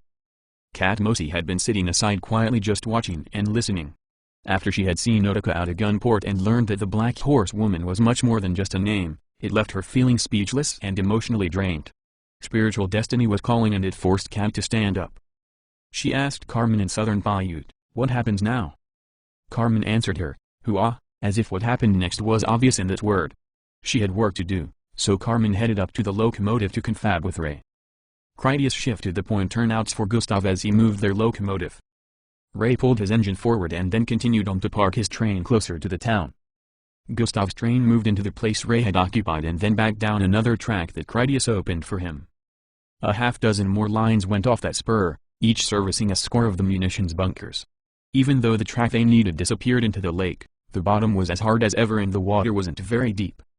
Rather than wade through the water himself, Critias waited until Gustav buckled onto the tail end of the ammunition boxcars and then he jumped over to them to walk along the top. He continued to the front end where he climbed down to unbuckle the coupling to the shunter engine along with the airline for the brakes. With that out of the way, Critias climbed into the cab of the shunter at Carmen's request. She watched through the video feed from his helmet and directed Critias to a cabinet drawer beside the driver's station. Inside he found the engine's maintenance service log and a plastic laminated document. It was a simple map that showed the entire base including the hundreds of now submerged bunkers and their rail access lines. Most importantly, it had the designation numbers assigned to each bunker. "That's not too bad," Carmen told him over the radio. "It's not the inventory manifest that we need, but if we find that we will be able to decode the locations." Critias stood where the driver would be, imagining he was the pilot of the old world machine, and then he looked up to find an overhead-ready compartment, which he half expected. Being a pilot himself, Critias had some appreciation for how multitasking worked in the real world. Reaching inside the narrow slot, he found an old pack of cigarettes and a primitive electronic device, like some kind of oversized cell phone. "No luck," he told Carmen as he tossed the open pack of cigarettes away. He was about to junk the cell phone too, but Carmen said, "No, don't." Critias inspected the device as he asked, "What, you want this?" "I was so stupid," she confessed. "I was thinking they would work with physical paper documents in this era. That is an inventory asset management mobile computer with wireless updating. I should be able to recover all the data from it. Combined with that map you found, that will tell us where to find everything down to the last fuse." "Good job by me then," he mused. "Colonel Davis will be more than pleased," Carmen assured him. "With the command building underwater, I was struggling to figure out how we were going to find anything here." He joked, "I was just going to make you search them all one at a time until you found what we need, starting with the ones at the bottom of the lake." She had matured enough not to take him seriously, and it even came across as flirtatious. Carmen's sudden desire for some romantic time made her think of something related, so she said, "I'm sorry I've been so melancholy lately, like at the train repair shop. You deserve better." "I guess I'll have to punish you when I have the time," he teased her trying to sound serious. "I don't want to be happy when I'm working and I don't appreciate it in other people either. That's how you get yourself or someone else killed. Whatever rule you live by, when things don't go that way, people die. Just assume trouble in advance so you are ready for things to not go your way." With pessimism in mind, Carmen informed him, "Li Feng and Platzer Khan are on their way here by helicopter. I'm concerned that the weather is going to get worse, perhaps dangerously so. Not knowing where our enemies are is deeply concerning to me. This is literally the calm before the storm. Don't leave me on the sidelines when things do not go our way." Critias climbed out from the shunter engine to return to Gustav's train. They were ready to try pulling out the ammunition boxcars. On his way, he told her, "If you think you are on the sidelines because you do the work no one else can, you belong on the sidelines. You have that drone. Find them so that I can kill them." "Yes, master," she accepted his answer as final without further complaining. Hiram shared a truck with Carmen, Amber, and Roland of the Gravewalkers. They arrived to see Critias as boxcars of bullets that Gustav successfully rescued from the lake waters. The shallow bath had not harmed the rail cars any and the ammunition had never gotten wet. The colonel was mostly interested in the handheld inventory computer that Critias had found aboard the shunter. When he saw it, Hiram praised them. "That is exactly what we needed to make this mission successful. You are miracle workers." He took it for long enough to see that it revealed no apparent damage, and then he handed it over to Carmen. Hiram asked her, "Will you be able to get it working?" Carmen glanced it over, popped off the battery cover, and then nodded unconcerned. "It should not be any problem. I think I just need to recharge the battery and then I can download the contents. The data file will be comparatively small despite the size of the base. Even if it is broken, I believe I can still extract the data from the stored memory. That would just take a little longer." "Get right on it," Hiram instructed. "Let the control room pilot the drone for now if you need to free up your attention for that device." Carmen made a comment conversational, to say that she would get right on it. With that out of the way, Hiram told Critias, "Hook those cars up onto Ray's train. Once that is done, I want you to start going around gathering up as many empty boxcars as you can find. Ray is going to be busy with Cutter watching out for him. We need as many fork trucks as we can get operational for handling the loading. Carmen tells me that we might get a little rain later. We will get as much done as we can while the weather holds." Critias cautioned the colonel, "Not knowing where all the evil assholes are currently hiding has me majorly worried." "Me too," Hiram agreed with that. "Our drone is all repaired and it has fresh Hellfire missiles with their names on them. When we find any of them, I can blow them off the earth along with whatever building they think is keeping them safe. They may never come back at all and we're not staying here until they do. If we get everything loaded first, we will move on to things that are more important. I can always send the drones back on a regular basis until we finally catch them in the open and then bomb the shit out of them. For now I want to stay busy. We do what we can do until we can do something else." "Yes sir," Critias confirmed his orders. Before departing, Hiram told him, "You're not here by accident. This isn't any kind of special exception for a gifted natural or because you have a way of sorting out the special friends. You earned your way in this life. Killing those Colombians and the other 2 crazy watchers is a top priority. You take any chance at them you come across. Just holding up in some shit barn and waiting for them to appear is not any safer for us." Once Hiram left in his truck, Critias went back to his train to get them moving. He had a lot of work to get done. Chapter 6. Grimworm. Critias was at a gigantic railway-accessible industrial shed a couple forager miles northwest of that creepy town. The building was part of a factory complex near that dried-up golf course they saw from the drone camera. According to Carmen, some civilian corporation had managed the munitions storage business at the army depot and that huge building was part of their business properties. A lot was going on and it wasn't all good. Not only did Carmen get that inventory computer downloaded into her own memory, they found more of those handheld devices. Once she got them functional too, the other munitions salvaging teams had their own to play with. The airport runway was midway between that building and the town, but further north of either. Critias watched with his visor's telescopic cameras as Carmen remotely landed the Predator drone over there. A strong crosswind had the machine wobbling like a drunken albatross.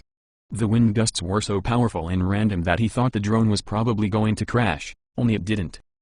The drone still had many more hours of fuel aboard, but the weather was getting too rough for them to keep it up in the sky while so heavily armed with its pair of Hellfire missiles. The storm that they hoped would pass to the north of them wasn't going to do that after all. It currently charged straight at them from the west and would hit them hard when it arrived. An ominous darkness was already visible in that direction. It was only a couple of hours past noon and those clouds were so thick and dark that they blocked out the sun. The difficult landing of the drone added suitable tension for when Li Feng came in to land the Eurocopter with Pulp-era on aboard. The woman was a professional military pilot with many thousands of hours of experience in a wide range of aircraft. The helicopter danced about uncomfortably while she waited for a window of calm, and then Feng got it on the ground at the airport with graceful ease. Sand tigers were out on the airfield waiting to greet their flotilla officers. After they tied down the helicopter and the Predator drone, they parked box trucks beside them to form a kind of windbreak. Hopefully, if a monster wind gust did come in from the west, which it probably would by the look of things, their obstacles might be enough to prevent the storm from just lifting up both flying machines like toys and then dashing them to bits. Carmen stood attentively beside Critias. She remained suitably serious and nearly grim about their prospects. They had always known that the foul weather imposed a risk to the mission. Like everyone else, Carmen had hoped that it would miss them. She also had a personal terror of lightning, at least when it came to being struck by it. That phobia was partly due to their narrow escape in the Stryker war wagon when Critias called down a chain lightning strike with a misused Tesla flux grenade he had detonated in the sky overhead. Carmen was a woman as well as being a combat android. Like most people, she found it easy to be brave when she totally outclassed her opposition. Lightning hitting her would certainly be lethal enough to be the end, and when faced by a deadly adversary she couldn't casually overmatch, she was nervous about it. That time Grendel the Destroyer had smashed her against solid pillars and walls had given her a taste of her own mortality. Carmen was not utterly fearless like Verloc, but she wasn't a coward either. "You drive," Critias told his wife with an added gesture toward the crew cab truck they would take. Colonel Davis had ordered him to round up everyone else and get their stuff locked down before the storm landed. As she headed to their transport they had arrived in, Carmen complained, "I wish we knew where those Columians are hiding." She remained confident that they would have found evidence already if the Columians had died in a battle with the two local watchers, another two dangerous enemies still inconveniently missing. Critias reinforced her concerns by saying, "Now that the drone is down, it will be that much harder to watch out for them. Let's just stay frosty and get this done." Earlier in the day, Critias had gathered up boxcars like Hiram had requested. Not all had been empty when he found them. When they contained items of no value, he emptied them manually. While guarded by Cutter, Ray had gotten some forklifts operational. Using those, teams had started loading munitions into Critias's boxcars. Everything had gone surprisingly smooth thus far. Carmen's first stop was at the worksite of Dosh, Gustav, David Talbot, and Professor Carnegie. They had one of the forklifts and used it to load boxcars with banded pallets of artillery shells, 72 of them to a bundle. Critias got out of the truck to help them position that last load. They would close up the cargo doors on the boxcar and then shut the forklift up inside the munition bunker to keep it out of the rain. As he used a hand-operated pallet jack to position the double stack of shells inside the railcar, Critias asked, "So, what is an R2BMA?" That was the name clearly stenciled on every shell. "Mustard gas," Carmen informed him. "In a way, we got lucky. The bunkers here were for scheduled decommission. If they had gotten around to destroying them all, we wouldn't have them now." Critias was no expert on mustard gas, but he knew a little about using chemical weapons on the infected. He asked her, "Won't this just torture the hell out of them?" "That's exactly what it will do," Carmen confirmed his appraisal with her own approval and their strategic serviceability. "It is going to burn and blister them like hell itself, just as you say. If you saturate one of their nesting areas with that, they will give it up and never go back for weeks. As far as long-term area denial weapons go, it will work even better than the other chemical deterrents we experimented with back east. These have the added advantage of range. We can fire artillery shells from a safe distance away to gas up selected areas without putting ourselves at risk of exposure." Critias guessed, "Is this supposed to keep them back while we herd them all together?" "Oh no," Carmen dismissed that notion. In a related issue, our thermal image study of the operation area has shown that there are certain buildings, some confined areas of the Wasatch Front that will require added incentive. I have to apply decisively more aggressive measures to force them into evacuating those positions and then start chasing our bait train. The siren lure we tested did a wonderful job of collecting their attention in the short term, but keeping them angry and motivated all night long requires me stoking their rage in a lasting fashion. That mustard gas is going to keep them hopping mad for the duration of our adventure. With all of our tricks combined, the infected will relocate in the directions I planned out for them." "Well then," Critias asked her, "what keeps the head of their column in check until you are ready to exterminate them all?" "Oh that?" Carmen expressed wide-eyed feigned alarm. "You will hold them back, my love." She still honestly wondered if he truly comprehended the complete picture. Carmen had warned him before that the operation was essentially identical to her deliberately trying to kill him. Carmen pleaded with him again on that matter, "I advise you to do a good job. There will be many infected, all of them absolutely berserk with pain and rage, coming for you." Once they had that worksite locked down and the loading crew away in their own vehicle, Critias and Carmen moved on to their next stop. Their truck arrived at another foraging operation where some of the Gravewalkers loaded a boxcar with rocket launchers, both the M202 Flash Quad model and the AT-4 variety with anti-personnel high-explosive warheads. They had already loaded other items on Carmen's shopping list like 20mm cannon shells, 30mm airburst shells, and 40mm grenades. There were mountains of munitions in the depot and their loading teams filled train cars with what she wanted. Even if Hawthorne's apparent intrinsic value was serving as a base of operations for their mysteriously unlocatable enemies, it had also fully armed them for their future culling operation at the City of Woe. An earlier inspection had determined that the munitions production facilities around the base still had their buildings and rail access, but the army had withdrawn them from active service well before the outbreak. None of that equipment was intact to be of any practical use. The base still had its munitions decommissioning facilities in functional condition. If they needed any tools for improvising weaponry, that equipment remained available. Like before, they got everything closed up and the loading team away in their own truck. Critias's last stop was at the other train that had been on the base when they arrived. As Carmen had suspected, that locomotive had been involved in a special project for battling the infected. The outbreak-era defenders had fallen to the Ghouls before they got their chance to put their plan into action. The train was at a large shelter with concrete docks for cargo handling out of the weather. Aboard the train and waiting nearby were high-quality steel storage tanks similar to those for transporting propane. Most of the tanks were already aboard the train's red and yellow boxcars. The few remaining tanks still on the dock had bold labels that said they contained a pyrophoric organometallic substance of considerable hazardous danger. Cutter was there with Kid Panther, Otica, and Romeo. They had been loading those containers into the boxcars. Critias asked about one of the tanks, "What is this stuff?" "The label says it's dangerous, whatever it is." Carmen told him, "It is a mixture of synthetic rubber and an aluminum alkyl compound. If exposed to air or any oxidizer, it will explode into white-hot fire that makes napalm seem like yogurt." She walked over to a nearby crate and then lifted out a brick of plastic explosives with an unarmed detonator attached to it. Carmen added, "The army engineers were planning on firebombing huge tribes of ghouls with these improvised incendiary devices." At least as a concept, Critias thought it would have probably worked. "That seems like a good idea to me. If you don't mind burning down the whole city that you use it in, you could firestorm the whole place and take out 1,000,000 of them along with it." Carmen agreed wholeheartedly, "I think it will work too. In our case, I'll be sure to not use them inside our city, at least not anywhere where the fire will get out of control." "You were asking how you could hold the front of their exodus. These will be helpful if used wisely. It burns so hot that it doesn't even need to get on you. The radiated heat alone will take your skin off." The whole building rattled as a strong wind came up and shook it. Critias told them, "Let's hurry up and load the last of these. We need to get this locked down before the shit really hits the fan." A rolling echo of thunder sounded and it made Cutter look upward at the shelter's ceiling with some doubtful suspicion. Carmen gave her own apprehensive glance skyward for much the same reason.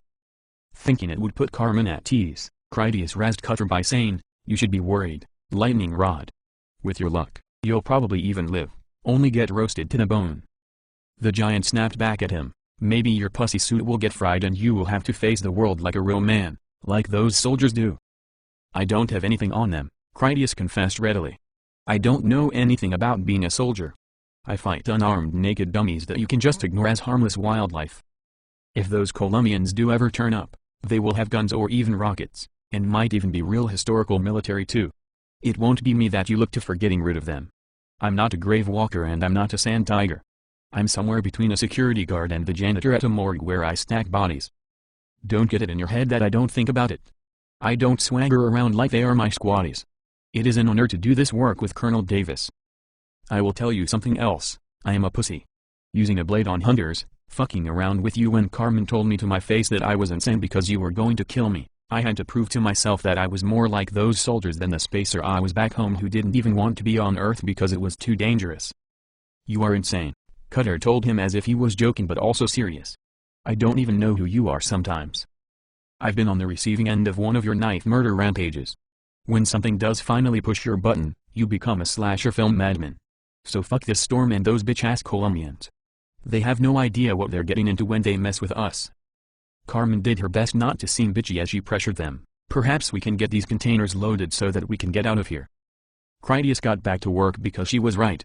Colonel Davis didn't want them jacking around while the mission team was scattered all over the base.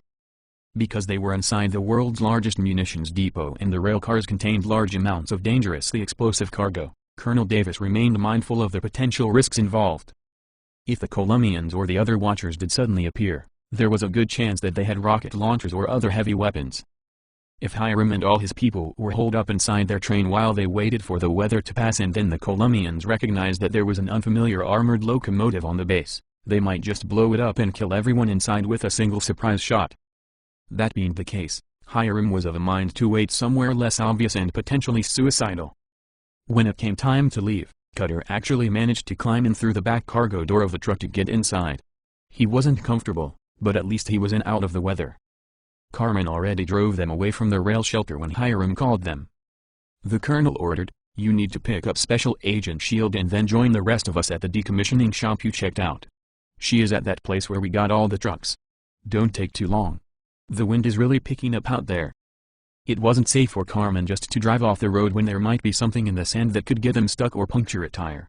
Also, the army base had a security fence that was mostly intact. They needed to use the authorized gate entrances to reach the town, which wasn't inside of the fence line. Their direction of travel had them facing straight into the approaching storm front. The mountains in the distance that way were not especially tall, but the black storm clouds over them were so low that the two came together. Lightning flashing in the clouds wasn't even clearly visible. The opaque density of the storm just absorbed the illumination so that it was more like a pulse of sickly green radiation. The rain started falling so hard that it was abusively loud, like a rattling of bullets. Critias had to mention the intensity of it by saying, "Talk about hard water." "That is hard water," Carmen replied. "That's not the rain. Those are hailstones." Cutter could hardly believe it. "In summer?" Carmen confirmed the phenomena. "It's always that cold way up high in the atmosphere. The updraft this storm is generating is really powerful. This might be a lot more dangerous than we've been thinking." Critias was about to ask how much worse, like if the winds might blow their trains over, but something verifiably more forbidding distracted him. As they headed south down the main central highway through the town, vehicle headlights appeared far up ahead coming straight at them. His comment was short and simple, "Oh shit. I think we just found the Colombians," Carmen exclaimed as she abruptly took a rain-wet sliding right turn at the corner of the next block to get off that roadway. It wasn't a miracle that Carmen had been driving with their headlights off. The darkness was notable beneath the heart of the storm, but they were not into that yet. Carmen also drove by the superior enhanced vision of her future technology artificial eyes, which made the headlights unhelpful anyway. There was a chance that the rain-lashed Colombians had not seen them, but they weren't sure. Once Carmen turned off the 4-lane main street, they lost sight of the headlights and had no way to keep track of where the Colombians were any longer. Critias radioed to Colonel Davis to tell him, "We just spotted a vehicle coming into town from the south. We assume it's those Colombians. I haven't picked up Verloc yet. We don't know if they saw us. As bad as this storm is, I don't think they could. There could be more vehicles either with them or somewhere else." Hiram urgently requested, "What does Carmen think we should do?" It was unmistakable proof of how much faith he placed in her tactical decision-making abilities, or at least in her risk-reward evaluations. Her answer was strange in that she didn't speak, but her worried voice came over the radio channel as though she did. "I think you should abandon the building immediately and barricade yourself inside one of the munitions bunkers while you still can. The storm is sucking up all the heat in the valley. The warm moist air of the lake is only going to make it worse. If a cyclone touches down, none of these local buildings are strong enough to take it." While Carmen warned Colonel Davis, Critias was already on another channel calling Special Agent Shield to inform her, "The Colombians are driving into town right now. We are close to you, but the storm is getting bad. I don't know where they're going." "They will be coming here to me," Verloc answered him. "I found their base camp inside this building. Judging by the living conditions, I'm guessing there is a dozen of them, maybe more." Critias replied, "We only saw one set of headlights coming up the road. This monster storm was right on their ass. The hailstones are so bad it might smash out our windshield. How do you want to handle this?" Kid Panther, Otica, and Romeo were in the truck with them. Romeo immediately insisted, "We have to help her." "Heroes don't run," Kid Panther declared with bold sentiment, but little practical wisdom born of experience. Running was helpful more often than he believed. Otica suggested, "They don't know we are free of Dr. Abrero. For all they know we still work for him and our friends. Maybe we could just reason with them."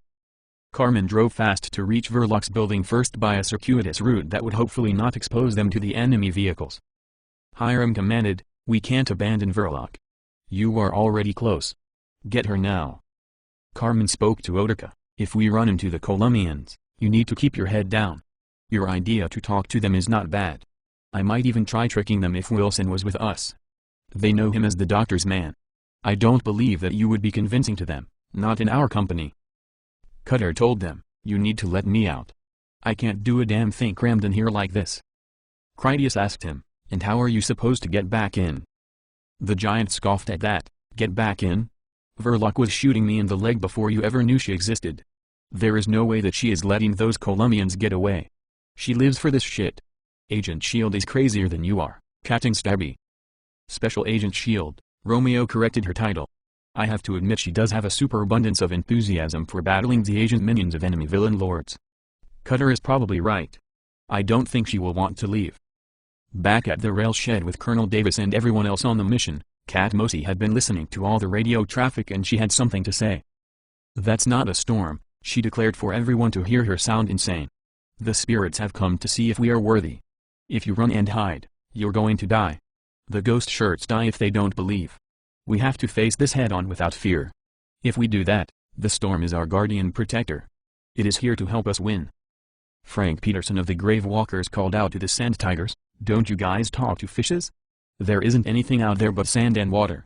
I want to kill me some Colombians, sicarios, bandidos, or ejercitos, they're all the same to me." All of the soldiers started moving fast to gather their weapons for making a raid on the Colombians' hideout. Wilson volunteered, "I'll stay here and protect Ray."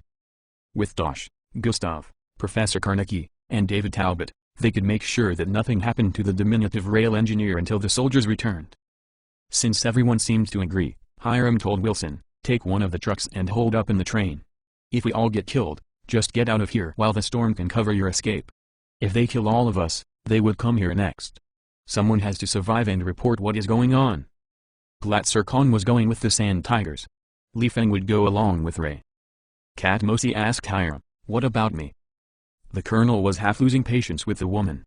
He spoke to her from the half that hadn't. "It was your mysterious whatever that brought us here and I thank you for that, but I don't believe in magic. That storm is not my spirit guide or my friend. Slender Yob and Krampus might be as big as Cutter for all we really know and they're probably just waiting to suck the marrow out of our broken bones. You're not coming with me. This is not a game. Get a weapon and be ready to defend yourself. Beyond that, you're going with Ray and you will do what he says. One thing I am sure of, you didn't come here looking for storms or immortal Colombian cartel hitmen. Don't tell me now that you need either one of those things to save the universe. You wanted ghost shirts to fight and not hide, well, that's exactly what you're going to get. Beyond that, I don't have time for you right now." She stood wide-eyed listening to him and then just nodded in silent agreement. Kat would do as he said and not open her mouth again until he got back, if he got back. Hiram would have to open the main doors of the building to get their vehicles out. Part of the reason he had chosen that factory structure was because they could keep their stolen trucks inside out of sight. If they left them parked in the open, it would have signaled to the enemy where they were bunking. The downside was that the weather was well into tornado warning. Opening the doors was going to be something of a chore. Wilson volunteered to pull open one of the massive sliding doors for them. He wore a construction worker's hard hat and some machinist's safety goggles. The hailstones outside were getting so big that they were clearly audible as they smashed the roof and peppered the pavement outside. He wisely wanted to avoid having them drumming atop his skull. As soon as he broke the seal on the door, the wind gust nearly threw him back. Anything loose inside the shed started flying around like a poltergeist attack. When the one door was wide enough, the truck with the Sand Tigers drove out first. Those men including Glatt were comfortable all packed in together. Their professionalism included making adversity and simple convenience their ally. Discomfort was no more of a concern than the dangerous weather. They would adapt and overcome. The Gravewalkers divided themselves between two more trucks. Roland drove one and Amber the other, leaving their more tactically proficient comrades free to use their weapons in a moment of necessity. Since neither of them had ever driven in hurricane-intensity weather before, they didn't enter into it with informed consent. Back in town, Carmen made an abrupt left turn into what was an alley down the center of a block. Mostly intact wooden fences enclosed their residential backyards to either side. It was just a long straight shot of sandy ground, currently littered with golf ball-sized hailstones and a surprisingly large amount of water. The town didn't have storm drains since it was in the deep desert. A flash flood developed right there in town. Out the far end of the alley they already saw what remained of the parked vehicles that the Colombians had collected at their base of operations. Critias radioed to Verloc, "We are looking at your front door coming up. Just run out here to the alley across the street and we will pick you up." Before Verloc could reply, Carmen interrupted them by warning, "It's too late for that now. They just arrived." It was harder for everyone else to see through the sheets of rain, but they soon caught sight of four prestigious brand four-wheel drive trucks as they pulled up at the building in close line formation. Verloc radioed them over her Marshal Service wristwatch, sounding both calm and exhilarated, "I see them out front. All the other entrances and windows of this building are boarded up. I'll have to engage them as they come inside. Oh hell, Critias exclaimed. What are the odds they won't notice that we stole most of their vehicles? We are in one right now. The odds are 0, Carmen declared. They have radios and they're talking about it. An application from Carmen put the communications onto Critias' HUD. Someone in the lead vehicle spoke in Spanish over a radio to his companion vehicles. A male voice said, "Where are all of the trucks?" A man presumably in another vehicle replied, "Gator and Pogo must be here," and moved them. Yet another male voice said, "They wouldn't need so many when they have their own, someone else must be here. This is probably an ambush. There are bombs inside. We need to get out of here before they hit us." Critias realized then just how bad things were about to get or were already. A lot of people were about to get shot and many of them might be his own. He immediately ordered Carmen, jam all their communications. The lead truck had been about to turn in and park at their building. But with a change of heart, the driver pulled back into the street to drive away. The second truck in their convoy had some panicking occupants that watched out their windows for some sign of ambush. Their view unfortunately included a direct line of sight up the alley to where Critias watched them from one of their own stolen vehicles. In the mind of the Colombian who caught a glimpse of them, he couldn't see clearly enough through the heavy rain to recognize their truck, but he could be sure there wasn't supposed to be any vehicles in that alley at all, much less one worthy of them stealing in the first place. That was enough information to tip him off that the truck was part of a stakeout by enemy forces. Just that fast, Critias' fears became reality. The Colombian who spotted them, he twisted in his seat and then opened fire on them with his assault rifle, blowing out his own window in his haste to kill them. Not only was the watcher perceptive and quick to react, he was also a great shot. With fully automatic gunfire, the Colombian ripped them up. His bullets impacted into the engine's radiator, punctured one of their front tires, and then punched multiple holes through the windshield. Critias took a bullet to his left shoulder. Carmen received a hit in her upper chest. Romeo in the back seat had a bullet pass through his neck with a terrifying explosion of blood. Carmen spared no effort to get them out of the field of fire. She pulled a hard right and crashed them through a wooden fence, putting one of the homes between them and the trigger-happy Colombians. That was where their gunshot engine died from damage to the timing chain. It was partly by the insistence of Colonel Davis that Carmen wore combat body armor with her desert camouflage fatigues. Hiram had legitimate concern that they might come under sniper fire from the Colombians while they forged munitions on the base. For that reason, the bullet Carmen took didn't penetrate. Even if it had struck her flesh, the injury wouldn't have disabled her anyway, not that the gory wound would have been at all pleasant. Critias' mech suit afforded him similar protection. The windshield may have slowed and deformed the round to some degree, but not enough to stop it. He had a bullet lodged in his armor and it hurt from the impact, but it didn't penetrate his flesh. Romeo legitimately had a bullet pass through his neck, and the fact that it hadn't struck any bone was a miracle for him. If the watcher had been human, he would be dead. Instead, he was bleeding severely and painfully injured. The storm was worse than ever. Wind, rain, and hailstones began tearing out their broken windshield, which made the interior of the truck even more chaotic. After passing through Romeo's neck, his unlucky bullets shattered the back window, which let the storm come in from that end too. Cutter kick-stomped the back hatch so hard that it sprung open. He didn't hesitate to slide out with his brute rifle in hand. The giant remained determined to make a fight of it on his own. Upon hearing gunfire, Verloc forced open the front door of her building. At first, the insane wind pressure held the door shut against her. Once she got it open part way, the wind flung the heavy door so wide that it shattered the compression stop-closer mechanism and then smashed the door into the outer wall. With the door out of her way, Verloc shouldered her assault rifle and then opened fire on the truck that had just shot up Critias' vehicle.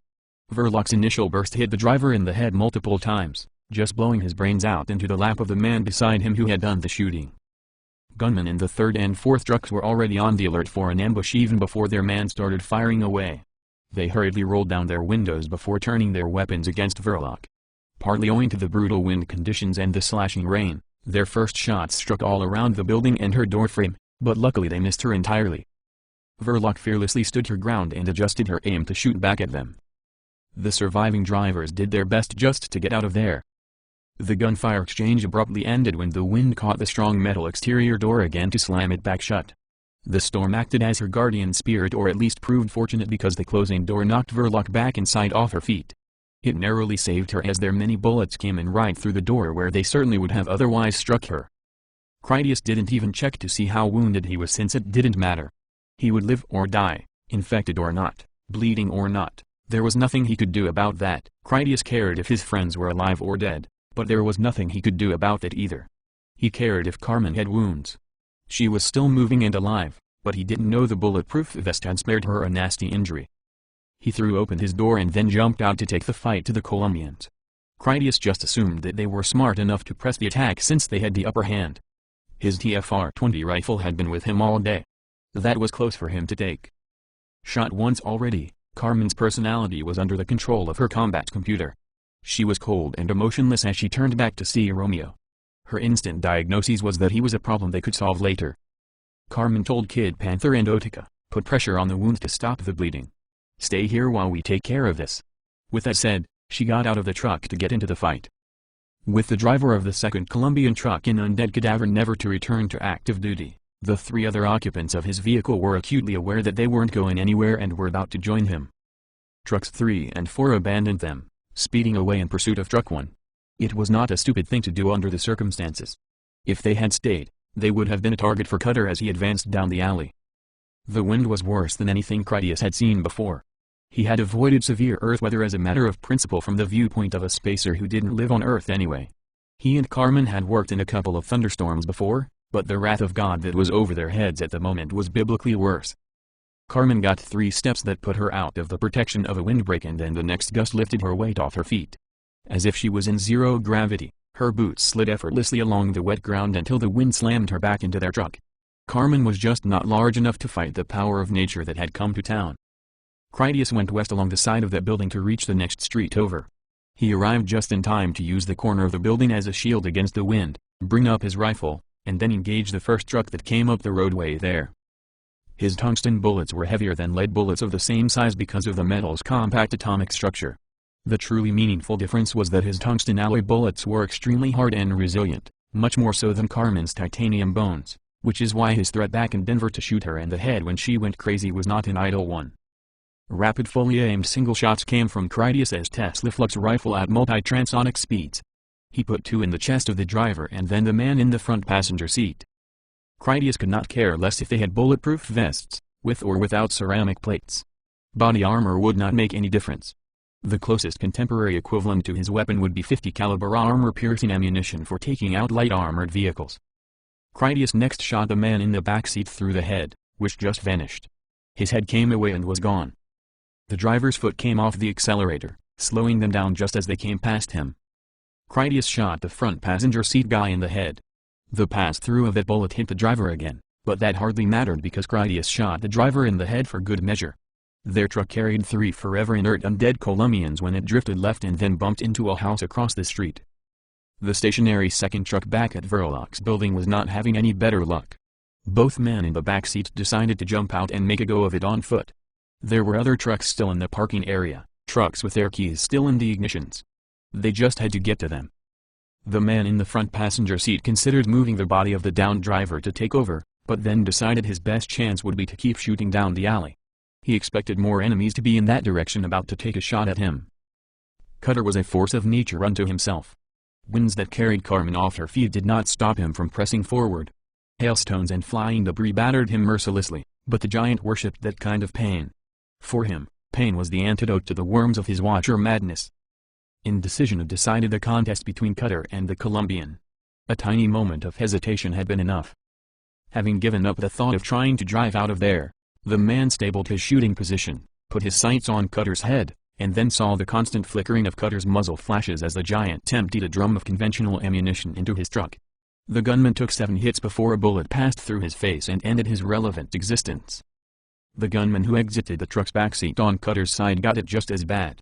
Incoming bullets riddled him into a twitching dance like an electrical execution until the Sicario slumped down from the one that penetrated his head. On the other side of the truck, the second gunman spilled out in a panic to lay flat on the ground. His frightened fumbling actually spared him from Cutter shooting him. His good fortune ended right there however. Verlock shoved her door back open, saw him scrambling for better cover, and then shot him in the top of the head with a single perfectly aimed bullet. Special Agent Shield knew no fear and really was a champion marksman. Carmen got on all fours and just crawled. By limiting her profile, the wind made less of a sail of her.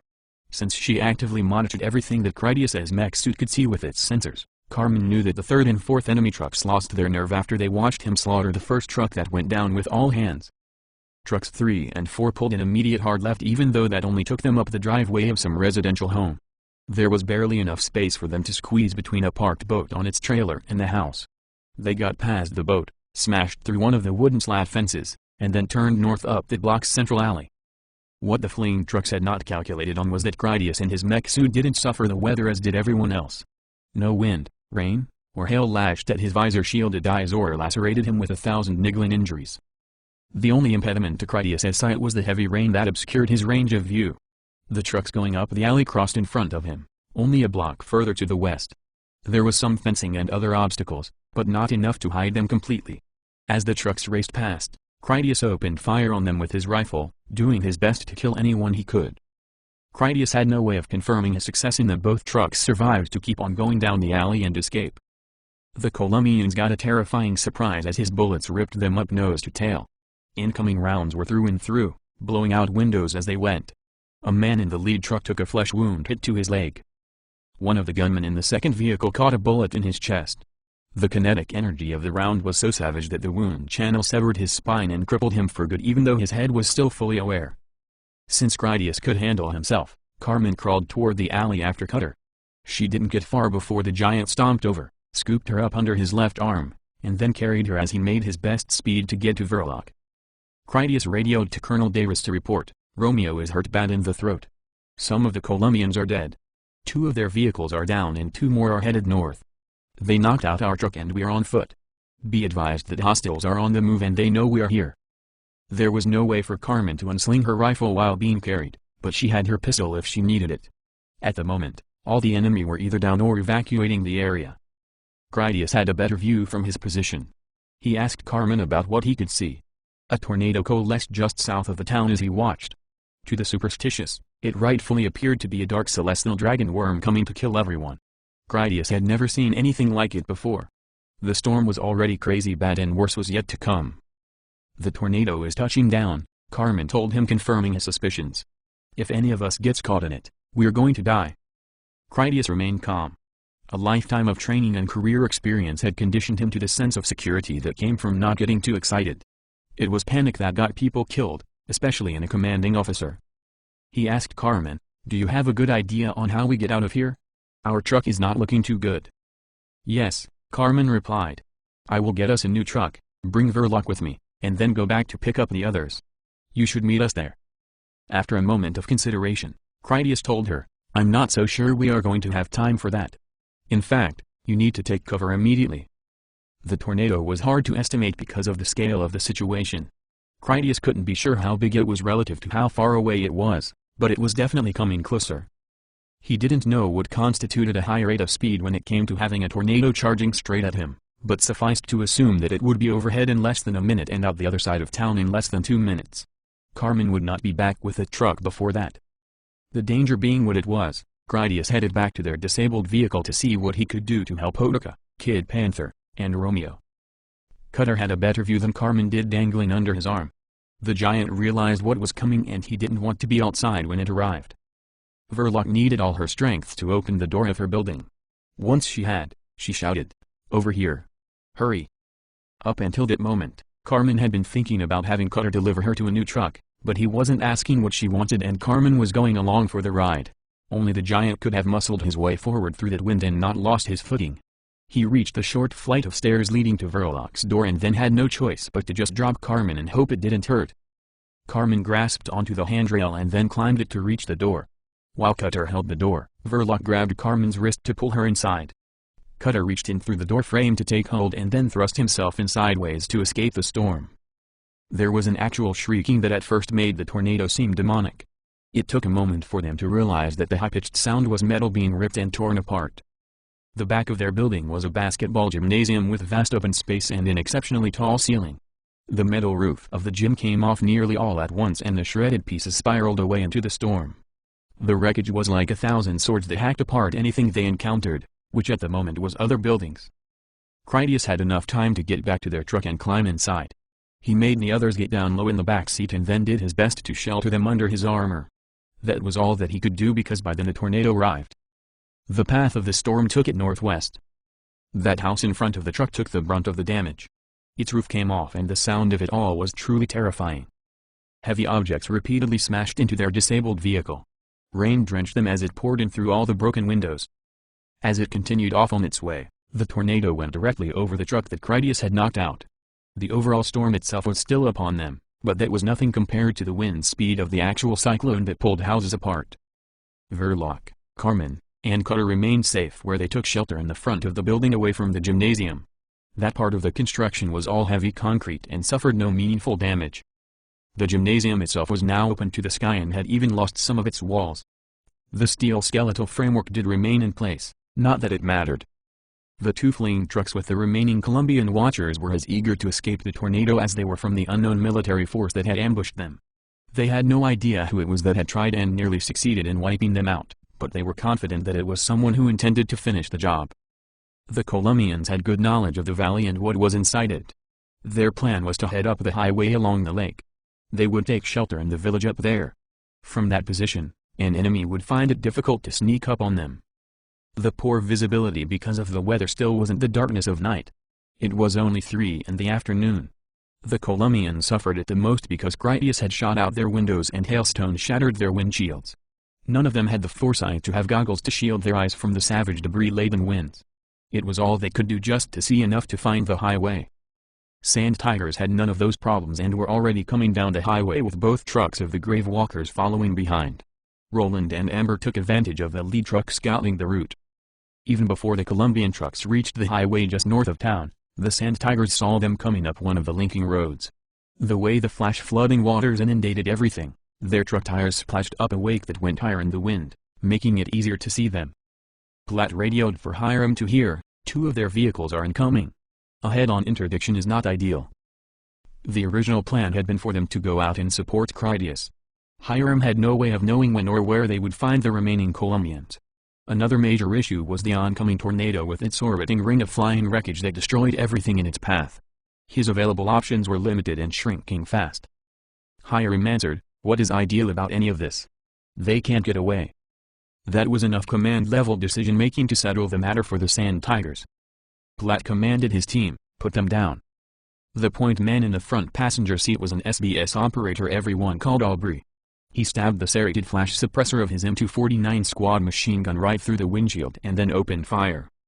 He chopped through 150 rounds as Platt drove straight at them at speed. Aubrey didn't even care as his hot shell casings bounced around inside the truck. Everyone was so wet that nothing could be burned. The Sand Tiger truck had a sunroof where their other heavy weapons specialist Ben Haskew popped up with his mini-my Mk3, which was barely distinguishable from the weapon Aubrey fired through the windshield. As soon as he was set, Ben sent as much lead down range as he could. What didn't hit the enemy trucks would put enough fear into them that they would be too busy ducking their heads to shoot back. As Critias had already discovered, the Colombians weren't pushovers. The Sand Tigers had fired first and concentrated on the front vehicle. That incoming punishment didn't stop the leg-wounded Colombian in the front passenger seat from shooting back. Not only did he land hits into the bumper, grill, and hood of the Sand Tiger's ride, the shooter also shot Ben Haskew in the head. It was only pure luck that the speeding vehicles and high winds caused the round to graze his ballistic helmet instead of killing him in the face. 2 more Sand Tigers leaned out their side windows to begin shooting with their lighter personal weapons. One of the Gravewalkers' trucks came up in the other lane of the highway to invest more fire support. The rapidly closing distance and the compensations to accuracy that came from practice soon overwhelmed the front Colombian truck. Both the driver and front seat passenger took many hits. The driver slumped behind the wheel, no longer able to control his vehicle. His truck swerved left off the highway and then crashed into a street light pole. The light pole did break over, but only after bringing the truck to a dead stop. In an effort to evade the same fate, the Colombian driver of the second truck tried to turn right and make it through the army base's highway entrance that happened to be conveniently available. The wheelman misjudged the maneuver, couldn't slow down enough on the wet roadway, and then crashed into the corner of the security fence instead. The truck didn't break through and instead just hung up there trapped. Even as the Colombians crashed out, the Sand Tigers and the Gravewalkers never stopped shooting them up. They just perforated the vehicle and its occupants without mercy. Hiram radioed for everyone, "Keep moving. We need to get clear of here."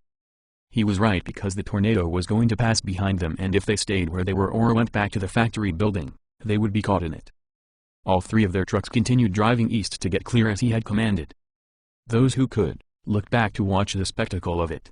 The swirling objects in the twister were like circling buzzards that orbited the focal point of the destruction. Many of them audibly gasped their amazement as the tornado traveled south of the highway heading toward the lake and then chewed right through the factory complex where they had been planning to ride out the storm. They could see by the fresh influx of inhaled wreckage that the winds ripped up fences and roofing materials and then used them to batter down even more of the structures. The destructive power was genuinely awesome. The tornado reached the edge of the lake and then dissolved back into the storm from whence it came. The wind and the rain would continue for some time as the body of the storm moved beyond the valley, but the worst of it was over. Chapter 7. Valley of Pale Horses. Considering how badly the tornado had damaged the gymnasium in the back, Verloc and Carmen were pleased to discover that the trucks in the parking lot out front had escaped suffering a similar fate. Everywhere they looked there was a litter of shredded debris, but that damage was not any added inconvenience. Because the sensors in Critias's mech suit told her that the others were all as safe as they could be, Carmen took a moment to inspect the interior of the Colombian's truck and determine the condition of its occupants. All of them had permanently disabling headshots ensuring that they would never recover to fight again. She checked their pockets for maps, documents, or other clues about their backgrounds, but found nothing of value. Inside their truck was a load of canned goods and other non-perishable supplies they had foraged. The loot suggested that their long absence and unexpected return was due to them being away raiding a neighboring community for food. Since they had conveniently packed it all inside of duffel bags and boxes, Carmen took the time to unload it from their truck. She felt that just because she was in a hurry to get back to the others, that wasn't reason enough for her to abandon a good meal with so many hungry mouths to feed when she got there. It was a simple matter for them to start up a couple of the less desirable pickup trucks still available. With Cutter in the back of one along with the salvaged supplies, they drove together to where their first truck had ended up against a house. Carmen felt so relieved to discover that even though the tornado had demolished the roof of that building, nothing heavy had crushed their truck. Her friends were no worse off than when she had left them. She also felt a little ashamed over how grateful she was that Critias was safe. There was an element of guilt in that she valued his life more, especially when Romeo had nearly died and he still needed medical treatment to heal properly. All of them were soaking wet, dirty, and often bloody. They looked as bad as everything else did. At least the wind had died down somewhat and the hail had stopped. Rain continued to fall, just with less brutal severity. Carmen struggled emotionally to cope with the situation as she watched Critias help Romeo get to a truck. In her mind she was to blame for the Colombians shooting them up. If their luck had been only a little worse, one or more of them could have died. After that disaster, she had only managed to crawl around in the mud and then Cutter carried her around as useless baggage. Verloc was relieved not upset. She saw that Romeo could still walk and he used his own hands to compress the bandage on his neck. He looked terrible and soaked in his own blood, but he would recover. Another tragedy for Carmen was how Romeo remained in high spirits just because Verloc was alive and well. His wound was to the side of his neck in a way that didn't strike bone or damage anything more essential than arteries or muscle. Romeo could even speak with much pain and considerable difficulty. He hurt himself letting Verloc know that none of them had ever even considered abandoning her to the Colombians. Having one of them shoot him in the process of coming to her aid was a price he gladly paid. Critias had already been in communication with Colonel Davis. His new orders were to get his group back to the good train. Carmen needed to do surgery on Romeo before his watcher's healing factor turned his neck into an ugly mass of deformed tissue. Aside from them having a wounded man, Hiram had sounded happy with their results. All the Colombian crazies appeared to be accounted for and out of action. No one on their side was dead. The tornado missed the airstrip, so nothing there seemed smashed up. Aside from Slender and Krampus who were still missing, they had the mission in the bag. "Let's get on the road," Critias told his companions. "Hiram will meet us at the train." When Carmen just stood there in shock without reacting, Critias clapped his gauntlets together to get her attention. "Hey, princess, get it together. We're not staying here." Carmen's acting was flawless as she calmly smiled and then agreed, "Of course. I'm ready. Things to do. Places to be." She walked around and then got in her new pickup truck to drive. Hiram and his commandos came back west along the highway as soon as the tornado had dispersed. They stopped at the Colombian vehicles to search them and check out the occupants. Like Carmen had, they discovered some foraged canned goods worth taking. They grabbed weapons and ammunition just on principle and then searched for any clues that might lead to other enemy activities. The Colombian that Critias had paralyzed by shooting him through the chest was still undamaged to his head. What qualified as alive with the infected generally implied their brains still operated. By that definition, they had a prisoner. Hiram chose to take him along on the assumption that they could get some information on where the Colombians came from and why they were in the area in the first place. The colonel also wanted to know about their relationship with Dr. Abrero. Perhaps best of all, the Sicario could have knowledge about Slender Job and Krampus. As for all the other Colombians, they got an extra hollow point to the skull just to be sure that they never recovered. On the drive back, Critias stopped at the second Colombian truck, the one that he took out. They made sure all the occupants were permanently out of action and then stole whatever supplies they had foraged. As they neared Ray's train, Carmen drove close enough to see that the tornado had destroyed the industrial building that they had planned to use as a shelter. The other buildings around it and many shops along the south side of the highway had also suffered heavy damage. She already knew that all of their friends were safe. It was her imagination of how they might have died that distressed her even more. Since she internally simulated those deaths in perceptually perfect virtual reality as a kind of neurotic analysis, it was needlessly upsetting. Carmen had already dwelled on virtual scenarios where different bullet trajectories had killed various people in her truck back in the alley, including herself, by entering her eye for example. As her stress accumulated, she gradually lost her grasp on stable sanity. Professor Carnegie was already busy setting up a field surgery inside an empty boxcar. He had a strong collapsible table they normally used for mission outfitting. There was a camp stove heating water and they had a respectable collection of medical instruments in light of their high-risk combat mission that went far beyond mere foraging, which was dangerous enough on its own. The ongoing rain proved useful for washing away all the dirt and blood. Carmen was beyond feeling shy as she just stripped down naked under the weather and then washed herself with a bar of soap. Some of the other friendly watchers did the same for Romeo. When it seemed like she had finished, Hiram brought Carmen a plastic package that contained one of the Freeman's disposable clean suits. Once their eyes finally met, Carmen just broke down and started crying. "Cry later," the colonel told her sternly with little sympathy. "You think this hurts, but at least you were there. When you stay back at base camp and then lose people you sent out, that hurts more. When you lose a whole team because you made the wrong decision, and then you send out another team with another risky decision, that hurts more.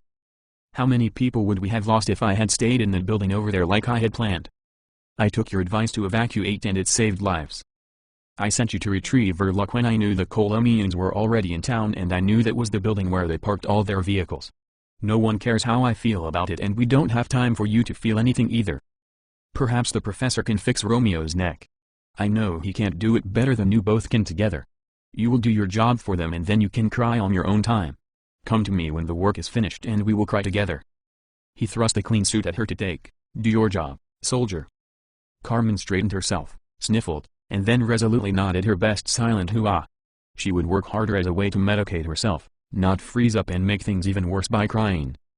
As it turned out, Professor Carnegie was a brilliant surgeon, but not superior to Carmen.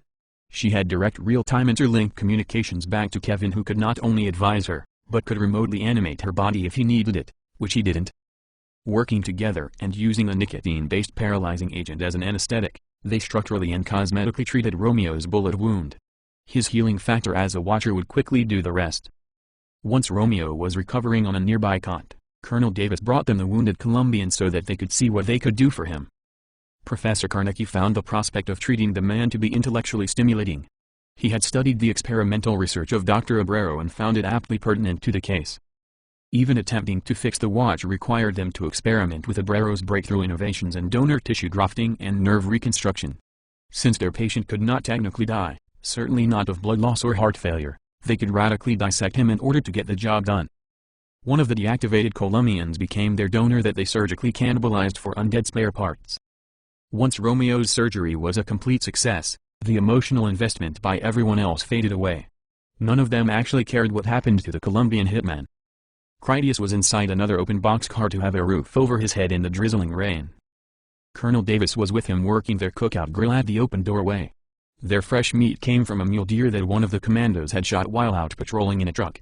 Hiram enjoyed cooking when he got the chance and he felt his men deserved a hot meal in the evening whenever possible. There were plenty of reasons for everyone to feel down and stressed out, with this storm, their wounded men, and those two enemy watchers that remained unaccounted for.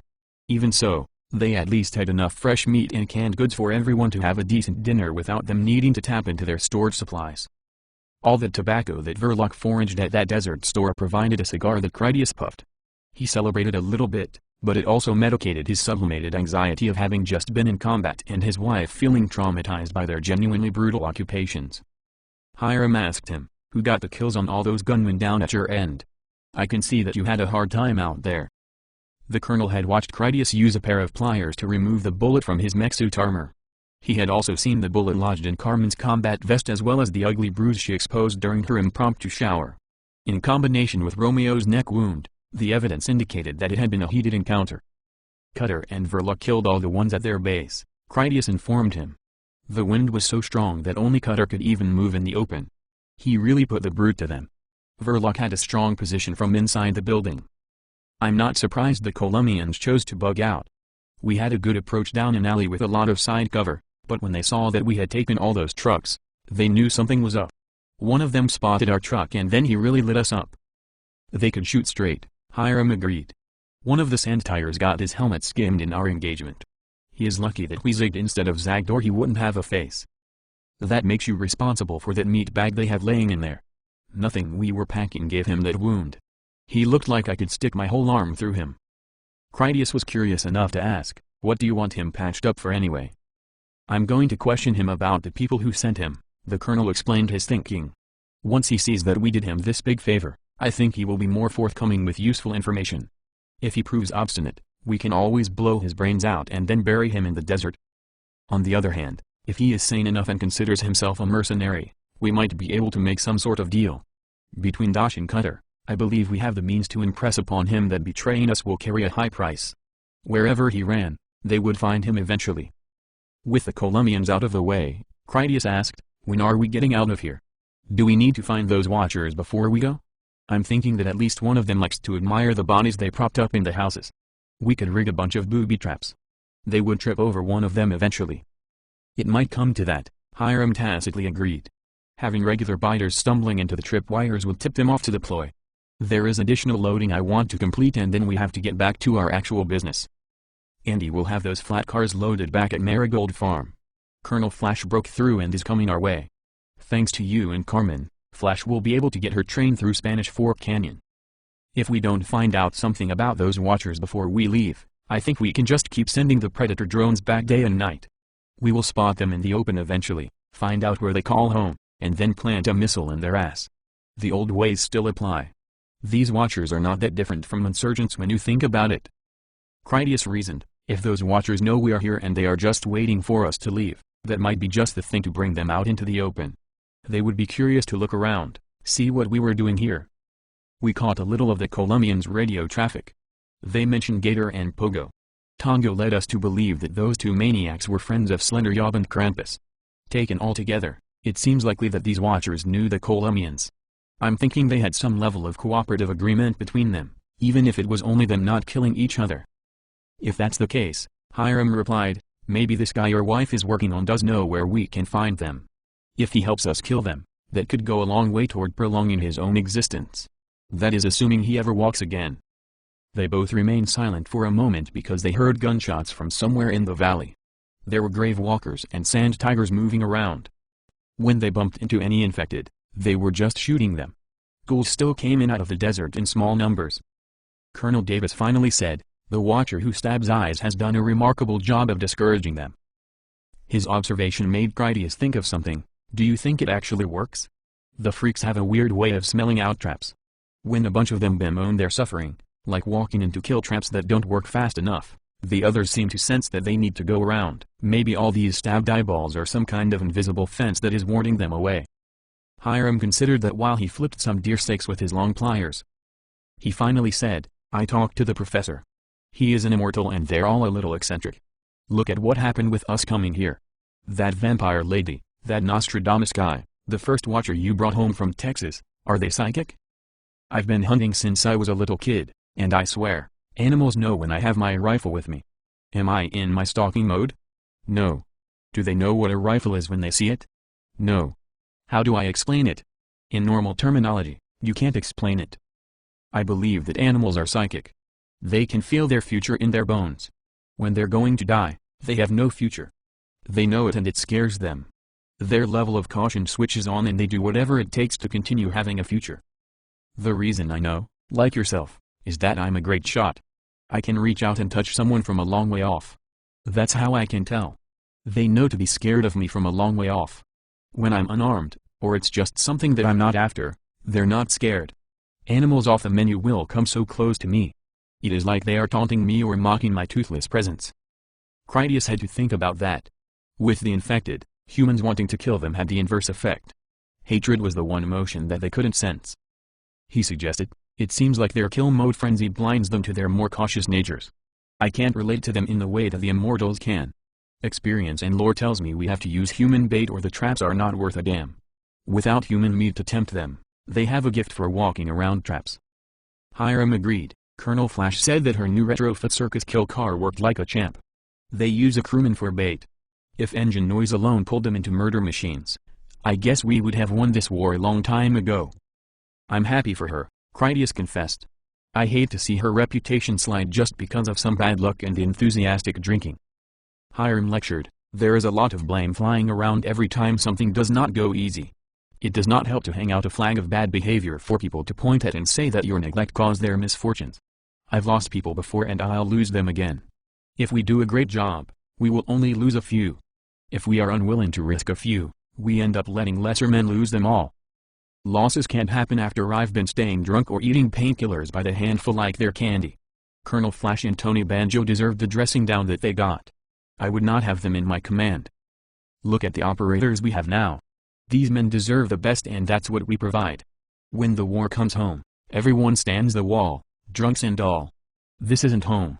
This is business and we need to hold to higher standards. That touched on a personal topic that tugged at Critias's feelings. He asked the colonel, is that what Carmen is to you, a compromise out of necessity? She would be, Hiram readily admitted. We need a first-rate combat engineer and medic. I would make whatever sacrifices I required for filling those slots. Did I choose Carmen out of desperation? No, but she is still young and inexperienced. This is the life. You were there, not me. To my knowledge, she didn't make any mistakes. She did exactly what I wanted her to do. I didn't kill any Colombians today. All I did was send everyone headfirst into their problems. I made the best decisions that I could under difficult circumstances and then I lived with the consequences. Carmen is going to have to learn that the hard way, the same as Alice. This is nothing. Enemy watchers could wipe out her whole team and then she would have to finish a mission alone. She isn't the first young officer to feel bad and second-guess herself after someone gets shot on a mission. Carmen is one of the finest people that I've ever worked with. She always has smart advice, makes great plans, and she can patch up bullet holes. That doesn't include her value as a driver and a pilot. On top of all that, she knows how to fight when the situation calls for it. It's obvious that you trained her properly. There was nothing wrong with her performance today. The only mistake would be ours if we allowed that kind of self-pity thinking to cement into something permanent by rewarding it. The same goes for you. If some IED those watchers planted kills all the sand tigers or me for that matter, you will have to live with it and push forward. I perfectly understand how much that hurts, but too bad. We do our jobs no matter what. We can quit when we're dead. Critias no longer felt comfortable talking about Carmen's suffering while she always worked to help other people. He could never forget that he had wanted Carmen to care. She came with an indifference that insulated her from tragedy, loss, and guilt. Critias had stolen all that away from her. To change the topic, Critias asked, what do you want me to do now? Hiram had a ready answer. As soon as they finish with that Colombian, Carmen needs to give everyone a medical inspection. We have to know if anyone has any injuries worthy of concern. With all this rain, wet feet are a problem by themselves. We don't have the luxury of a decontamination staff. It's time to clean everything up and get ready for another day. Using the radio, Critias called everyone back to the train. He put them on a rotating duty cycle where they would take turns standing guard, doing their laundry, getting something to eat, and then cleaning their weapons.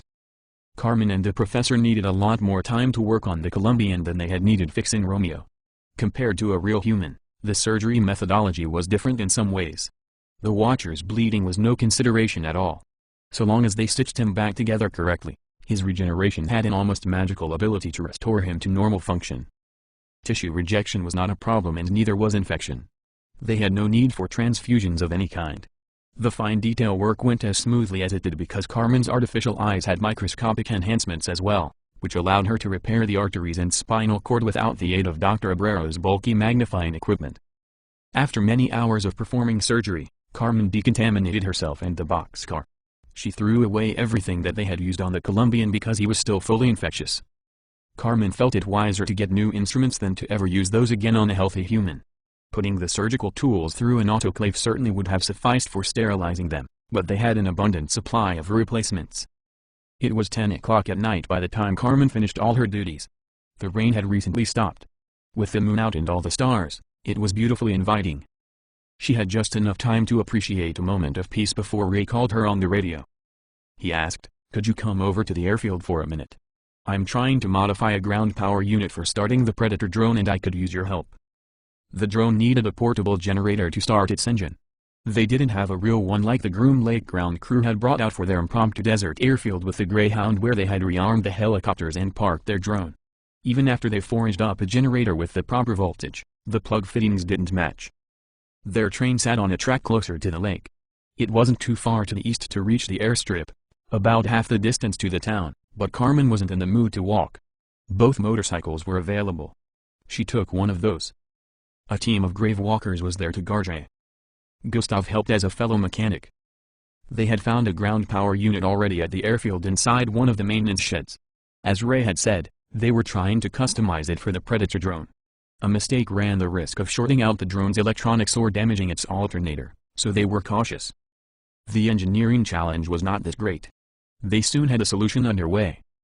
During an interlude where they awaited some molded epoxy to harden, Carmen detected something unusual and potentially dangerous. What at first was just a faint aroma of gasoline soon became strong enough that Ray smelled it too with his human nose. Most of their equipment ran on diesel fuel and they kept it that way whenever possible as a precaution against accidental fires. At the moment, the motorcycle and their trucks all used gasoline. Carmen also considered that the tornado could have damaged various vehicles and thereby caused them to have a fuel leak. Many hours had passed since the storm ripped up the valley, suggesting that the cause was probably something more recent. Carmen had an easier time triangulating the source of the smell. It seemed to be coming from the south, but the windbreak trucks parked there obscured her view in that direction. Safety demanded that she investigate. Carmen headed that way to see. As soon as she went around the box trucks, Carmen learned the unpleasant truth. Logic demanded that the child she saw was not only an infected one, but also a watcher. She wore a dress, shoes, and had a plastic Halloween mask in the likeness of a cartoon cat. The girl had already finished appending a can of gasoline all over the front landing gear of the Colombian's cargo plane. She was currently struggling with her Zippo lighter, which was thankfully low on fuel. The girl flicked it repeatedly with the obvious intention of setting the plane on fire.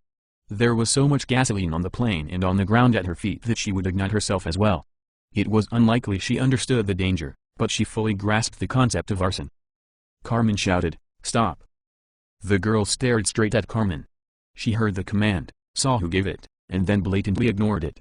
Not only did she not stop, the girl flicked the lighter all the more vigorously to get it going. As it turned out, she had been doing it wrong. Her child's hand was not strong enough to produce sufficient friction on the flint igniter. Having Carmen discover her was enough panicked inspiration to do it right. Sparks visibly flew from the thumb wheel as the girl gave it her all. The Zippo lighter popped into flame. Seemingly gloating in her victory, the girl held out the lighter so that Carmen could comprehend her failure in the girl's unavoidable victory. Carmen did a quick draw of her pistol, then shot the lighter out of the girl's hand, blowing half the child's fingers off in the process. As intended, the lighter flew off from the energy of the bullet. The flame didn't go out.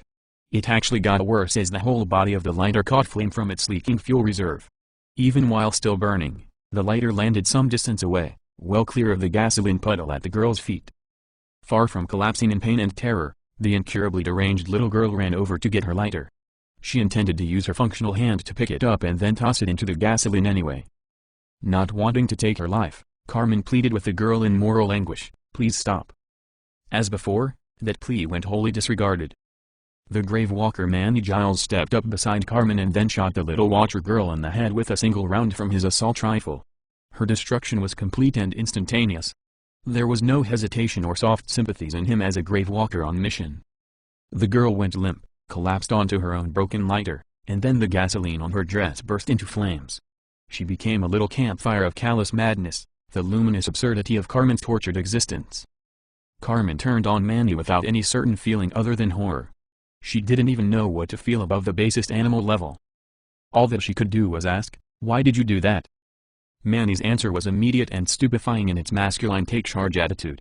He told her bluntly, "So you didn't have to." She found his reasoning irrefutable when she examined it from every angle. Like circumstantially shooting off the girl's fingers to both prevent the arson and also save the girl's life, Carmen would have had no other choice but to do the exact same thing.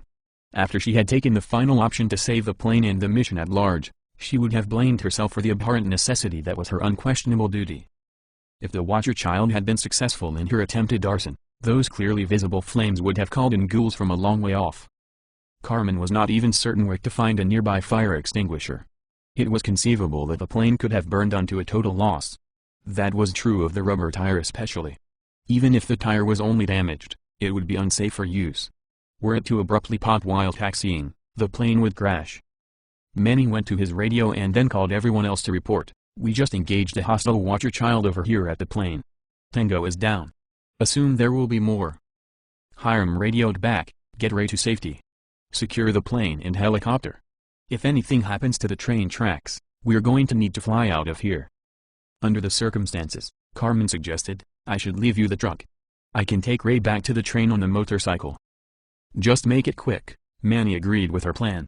"There is no telling what shit is going to pop up next." Carmen didn't wait around for more ghouls to attack, Watcher or otherwise. She had Ray hold on tight behind her and she drove them back to the train on the motorcycle. The engine was so loud that it not only revealed her location, but it also made it impossible for her to hear anything. As soon as they arrived and Carmen turned off the engine, Cutter was there to grab Ray and then set him aboard the train. At first Carmen assumed his urgency related to the problem she had back at the airplane. Her understanding came a moment later when she heard a strange sound that came from the direction of the lake. At a guess, she thought it sounded like someone used a large hammer to hit a hard mass of metal.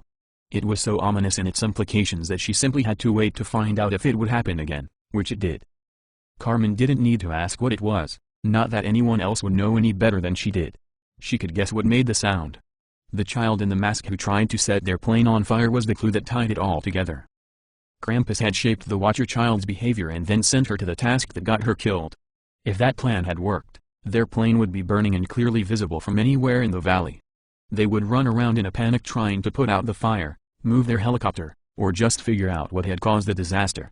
While the fire kept them distracted, Krampus would have carried out the rest of his plan. Kat Mosi stood at the open doorway of a boxcar to better listen to the dreadful sound. She declared, "There are the drums. I knew this would happen. This is our test." In that moment she truly understood why a great hammer beating on a mass of metal would be like drums of doom to her ears. Colonel Davis was on the roof of the train looking toward the lake through binoculars. The light was sufficient for him to see over the flat terrain to the water, which was only a mile away. Partly submerged munitions bunkers were parallel to the shore. Many more bunkers were further out beneath the surface.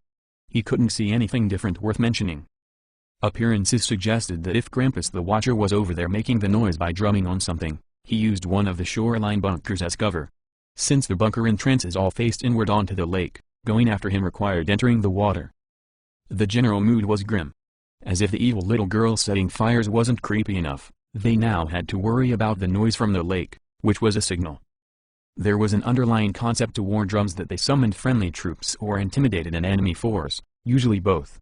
Whatever it meant, it had to be bad and left the imagination to assume the worst. From Hiram's professional perspective, it wasn't even safe for him to be atop the train. There was no cover in that direction all the way to the lake. For the moment he didn't believe they had a sharpshooter skilled enough to hit him from so far away. If they approached the lake to investigate, that would change. Anyone going over there ran the risk of taking a bullet. That assumed Krampus had a rifle, which he did if he wanted one. The base had all the weapons he could ever want or need. There could be landmines all through there. It was only the wildlife and transient common ghouls setting them off that made such a strategy untenable. For Kat, the whole point of her being at the lake was to meet her cosmic destiny. She was fully aware that she might die. In her mind, doing nothing or trying to hide was the way she would guarantee it. Caution was the path to not only her own destruction, but also everyone in her company. Kat had to face her spirit challenge like a shaman of old. The only alternative to cowering was her charging headlong into the thick of it. While everyone else stayed distracted with their own take on their situation, Kat grabbed her bug-out bag, her assault rifle, and then headed for one of the nearby trucks. Carmen was about to stop Kat from doing the exact thing that she wished she had the stupid courage to do herself. The thought that controlled Carmen was Critias's lecture that she had to be a team player and not fly off alone like a robotic cruise missile to destroy their enemies. She did manage to jump off of the motorcycle and then move to intercept Kat, but another watcher girl child came running up from out of nowhere. This one wore a cheap plastic mask with the likeness of an owl. The suicidal child had some variety of canister grenade clutched in both her hands. She held it out before her with the obvious intention of using it. The safety pin was already out of the grenade. If they shot the girl or she released the arming spoon willingly, the fuse would ignite and then an unpleasant explosion would soon follow. Kid Panther made a running leap out the open door of a boxcar. His soaring crane action pose while flying midair was worthy of his superhero aspirations. Carmen didn't know if Kid Panther realized that she carried a grenade. It was probable that he didn't. Even if he had seen it, it wasn't that likely he would know what it was anyway. Kid Panther came down with a vicious stomping kick upside the girl's head that knocked off her mask. The girl went down into the sand as the grenade spilled out from her grasp. Its arming spoon visibly flew off from the tension of a spring. Carmen caught the grenade out of the air while airborne herself leaping for it. Even before she came back down to crash into the sand, Carmen twisted in her dive to throw the grenade as hard as she could. The grenade sailed northeast well away from the train or any of their trucks. That watcher girl was no mortal creature. The kick to her head had done nothing more than knock her down, unmask her, and relieve her of the grenade. She sprang back to her feet shrieking an insanely murderous high-pitched howl. One of the sand tigers mercilessly cut it short by shooting her through the head. The grenade exploded into a brilliant fountain of sputtering and burning white phosphorus. There was also an intense cloud of rising smoke. It was far from an ideal grenade for the girl's planned attack. While it definitely could have set the interior of a truck aflame, the train would not have suffered any real harm unless she had managed to place it somewhere inside. Anyone burned by it would have suffered severe harm and even succumbed to the poisonous nature of the combustive substance. Amidst all the chaos, Kat started up a truck and then drove away heading around the train to reach the lake. Right about then the true intended value of that girl's grenade became fully apparent. It fit in nicely with Grampus's overall plan, which included all his banging at the lake and the first girl trying to set fire to the Colombians' cargo plane. Colonel Davis called out to warn everyone with undisguised imperative, "There are biters in this valley. They live in the goddamned lake." Hundreds of ghouls answered to the banging drum as a summons. The Watcher called them to war. Those fires were supposed to show them the way to their human prey. Hiram then realized that one of their trucks was driving off just when they had to deal with an incoming biter horde. He could guess who he had on his team that was stupid and irresponsible enough to do that. Even though it was useless, he yelled after her anyway, "Come back." Since the lake was only a mile away and the phosphorus grenade was a brightly lit beacon attracting the infected as they marched up out of the lake waters, the attack would arrive in only a few minutes. In light of that urgency, the colonel began barking orders, "Close up the boxcars and get everyone aboard. Put Ray up in the locomotive so we can roll on out of here. Call the boys over at the helicopter. Tell them to get in their truck and drive clear of the area." Cutter grabbed his new sickle and chain weapon to take with him. Before running off, he told Colonel Davis, "I've had enough of that guy. I'm going down to the lake and kicking his ass." Platzer Khan took that opportunity to declare his own intentions, "I'm taking one of the trucks and going after Kat." Hiram only needed to turn his head and look again to see an army of ghouls walking ashore at the lake. The hard bottom sloped so gradually down to its depths that the aquatically adapted infected were just their heads furthest out and then chest deep as they moved up between the partly submerged munition bunkers. The nearest of them were already ashore and sprinting toward the train. All Colonel Davis could do was tell them, "If you're going you better hurry. Those biters are almost here." Carmen was beside herself with turmoil and indecision. Regardless of how anyone else saw things, she wasn't proud of anything she had done since their arrival. Whether it was Romeo's neck wound, her ineffectual response to the attack by the Colombians, or her failure to prevent the deaths of two Watcher children, Carmen felt helplessly adrift in her own life. Kat, Cutter, and Palat boldly followed their rebellious moral instincts while she did not manage to accomplish much of anything. As for Critias, he didn't think it was safe for Cutter to go out there alone, not without his brute rifle. Compared to that, Palat going out there alone was as stupid and suicidal as Kat's impulsive actions. He saw the way Carmen had lost all her past zeal for battle action. She was like a wild animal that had lived in a cage too long. His solution didn't require any lengthy contemplation. Critias told Carmen, "Go with Palat and bring them both back alive. I'll go with Cutter to put an end to the little drummer boy. If that Watcher goes back into hiding, we may never find him again." Carmen didn't need to hear his orders twice. She eagerly rushed after Palat to help him bring back Kat. As soon as she leaped into the back of Paulette's pickup truck, the two of them sped away. The first of the ghouls to approach the train began their furious howling. They had the ghastly necessity of vomiting all the water from their lungs to make any sounds at all. According to Fleet Admiral Rudel, the infected had a phobic terror about drowning even though it couldn't kill them. Why so many ghouls had adapted to life in the lake was something of a mystery. Compared to wandering the barren desert, their lives as aquatic mammals was by no means harsh. That they had willingly taken to it of their own accord was unlikely at best. Critias suspected that the Watcher had taken to drowning them himself, perhaps sinking them in the waters until they had grown accustomed to such an unnatural environment. After Cutter and Critias made sure that everyone was safely aboard the train, they set off at a run for the nearby lake. The locomotive, head-end power car, and all their passenger cars had the new armor that made them effectively immune to ghoul attack. The boxcars they had recently added had no special protection that would prevent the infected from crawling all over them, not that it would do them much good if they did. For Critias outside the train, he genuinely didn't care anymore about the ghouls. They really were the naked dummies that Cutter always called them. With his mech suit in blackout mode, they could not differentiate him from each other. So long as he didn't do anything to give himself away, Critias could walk right through them unmolested. Kat Mosi didn't try concealing her position. She had her bright headlights on and the emergency tail light flashers too. The woman even beeped her horn as she went like she had some sort of death wish. Just north of the train tracks was an army base roadway that ran perfectly parallel to the rails. Apparently not even Kat was crazy enough to attempt driving out into the rain-soaked unpaved desert where she could easily become stuck and then have the infected eat her.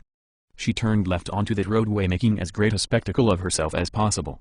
If her intention was to make the ghouls chase her, that worked rather well. So many infected boiled up out of the lake that they made for a wide front. Kat had no choice but to drive fast. If she went slow enough to keep the interest of the ghouls behind her, the ones ahead of her would have started blocking her way. Her baiting of the infected didn't make it any easier for Paulette. He had to swerve and evade if he wanted to avoid crashing into the running ghouls already on the road ahead of his truck. Their vehicle had no armor or other upgrades to make it battle-worthy. Like with Kat, if he wrecked the vehicle, Carmen would get away with her life, but Paulette would be a dead man. Even with the risks being so high, caution did not bind Paulette. He still drove faster than Kat did, determined to catch up with her, not just follow her to hell and back. Cutter didn't take his time about finding the enemy Watcher. The giant set off at a run. His massive stride could propel him at incredible speed if he chose. Cutter kept himself to a marathon pace rather than a sprint. For Critias to keep up required him to be considerably more energetic. To remove any doubts about his awareness of showing Critias mercy, the giant chuckled at their disparity. Critias couldn't effectively fight and run at the same time. He managed ineffectively doing it anyway. The infected actively moved aside for Cutter, instinctively making way for a destroyer-class Watcher that could crush their bones. They didn't show the same deference to Critias. His mech suit made him big, but not a true hunter worthy of their respect.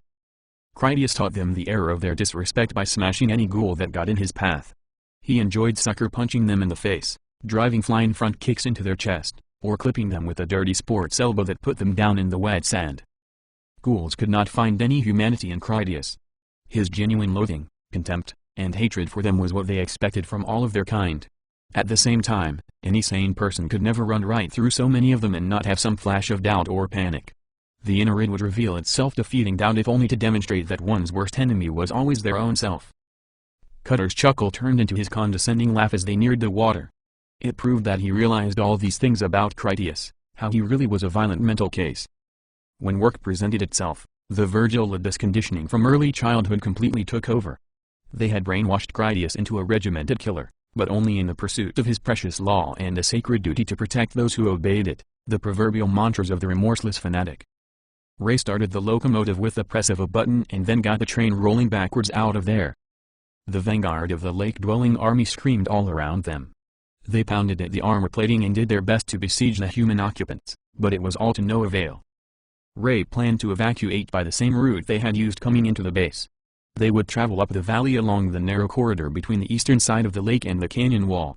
While they still had friends out there in unarmored vehicles, Ray thought it best to have the ghouls pursue the train where they couldn't do any real harm. Kat Mosi discovered that her spirit journey in the truck was a lot more terrifying than inspirational. When she decided to take the truck, she had not known that so many infected would come rising from the waters. When she started luring many of them away from the train, Kat had no actual plan about where she was going. The only thing she had for guidance was the lake itself. She felt that the elusive answer to her spirit quest connected to the water. When her road ended, she could turn left to take the highway further from the lake, or she could turn right to head up the lake's western shore. Kat turned right, trusting that was the way to her destiny. No sooner had she made the decision than she had the feeling that it was in fact her destiny to die. For one thing, Kat didn't fail to notice that another of the trucks foolishly followed her. She finally realized that she never should have run off in the first place. Colonel Davis had made it clear that he didn't believe in her spirit quest. Kat was sure that he would have correctly refused if she had bothered to ask him for permission. Not only had she put herself in mortal danger, but now the occupants of the second vehicle were going to share in her misfortunes. The highway had a guardrail on the lakeside. The desert to the left of the roadway had an abundance of sharp angular stones sticking up out of the sandy soil. Turning around was not really an option anymore, not with so many infected chasing her. Ghouls did not just exit the lake back where the banging drum called them. It had since become apparent that the aquatic infected had spread themselves out along the shoreline waters, giving themselves enough space to find food. They did not live far out in the dark and deep interior depths of the lake. Consequently, more infected came ashore near at hand. The screaming and splashing spread contagiously, as ghoul frenzy always did. It wasn't just a matter of Kat outrunning the ghouls behind her. There were always more right alongside her, quickly crossing the short distance from the edge of the water to the highway. Kat had committed herself onto a path she could no longer escape. She had also doomed whoever was in the second truck to the same fate. Platt closed the distance with Kat. Like her, he realized the nature of their situation. If he stopped to turn around, the ghouls would overwhelm his truck and he would die. If he tried going off the road into the desert to turn around, all the jagged stone out there from the original construction of the roadway would likely get them stuck or puncture a tire. They had to keep moving forward and hope a new alternative presented itself. Back at the submerged bunkers, Cutter stopped at the edge of the lake to take stock of the task he had chosen. He could hear the banging still going on just ahead of him. The sound came from behind one of the partly submerged munitions bunkers. Most of the infected in that area had long since surfaced and then gone off to chase food. Taking a moment to cautiously ponder the situation like a human would did not suit Critias. That sort of timid mortal behavior ruined his grave walking and provoked the infected into attacking him. With only aggression in mind, Critias sprinted up to the edge of the water and then leaped onto the bunker that was further out like a sort of island. The sloping structure was not at all steep. It was a squat angular mass of reinforced concrete. Critias could easily run up it and over the top. Since Critias's hot-headed assault declared the hunt to be on, Cutter waded into the lake to join in on the fun. Critias heard another metallic bang from just below the face of the bunker. All of the munitions bunkers were identical in their construction. He knew what to expect both inside and out. They had a huge armored metal door that was ideal for serving as an aquatic gong. With its lower half underwater, the sound traveled 4 times further in the lake than in the air. Indeed, it was a watcher stirring up all that trouble, Krampus in fact. He was more than just a typical wild-born watcher with an insanely evil disposition. Krampus had spent his early misadventures wandering the local desert in a hopeless madness worsened by dehydration and starvation. He had eventually stumbled upon some desperately needed sustenance in the form of an emergency survival food paste. Unfortunately for him, at least in the short term, it turned out that he ate rat poison from a pest control truck. The factory had individually packaged the edible paste into what appeared to him to be energy bars. His infected physiology wouldn't let him die even after ingesting a dosage that was far beyond what any mortal could endure. The poison overwhelmed his liver and then concentrated in his bone marrow, brain, and striated muscle. Recreant regeneration counteracting the poison had transformed him into a hunter-sized ghoul with a viciously unhinged mind. Critias arrived at the front edge of the bunker to look down and find Krampus beating on the open door with a sledgehammer. The giant watcher had pale skin and little remaining hair. What hair he did still have was long and in sparse strands. While impressively muscular, Krampus was somewhat deformed with heavy shoulders and a thick neck that appeared like a hump that forced his head forward and down. Judging from the dents in the door left by his hammer blows, his body had lost none of its athletic prowess even if it left much wanting in the way of beauty. As a lifestyle, Krampus had one overarching pursuit in his life. He transformed regular infected into creatures of a higher existence. Many ghouls came to the lake seeking both water and food. It was a most inviting oasis compared to the punishing desert that surrounded the valley in every direction. Krampus would seize upon those trespassers and then imprison them inside submerged munitions bunkers. Trapped underwater in the dark, the infected learned to appreciate life beneath the surface and not to fear its embrace. Not all of the infected accepted his transformative lesson. There were those who insisted on living upon the dry land even after their release from his aquatic prison. Krampus killed those ghouls and then added their bodies to his artwork. He would stab out their eyes and then pose them in the town's houses. It was a fitting end for those who preferred a life of the blind and stupid that still clung to the ways of the former world. It was the children that Krampus valued most. The feral ones were his favored pets. They stayed close to him knowing he would generously supply them with scraps of food. He loved his intelligent watcher children best. Those he trained to be the inheritors of the new earth, both wet and dry.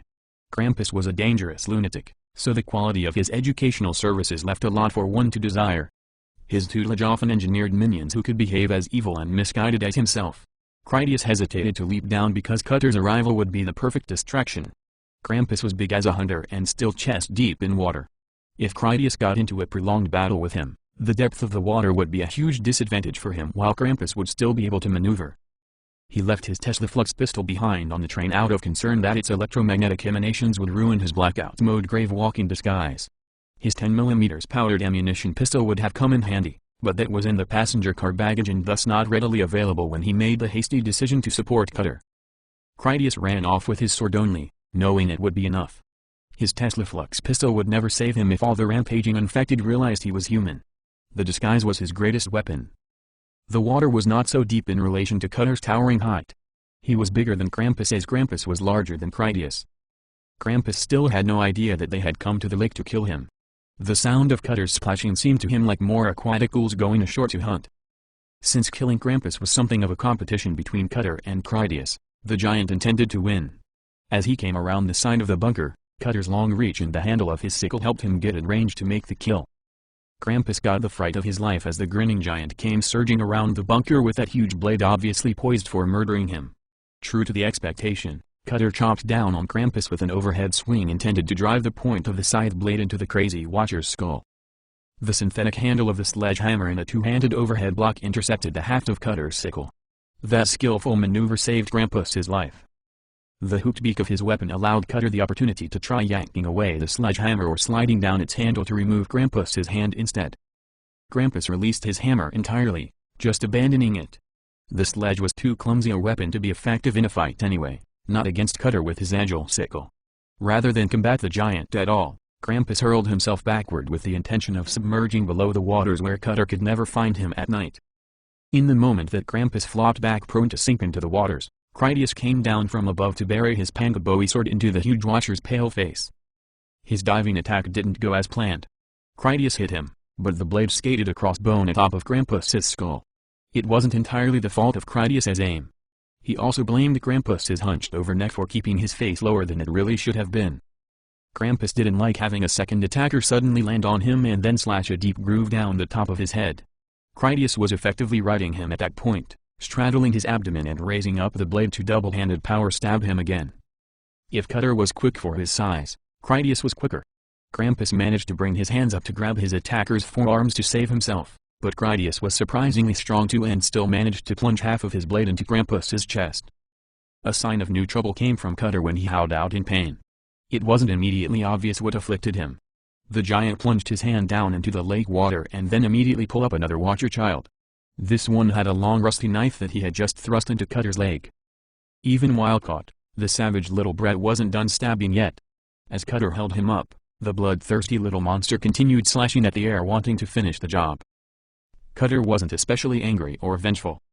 He just wanted the little prick to stop stabbing him and then just stay out of the way while he killed Krampus.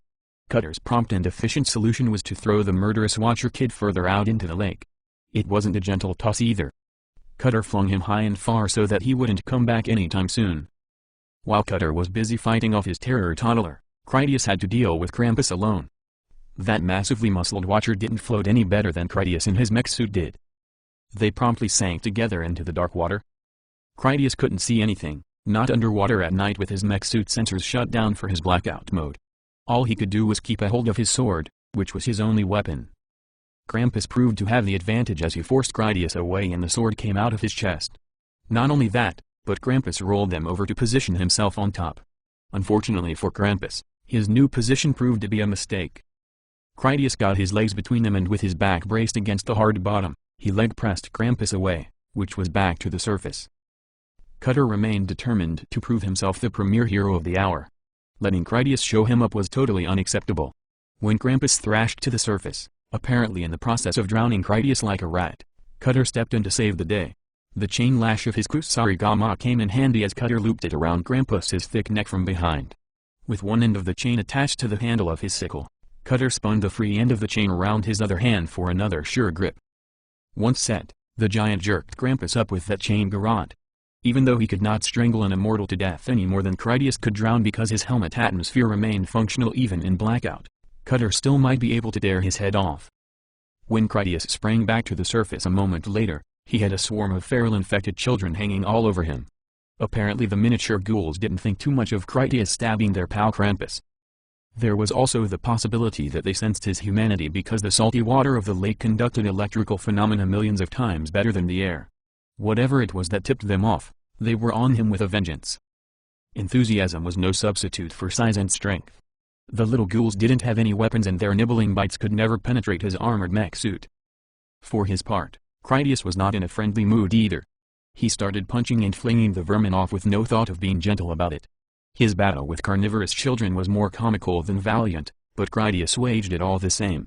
His long-awaited revelation as to the true nature of the water babies was a lot closer up and personal than he had bargained for. Cutter made a gloating laugh of victory as he continued to choke Krampus with his weapon chain. "I've caught the big one," he mocked Critias and his comical struggle with the children. "You want me to let him go so I can save you again, you pansy?" Critias flung off the last of the little ghouls and then waded forward to finish killing Krampus. "Push him down here," Critias demanded while showing his sword.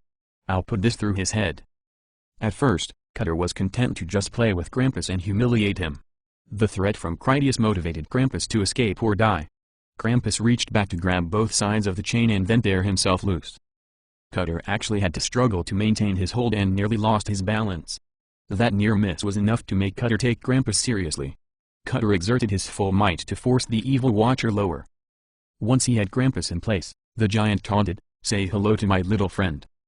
Critias used both hands to stab his blade up under Krampus's chin until the point came out the top of the watcher's balding head. When he promptly ripped it back out again, Krampus went limp due to the destruction of his brain. After Cutter removed his chain, he tested out the sharpness of his new giant-sized sickle by slicing off the watcher's head with one clean blow. Cutter took the severed head by its lank hair as a trophy and then left the decapitated body to sink. Before they returned to shore, Critias called Cutter's attention to the west. "Where the hell are they going?" He pointed over where the two trucks headed up the highway on that side of the lake. Cutter answered, "You knew that Indian girl was crazy when you brought her here. Look at the bright side, if she gets herself eaten, your wife's boyfriend will die with her, and then you get the sword angel back all to yourself." Critias started back for shore. On his way he commented, "I'm the one who sent Carmen with him in the first place. If I wanted Palat dead, I would have told her to stay on the train." "Bullshit," Cutter mocked him amused. "She would have run off after him anyway. You told her to go so everyone wouldn't see her do it." "Probably," Critias confessed with a little bitterness. He always has to be the heroic wonder boy, galloping off to save another stupid woman in distress. Cutter continued his abuse by saying, "Kind of like when I saved you from this jackoff. He was raping you down there in the water until I pulled him off. I thought you were good at this." "Well," Critias asked, "what now?" They could easily see the train moving off up the eastern side of the lake with a long column of aquatic ghouls in pursuit. Critias stated the obvious, they're not going to be back this way for a good while. Cutter sloshed on ahead to get to shore. He still had the head to prove that the world had one less problem in it. The giant scolded Critias, "Can't you drive, runt? There are more trucks right over there. Just go pick one out." "You're not as stupid as everyone says," Critias praised him with a backhanded compliment. Cutter replied, "I'd have you know that back in the real world I was an astrophysicist." Critias fell for that. "Really?" "No," Cutter guffawed. "Damn you dumb." While Cutter and Critias went looking for a ride, Kat, Palat, and Carmen continued driving up the lake highway. Kat had grown up in the area. She knew her way around. The lake had filled into an unbelievable degree since her last visit. It had come up so high that she even found a patch of the highway underwater. A flash flood culvert went under the roadway there and filled the lake in a heavy rain. At the new lake level, that low ground stayed permanently inundated. The ends of the road above the water was the only indicator to how deep it was. Kat slowed down to prevent her truck from slamming down into the water at speed. She had wisely selected a vehicle with good ground clearance since she knew the value of it. The water was too deep for a car because it would drown the engine. Her truck motored on through safely. Palat's truck didn't fare as well. He drove too fast and his vehicle wasn't a retrofit for off-road driving. Midway into that guardrail lagoon, the truck's engine died. Carmen had mostly seen the disaster coming. She had no way to be certain that they wouldn't make it through the water, but she had realized the risk. Her lack of ability to do anything about it combined with a misplaced trust in Palat's driving skills had gotten them stuck, all while an army of infected rushed in to devour them. Since it didn't come as a complete surprise for Carmen nor for Kat, they both reacted quickly. While Kat stopped and then backed up to save them, Carmen pried open the split rear window of the truck's cab. Palat was not wearing his seatbelt, which made it easier for Carmen to grab him by the shoulders of his bulletproof body armor and then yank him back out through the small window. Her superhuman strength came as more than a surprise, being closer to terrifying. Palat experienced what it would have been like if the ghouls had gotten to him first. Carmen split the back window wider making him fit and then she dumped him into the bed of the truck. Ghouls closed in screaming with excitement. They recognized the failure of the truck as their opportunity. Palat's emotional distress over his driving blunder and then Carmen yanking him out only enticed them further. Even after he was out of the cab, Palat was not ready to leave. His gear bag and assault rifle were still on the passenger seat and he needed both of them if they were going to survive. By the time Palat got himself together, Carmen was already hip-deep in the back window trying to rescue his gear next. Having Carmen's shapely derriere hanging out served Palat just fine because he grabbed her Tesla Flux pistol from its holster. The captain spun every which way as he shot charging ghouls in their faces. Most of them came up the roadway behind them, but they also rushed in from the shallow lake waters on the passenger side. Soon enough, Carmen withdrew herself with his bag and rifle in hand. Over the top, she instructed him, meaning that they were going out over the hood and then jumping into the back of Kat's vehicle. Palat kept shooting with her silent pistol as Carmen led the way carrying his gear. Kat drove a sport utility vehicle that didn't have an open bed in the rear. The Colombians had made a point of recovering the most luxurious trucks available. Kat's premium transportation had an automated rear hatch that opened itself vertically at the press of a button. Carmen tossed in his stuff and then dove in after it. She wisely deduced that if she hesitated, Palat's excessive gallantry would require him to hesitate and save her first, which would only increase all their exposure to danger. Kat was driving away as soon as Palat got inside. She called back to them without taking her eyes off the road, "What are you two doing out here?" In disbelief, Palat replied, "What am I doing out here? I came to save you." "What are you doing out here?" "Well, you know," Kat equivocated, "things have not worked out exactly as I had hoped. This is my destiny. I didn't tell you to follow me." Carmen was more diplomatic when she asked, "Could you give us a hint as to where your destiny is taking us next? There are a lot of angry infected behind us already and they're just getting their game on." "Cottonwood Canyon," Kat replied, actually having a plan. "I can lead all these screamers out into the desert. How were we supposed to finish the loading if the valley is filled with them?" After he crawled up to the back seat, Palat could see out the windshield. He knew there was supposed to be a village up on that side of the lake, but what he saw was unimpressive. Everything to the right of the highway was in the lake. The water wasn't deep enough to cover any of the houses and sheet metal pole barns, but it fully flooded and surrounded them. The road they were on was only barely above the lake's level. In places, the road remained high and dry, but in other areas it had standing water about shin deep. The villagers had built in that location because it was the only place on that side of the lake with any open flat ground. Only about 1 square kilometer remained above water between the rocky canyon wall and the lake. At the back center of that level ground was Cottonwood Canyon, which had a paved roadway going west out into the desert. Once they entered the village they were close enough for Carmen's enhanced hearing to detect a terrible cacophony of sound. Kat had antagonized so many infected with her trip in the truck that their screams were loud already. Carmen's combat computer filtered out all of that to reveal the terrorized suffering of animals localized to the north of them. She was certain she heard horses and canines, which under the circumstances had to be wolves. Just briefly she thought she also heard the shrieking of a mule deer, but it cut short and didn't return. The steep ground of the rocky mountainside came down to meet the left-hand edge of the roadway at the far north end of the village. Lake water came into the right side guardrail of the roadway. In places the lake overflowed the pavement entirely. The north end of the village had that crudely assembled wall that the Predator drone had seen during the survey. That barrier blocked off the entirety of the choke point between the canyon wall and the lake. Kat and Palat could not see that far compared to Carmen. Her artificial eyes detected a lot more going on down at that crude wall. She saw from its limited height and easy handholds that the wall could never keep any ghouls from entering the village. It didn't even date back to the ghoul battles of the Outbreak era. Combined with other clues she had already gathered, Carmen realized that the wall was surely the creation of that watcher who chased wild horses, Slender Yob. With the help of his runner Ghoul army, Slender Yob had employed a Mongolian beleaguering method of hunting. They had patiently harassed the animals, steadily driving everything before them until they had finally forced them down into that narrow path between the lake and the mountain. The wall was the trap at the end of the throat. Blocked on three sides by insurmountable obstacles and a Ghoul army at their backs, the animals had nowhere else to go. They had reached the final killing floor.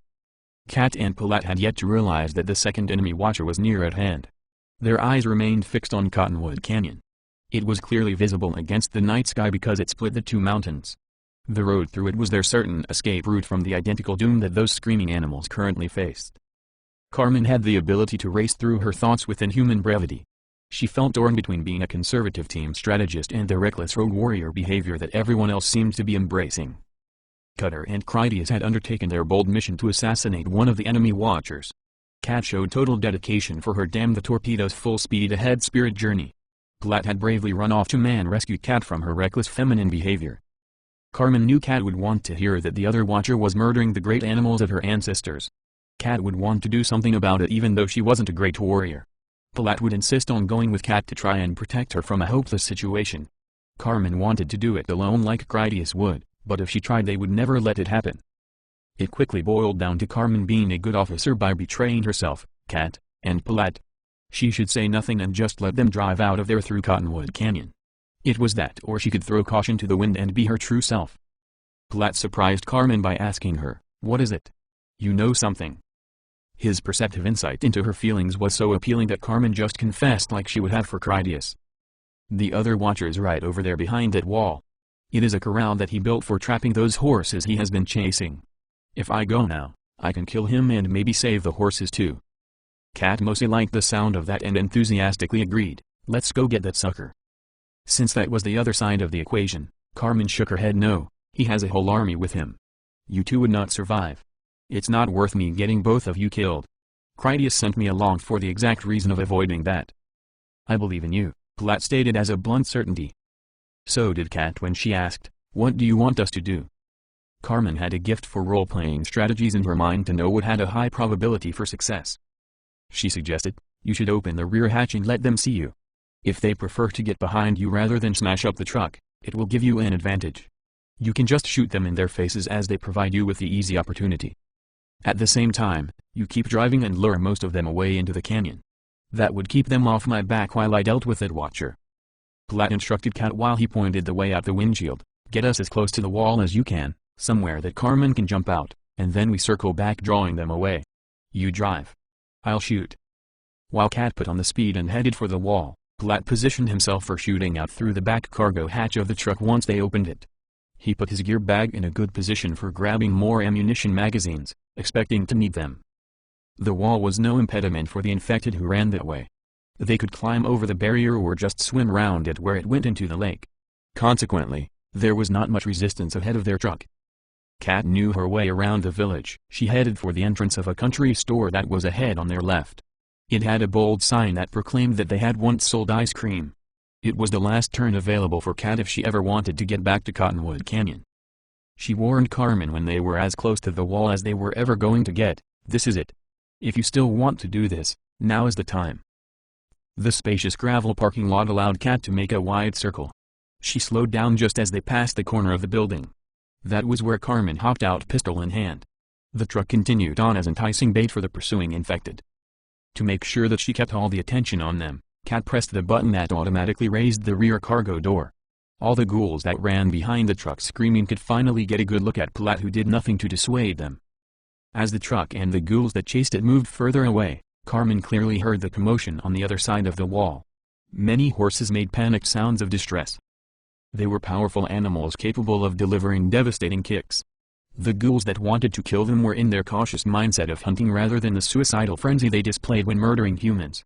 Trapped and exhausted from the long chase, the horses had no chance of escape and the ghouls knew it. The infected took their time about bringing them down. Likewise, a large family pack of wolves found themselves in the same predicament. As with the horses, they were not able to climb the mountainside to escape predators, as had the bighorn rams. Neither were they inclined to swim to safety using the lake.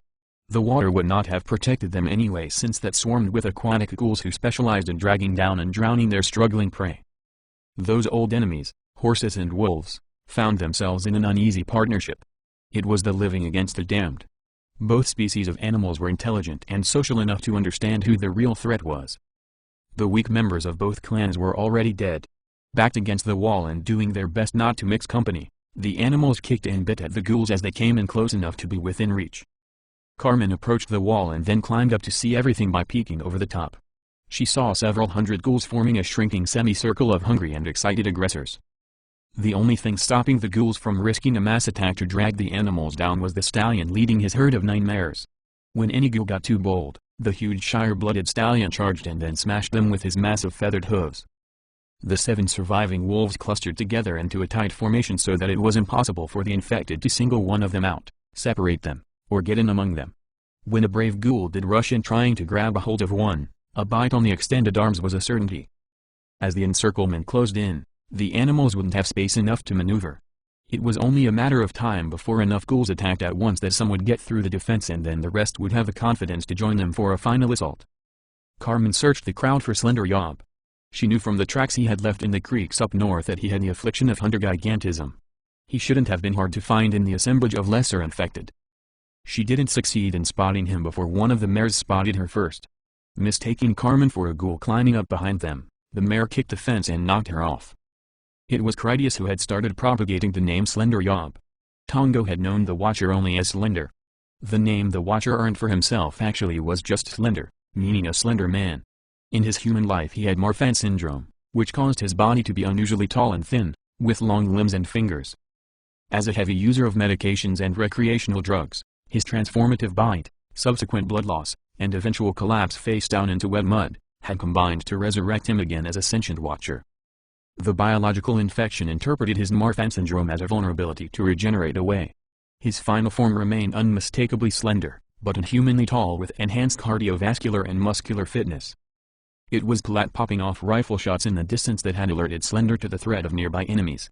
Fearing that a sniper would headshot him from the canyon wall, Slender had crouched down to hide among his ignorant troops.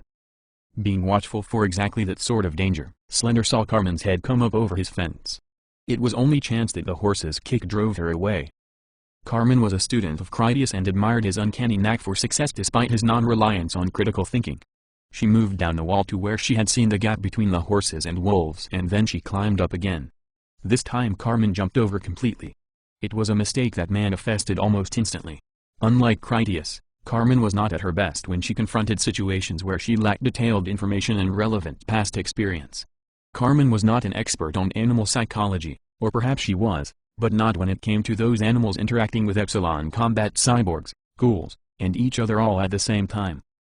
Neither the horses nor the wolves considered Carmen a friend coming to their rescue. To their enhanced senses, she was clearly more ghoul than human and thus an enemy that had just landed among them.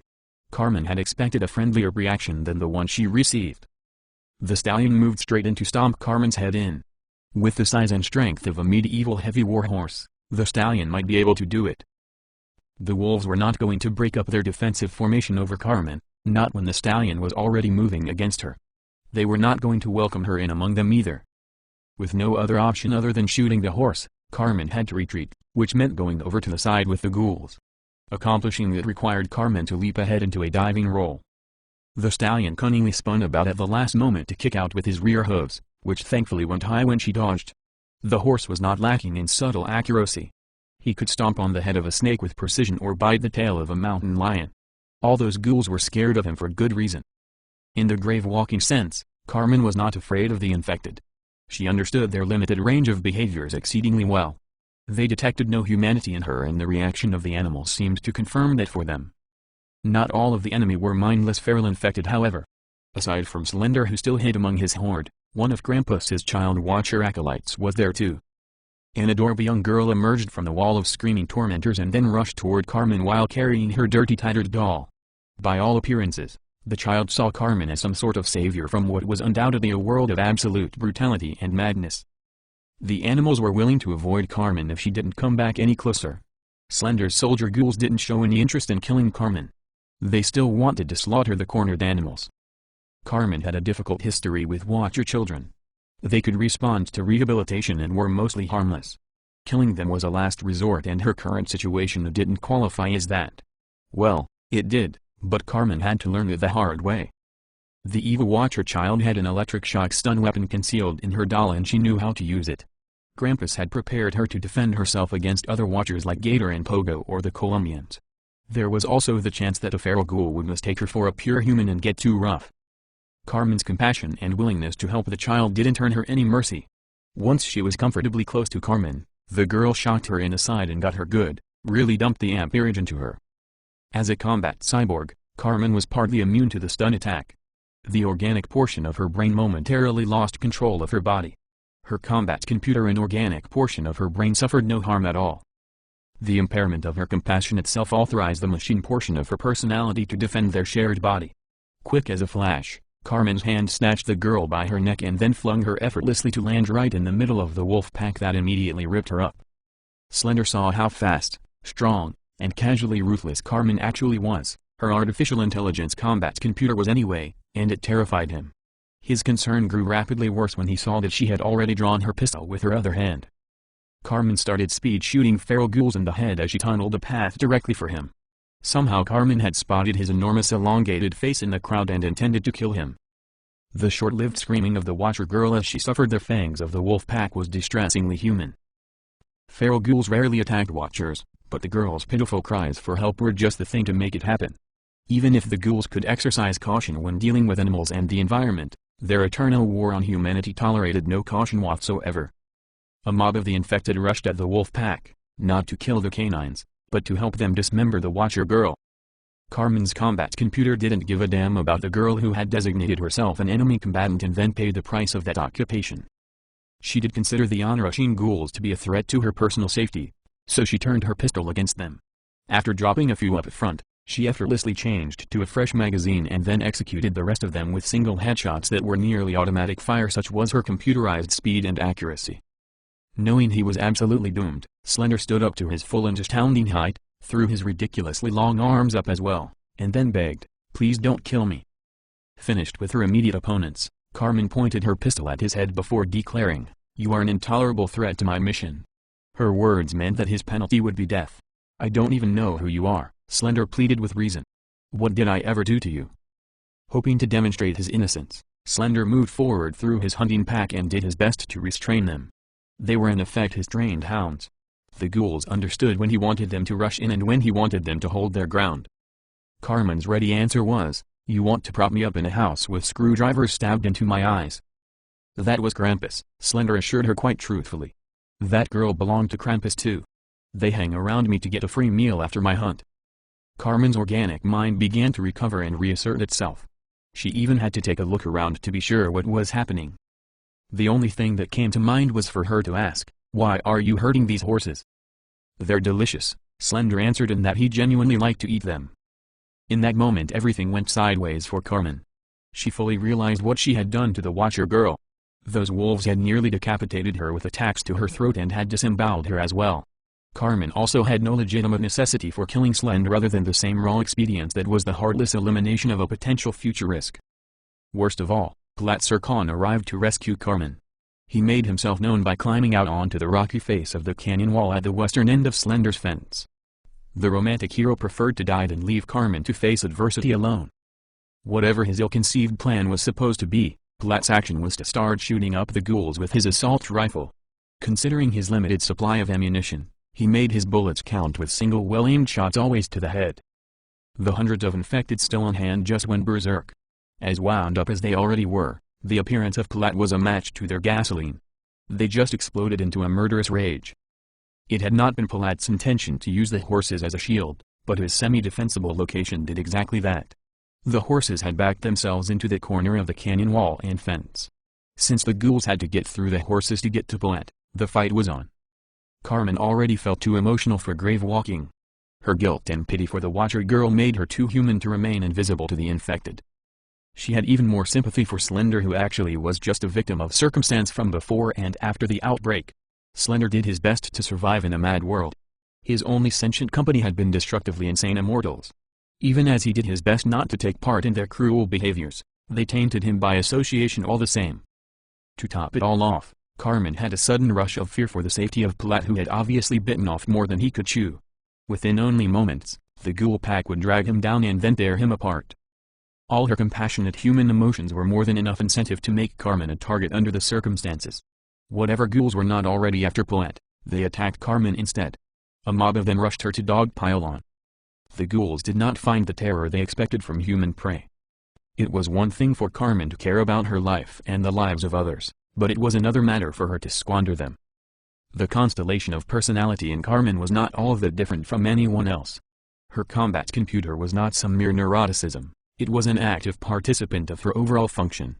Where there was common purpose, Carmen did not experience any conflict whatsoever.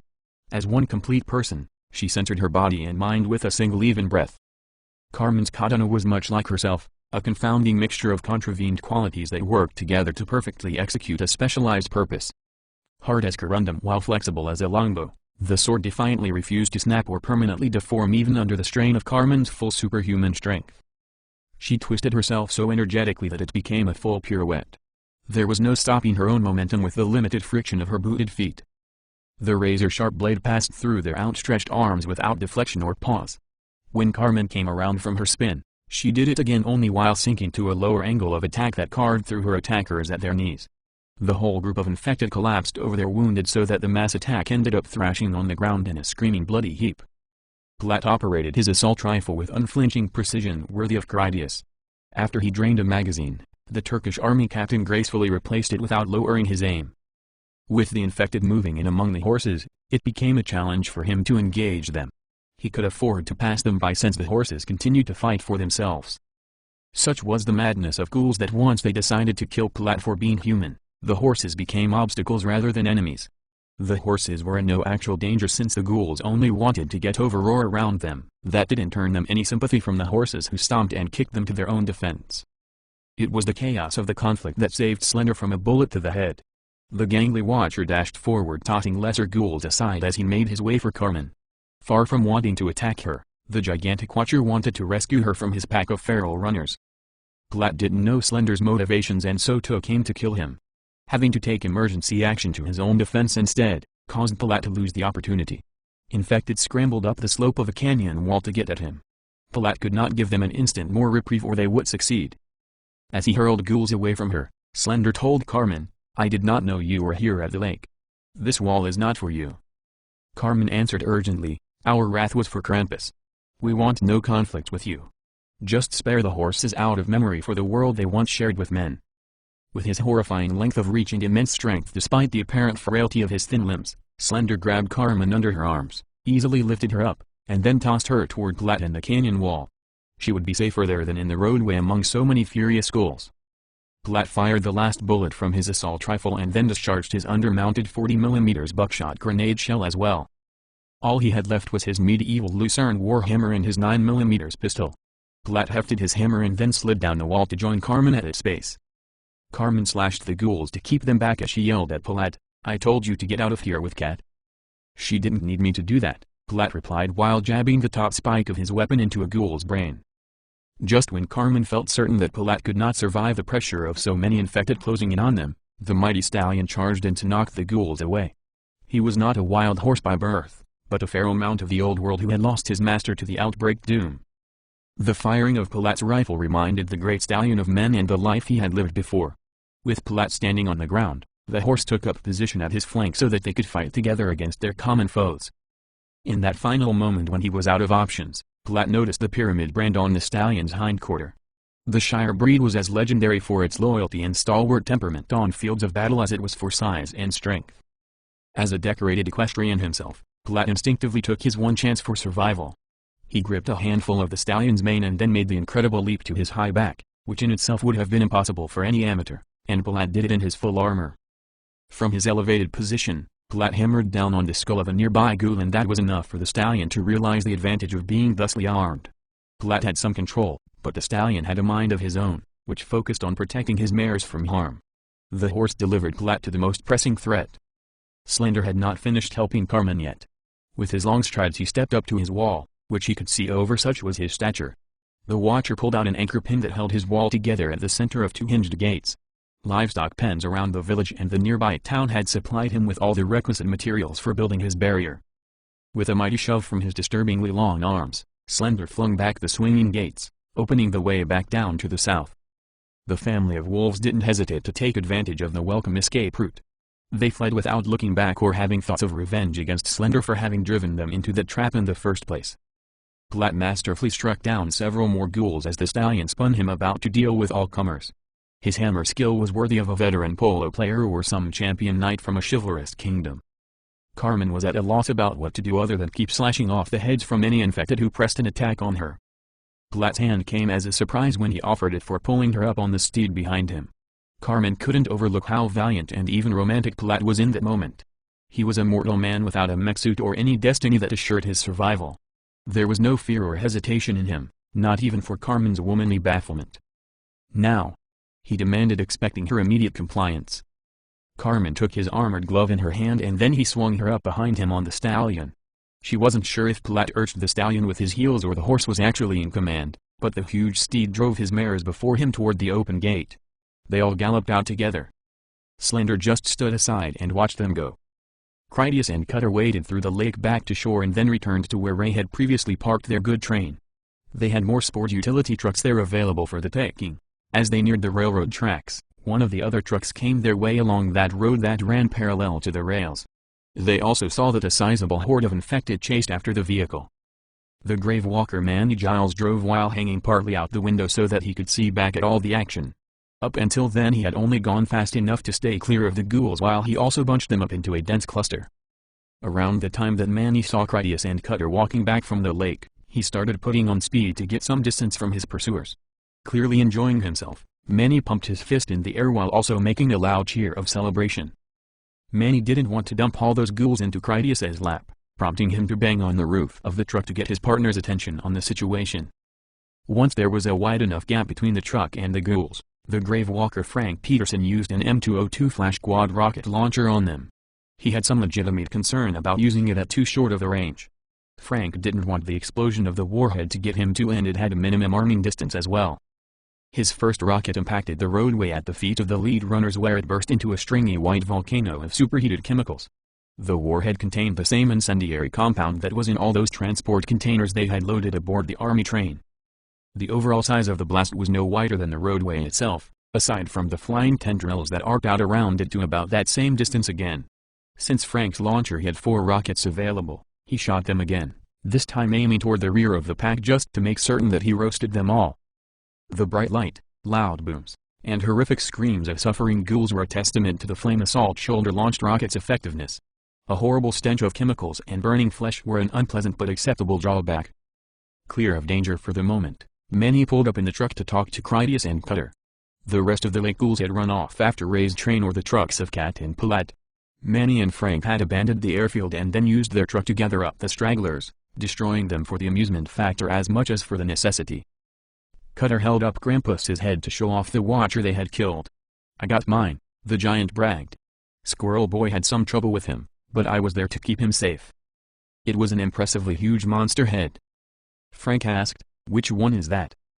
"Grampus probably," Critias answered.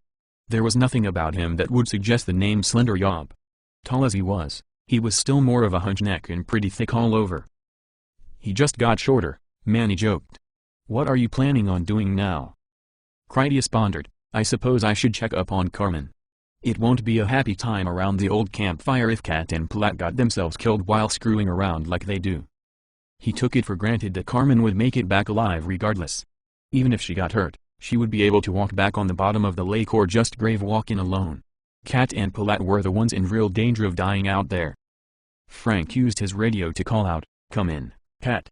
You have your ears on?" "I'm good," she radioed back right away. "We are heading to the airfield now. Where are you guys at?" Frank told her, "4 of us are where the train would be." "You may want to relocate," Cat advised, "or get ready for some company. I have some screamers on my bumper." Frank pressed her for more information. "What is the situation with Captain Sircon and Violet Wand?"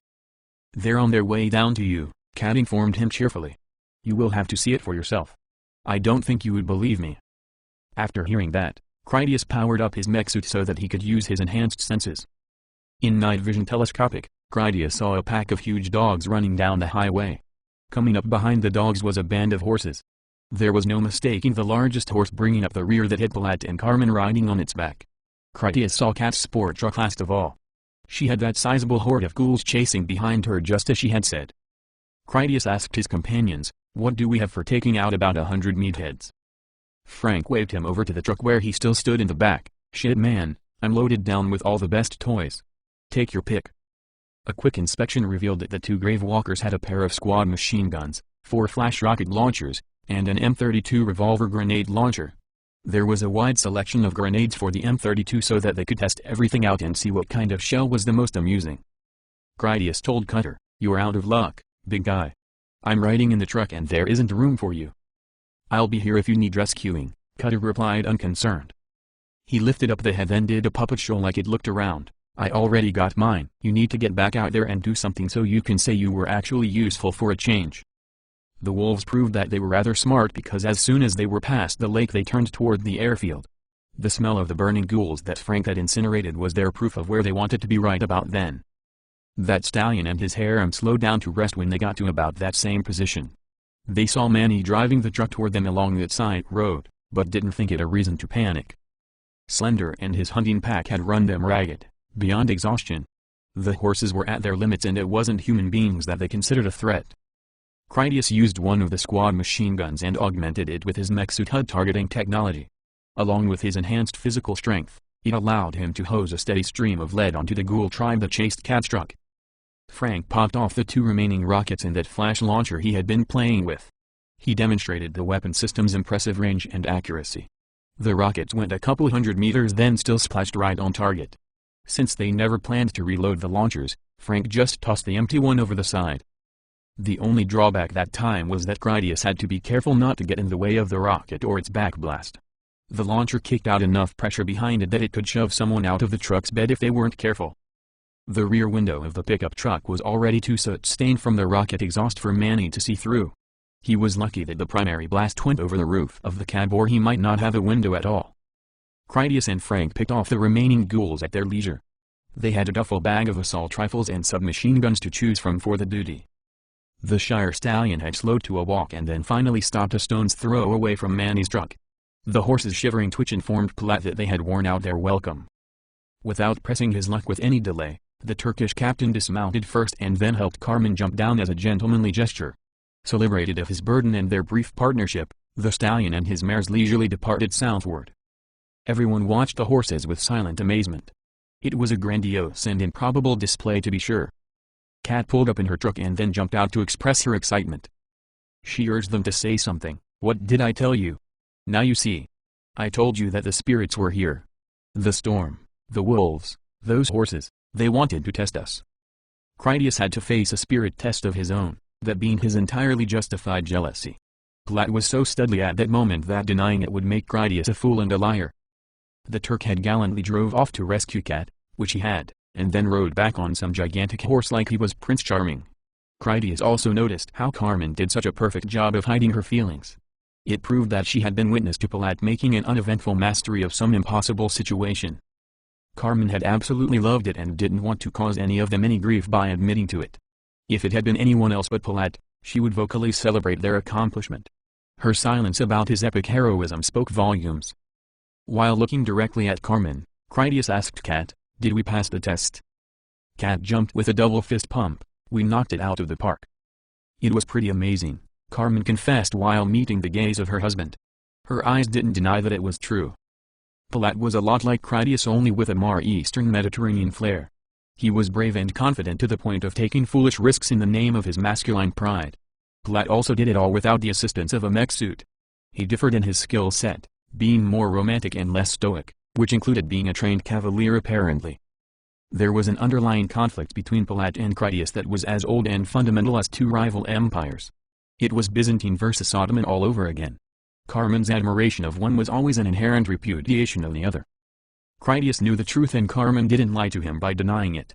If he and Carmen had never met, Palat would have seduced her with his boldly persistent and militant charm. Carmen had married Critias and didn't regret that at all. She wasn't changing her mind about it or secretly wanting to have an affair with Palat. It was just confusing for Carmen to have those feelings about someone else, and she knew it tormented Critias that Palat was also the kind of man that could make her feel naked. It was what it was, and Critias was the stoic among them. He held a commander's rank on an important mission.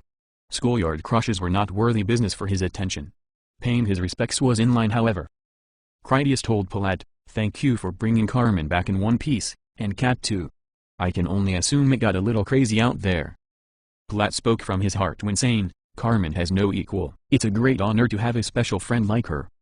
In that, Critias caught the captain's coded meaning. Special friends was the popular term going around when speaking of the immortals, the Watchers. They were special friends that required a certain deference and cautious manners. Critias understood that Palat had just fully figured it out, at least he thought he had. Whatever happened out there, Palat had come to realize that Carmen wasn't human. Critias guessed that Palat thought she was the same as Special Agent S.H.I.E.L.D., just a watcher with a penchant for military and technical expertise. It was unlikely that Palat could have guessed her true nature, which honestly wasn't that different anyway. Palat finally understood that Carmen could never have children with him, nor could they grow old together. The Watchers could be the most astonishing people, but it was a photograph in time. It was not in their nature to change. When Critias glanced back at Carmen, he saw that she had picked up on it too, only for her being an android carried the connotation of being a slave. It was something to be ashamed of and for other people to find repugnant. It was like Palat's realization had diminished her worth in his eyes. There was no denying that she enjoyed his romantic aspirations because it hurt so much to have them with her and die.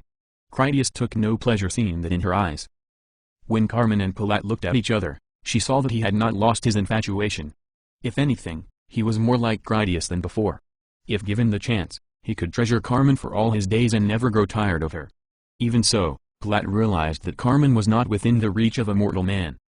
Like in a fable, Carmen was the unattainable prize, an apple of Idun, a golden fleece, a wayward goddess that a man could wither away lusting after and should never pursue if already in the possession of another hero.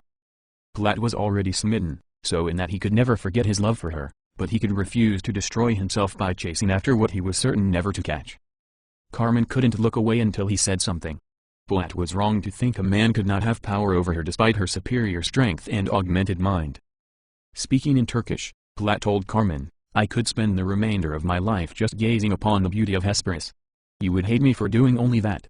I have to live a life worthy of what you see in me." Carmen's heart melted over his poetic words.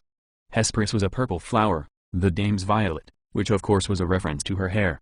It also meant that Palat called her a nymph of Hesperides, a daughter of a Titan Atlas, a supernatural spirit from Greek mythology, a minor deity and graceful maiden, patron of the evening and of the West. Hesperus was like a secret name she had always had but never known. The way she smiled proved it was the perfect thing for him to say. She wasn't a goddess or a mortal woman, and thankfully Palat didn't see a monster in her either. That he saw her as Hesperus was the kindest compliment that defanged her not very secret self-loathing over her unnatural ancestry. Critias got back to business as he asked Carmen, "Are you ready for more? If training does not hurt, you're not doing it right. Now is not the time to stop." She replied, "The watcher we call Slender was up there at the lake. He was away hunting those horses just as we suspected. I had the chance to kill him, but he convinced me that we don't have to be enemies, that we never were enemies. Slender helped me deal with the situation, and then he opened the gate in his wall so that we could save those horses. Krampus was the one weaponizing the Watcher children and making the dioramas in the houses with the mutilated bodies." Since that was all the good news, Critias was sure there had to be more. What didn't go right? Carmen had to take a deep but uncentered breath to calm herself enough before confessing, "Another of Krampus's Watcher children was there and she tricked me into thinking she wanted my help. After she used an electrical stun device on me, I momentarily lost my composure. She ended up traumatically injured, perhaps irreparably so." Perhaps, Critias repeated back the key word in her story. After he let it sink in, knowing she would understand, he said, "You patched that piece of shit Colombian psychopath back together, and more likely than not we are still going to blow his brains out. We killed a couple of Krampus's kids already. One of them is still laying right over there. Another one of them stabbed Cutter in the lake. If I had been there instead of you, I would have killed the little monster without hesitation. With all of that in mind, I'm going back up there now.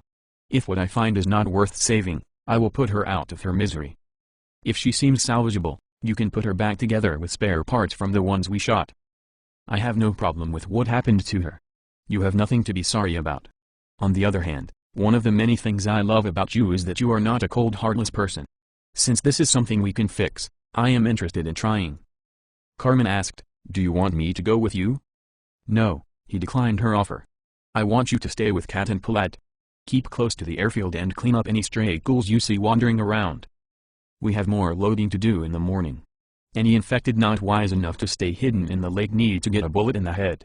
I'll go up along the lake with Manny and Frank where we will do the same. If I see Slender Yob along the way, I will let him know that we are willing to stay out of his way if he will stay out of ours.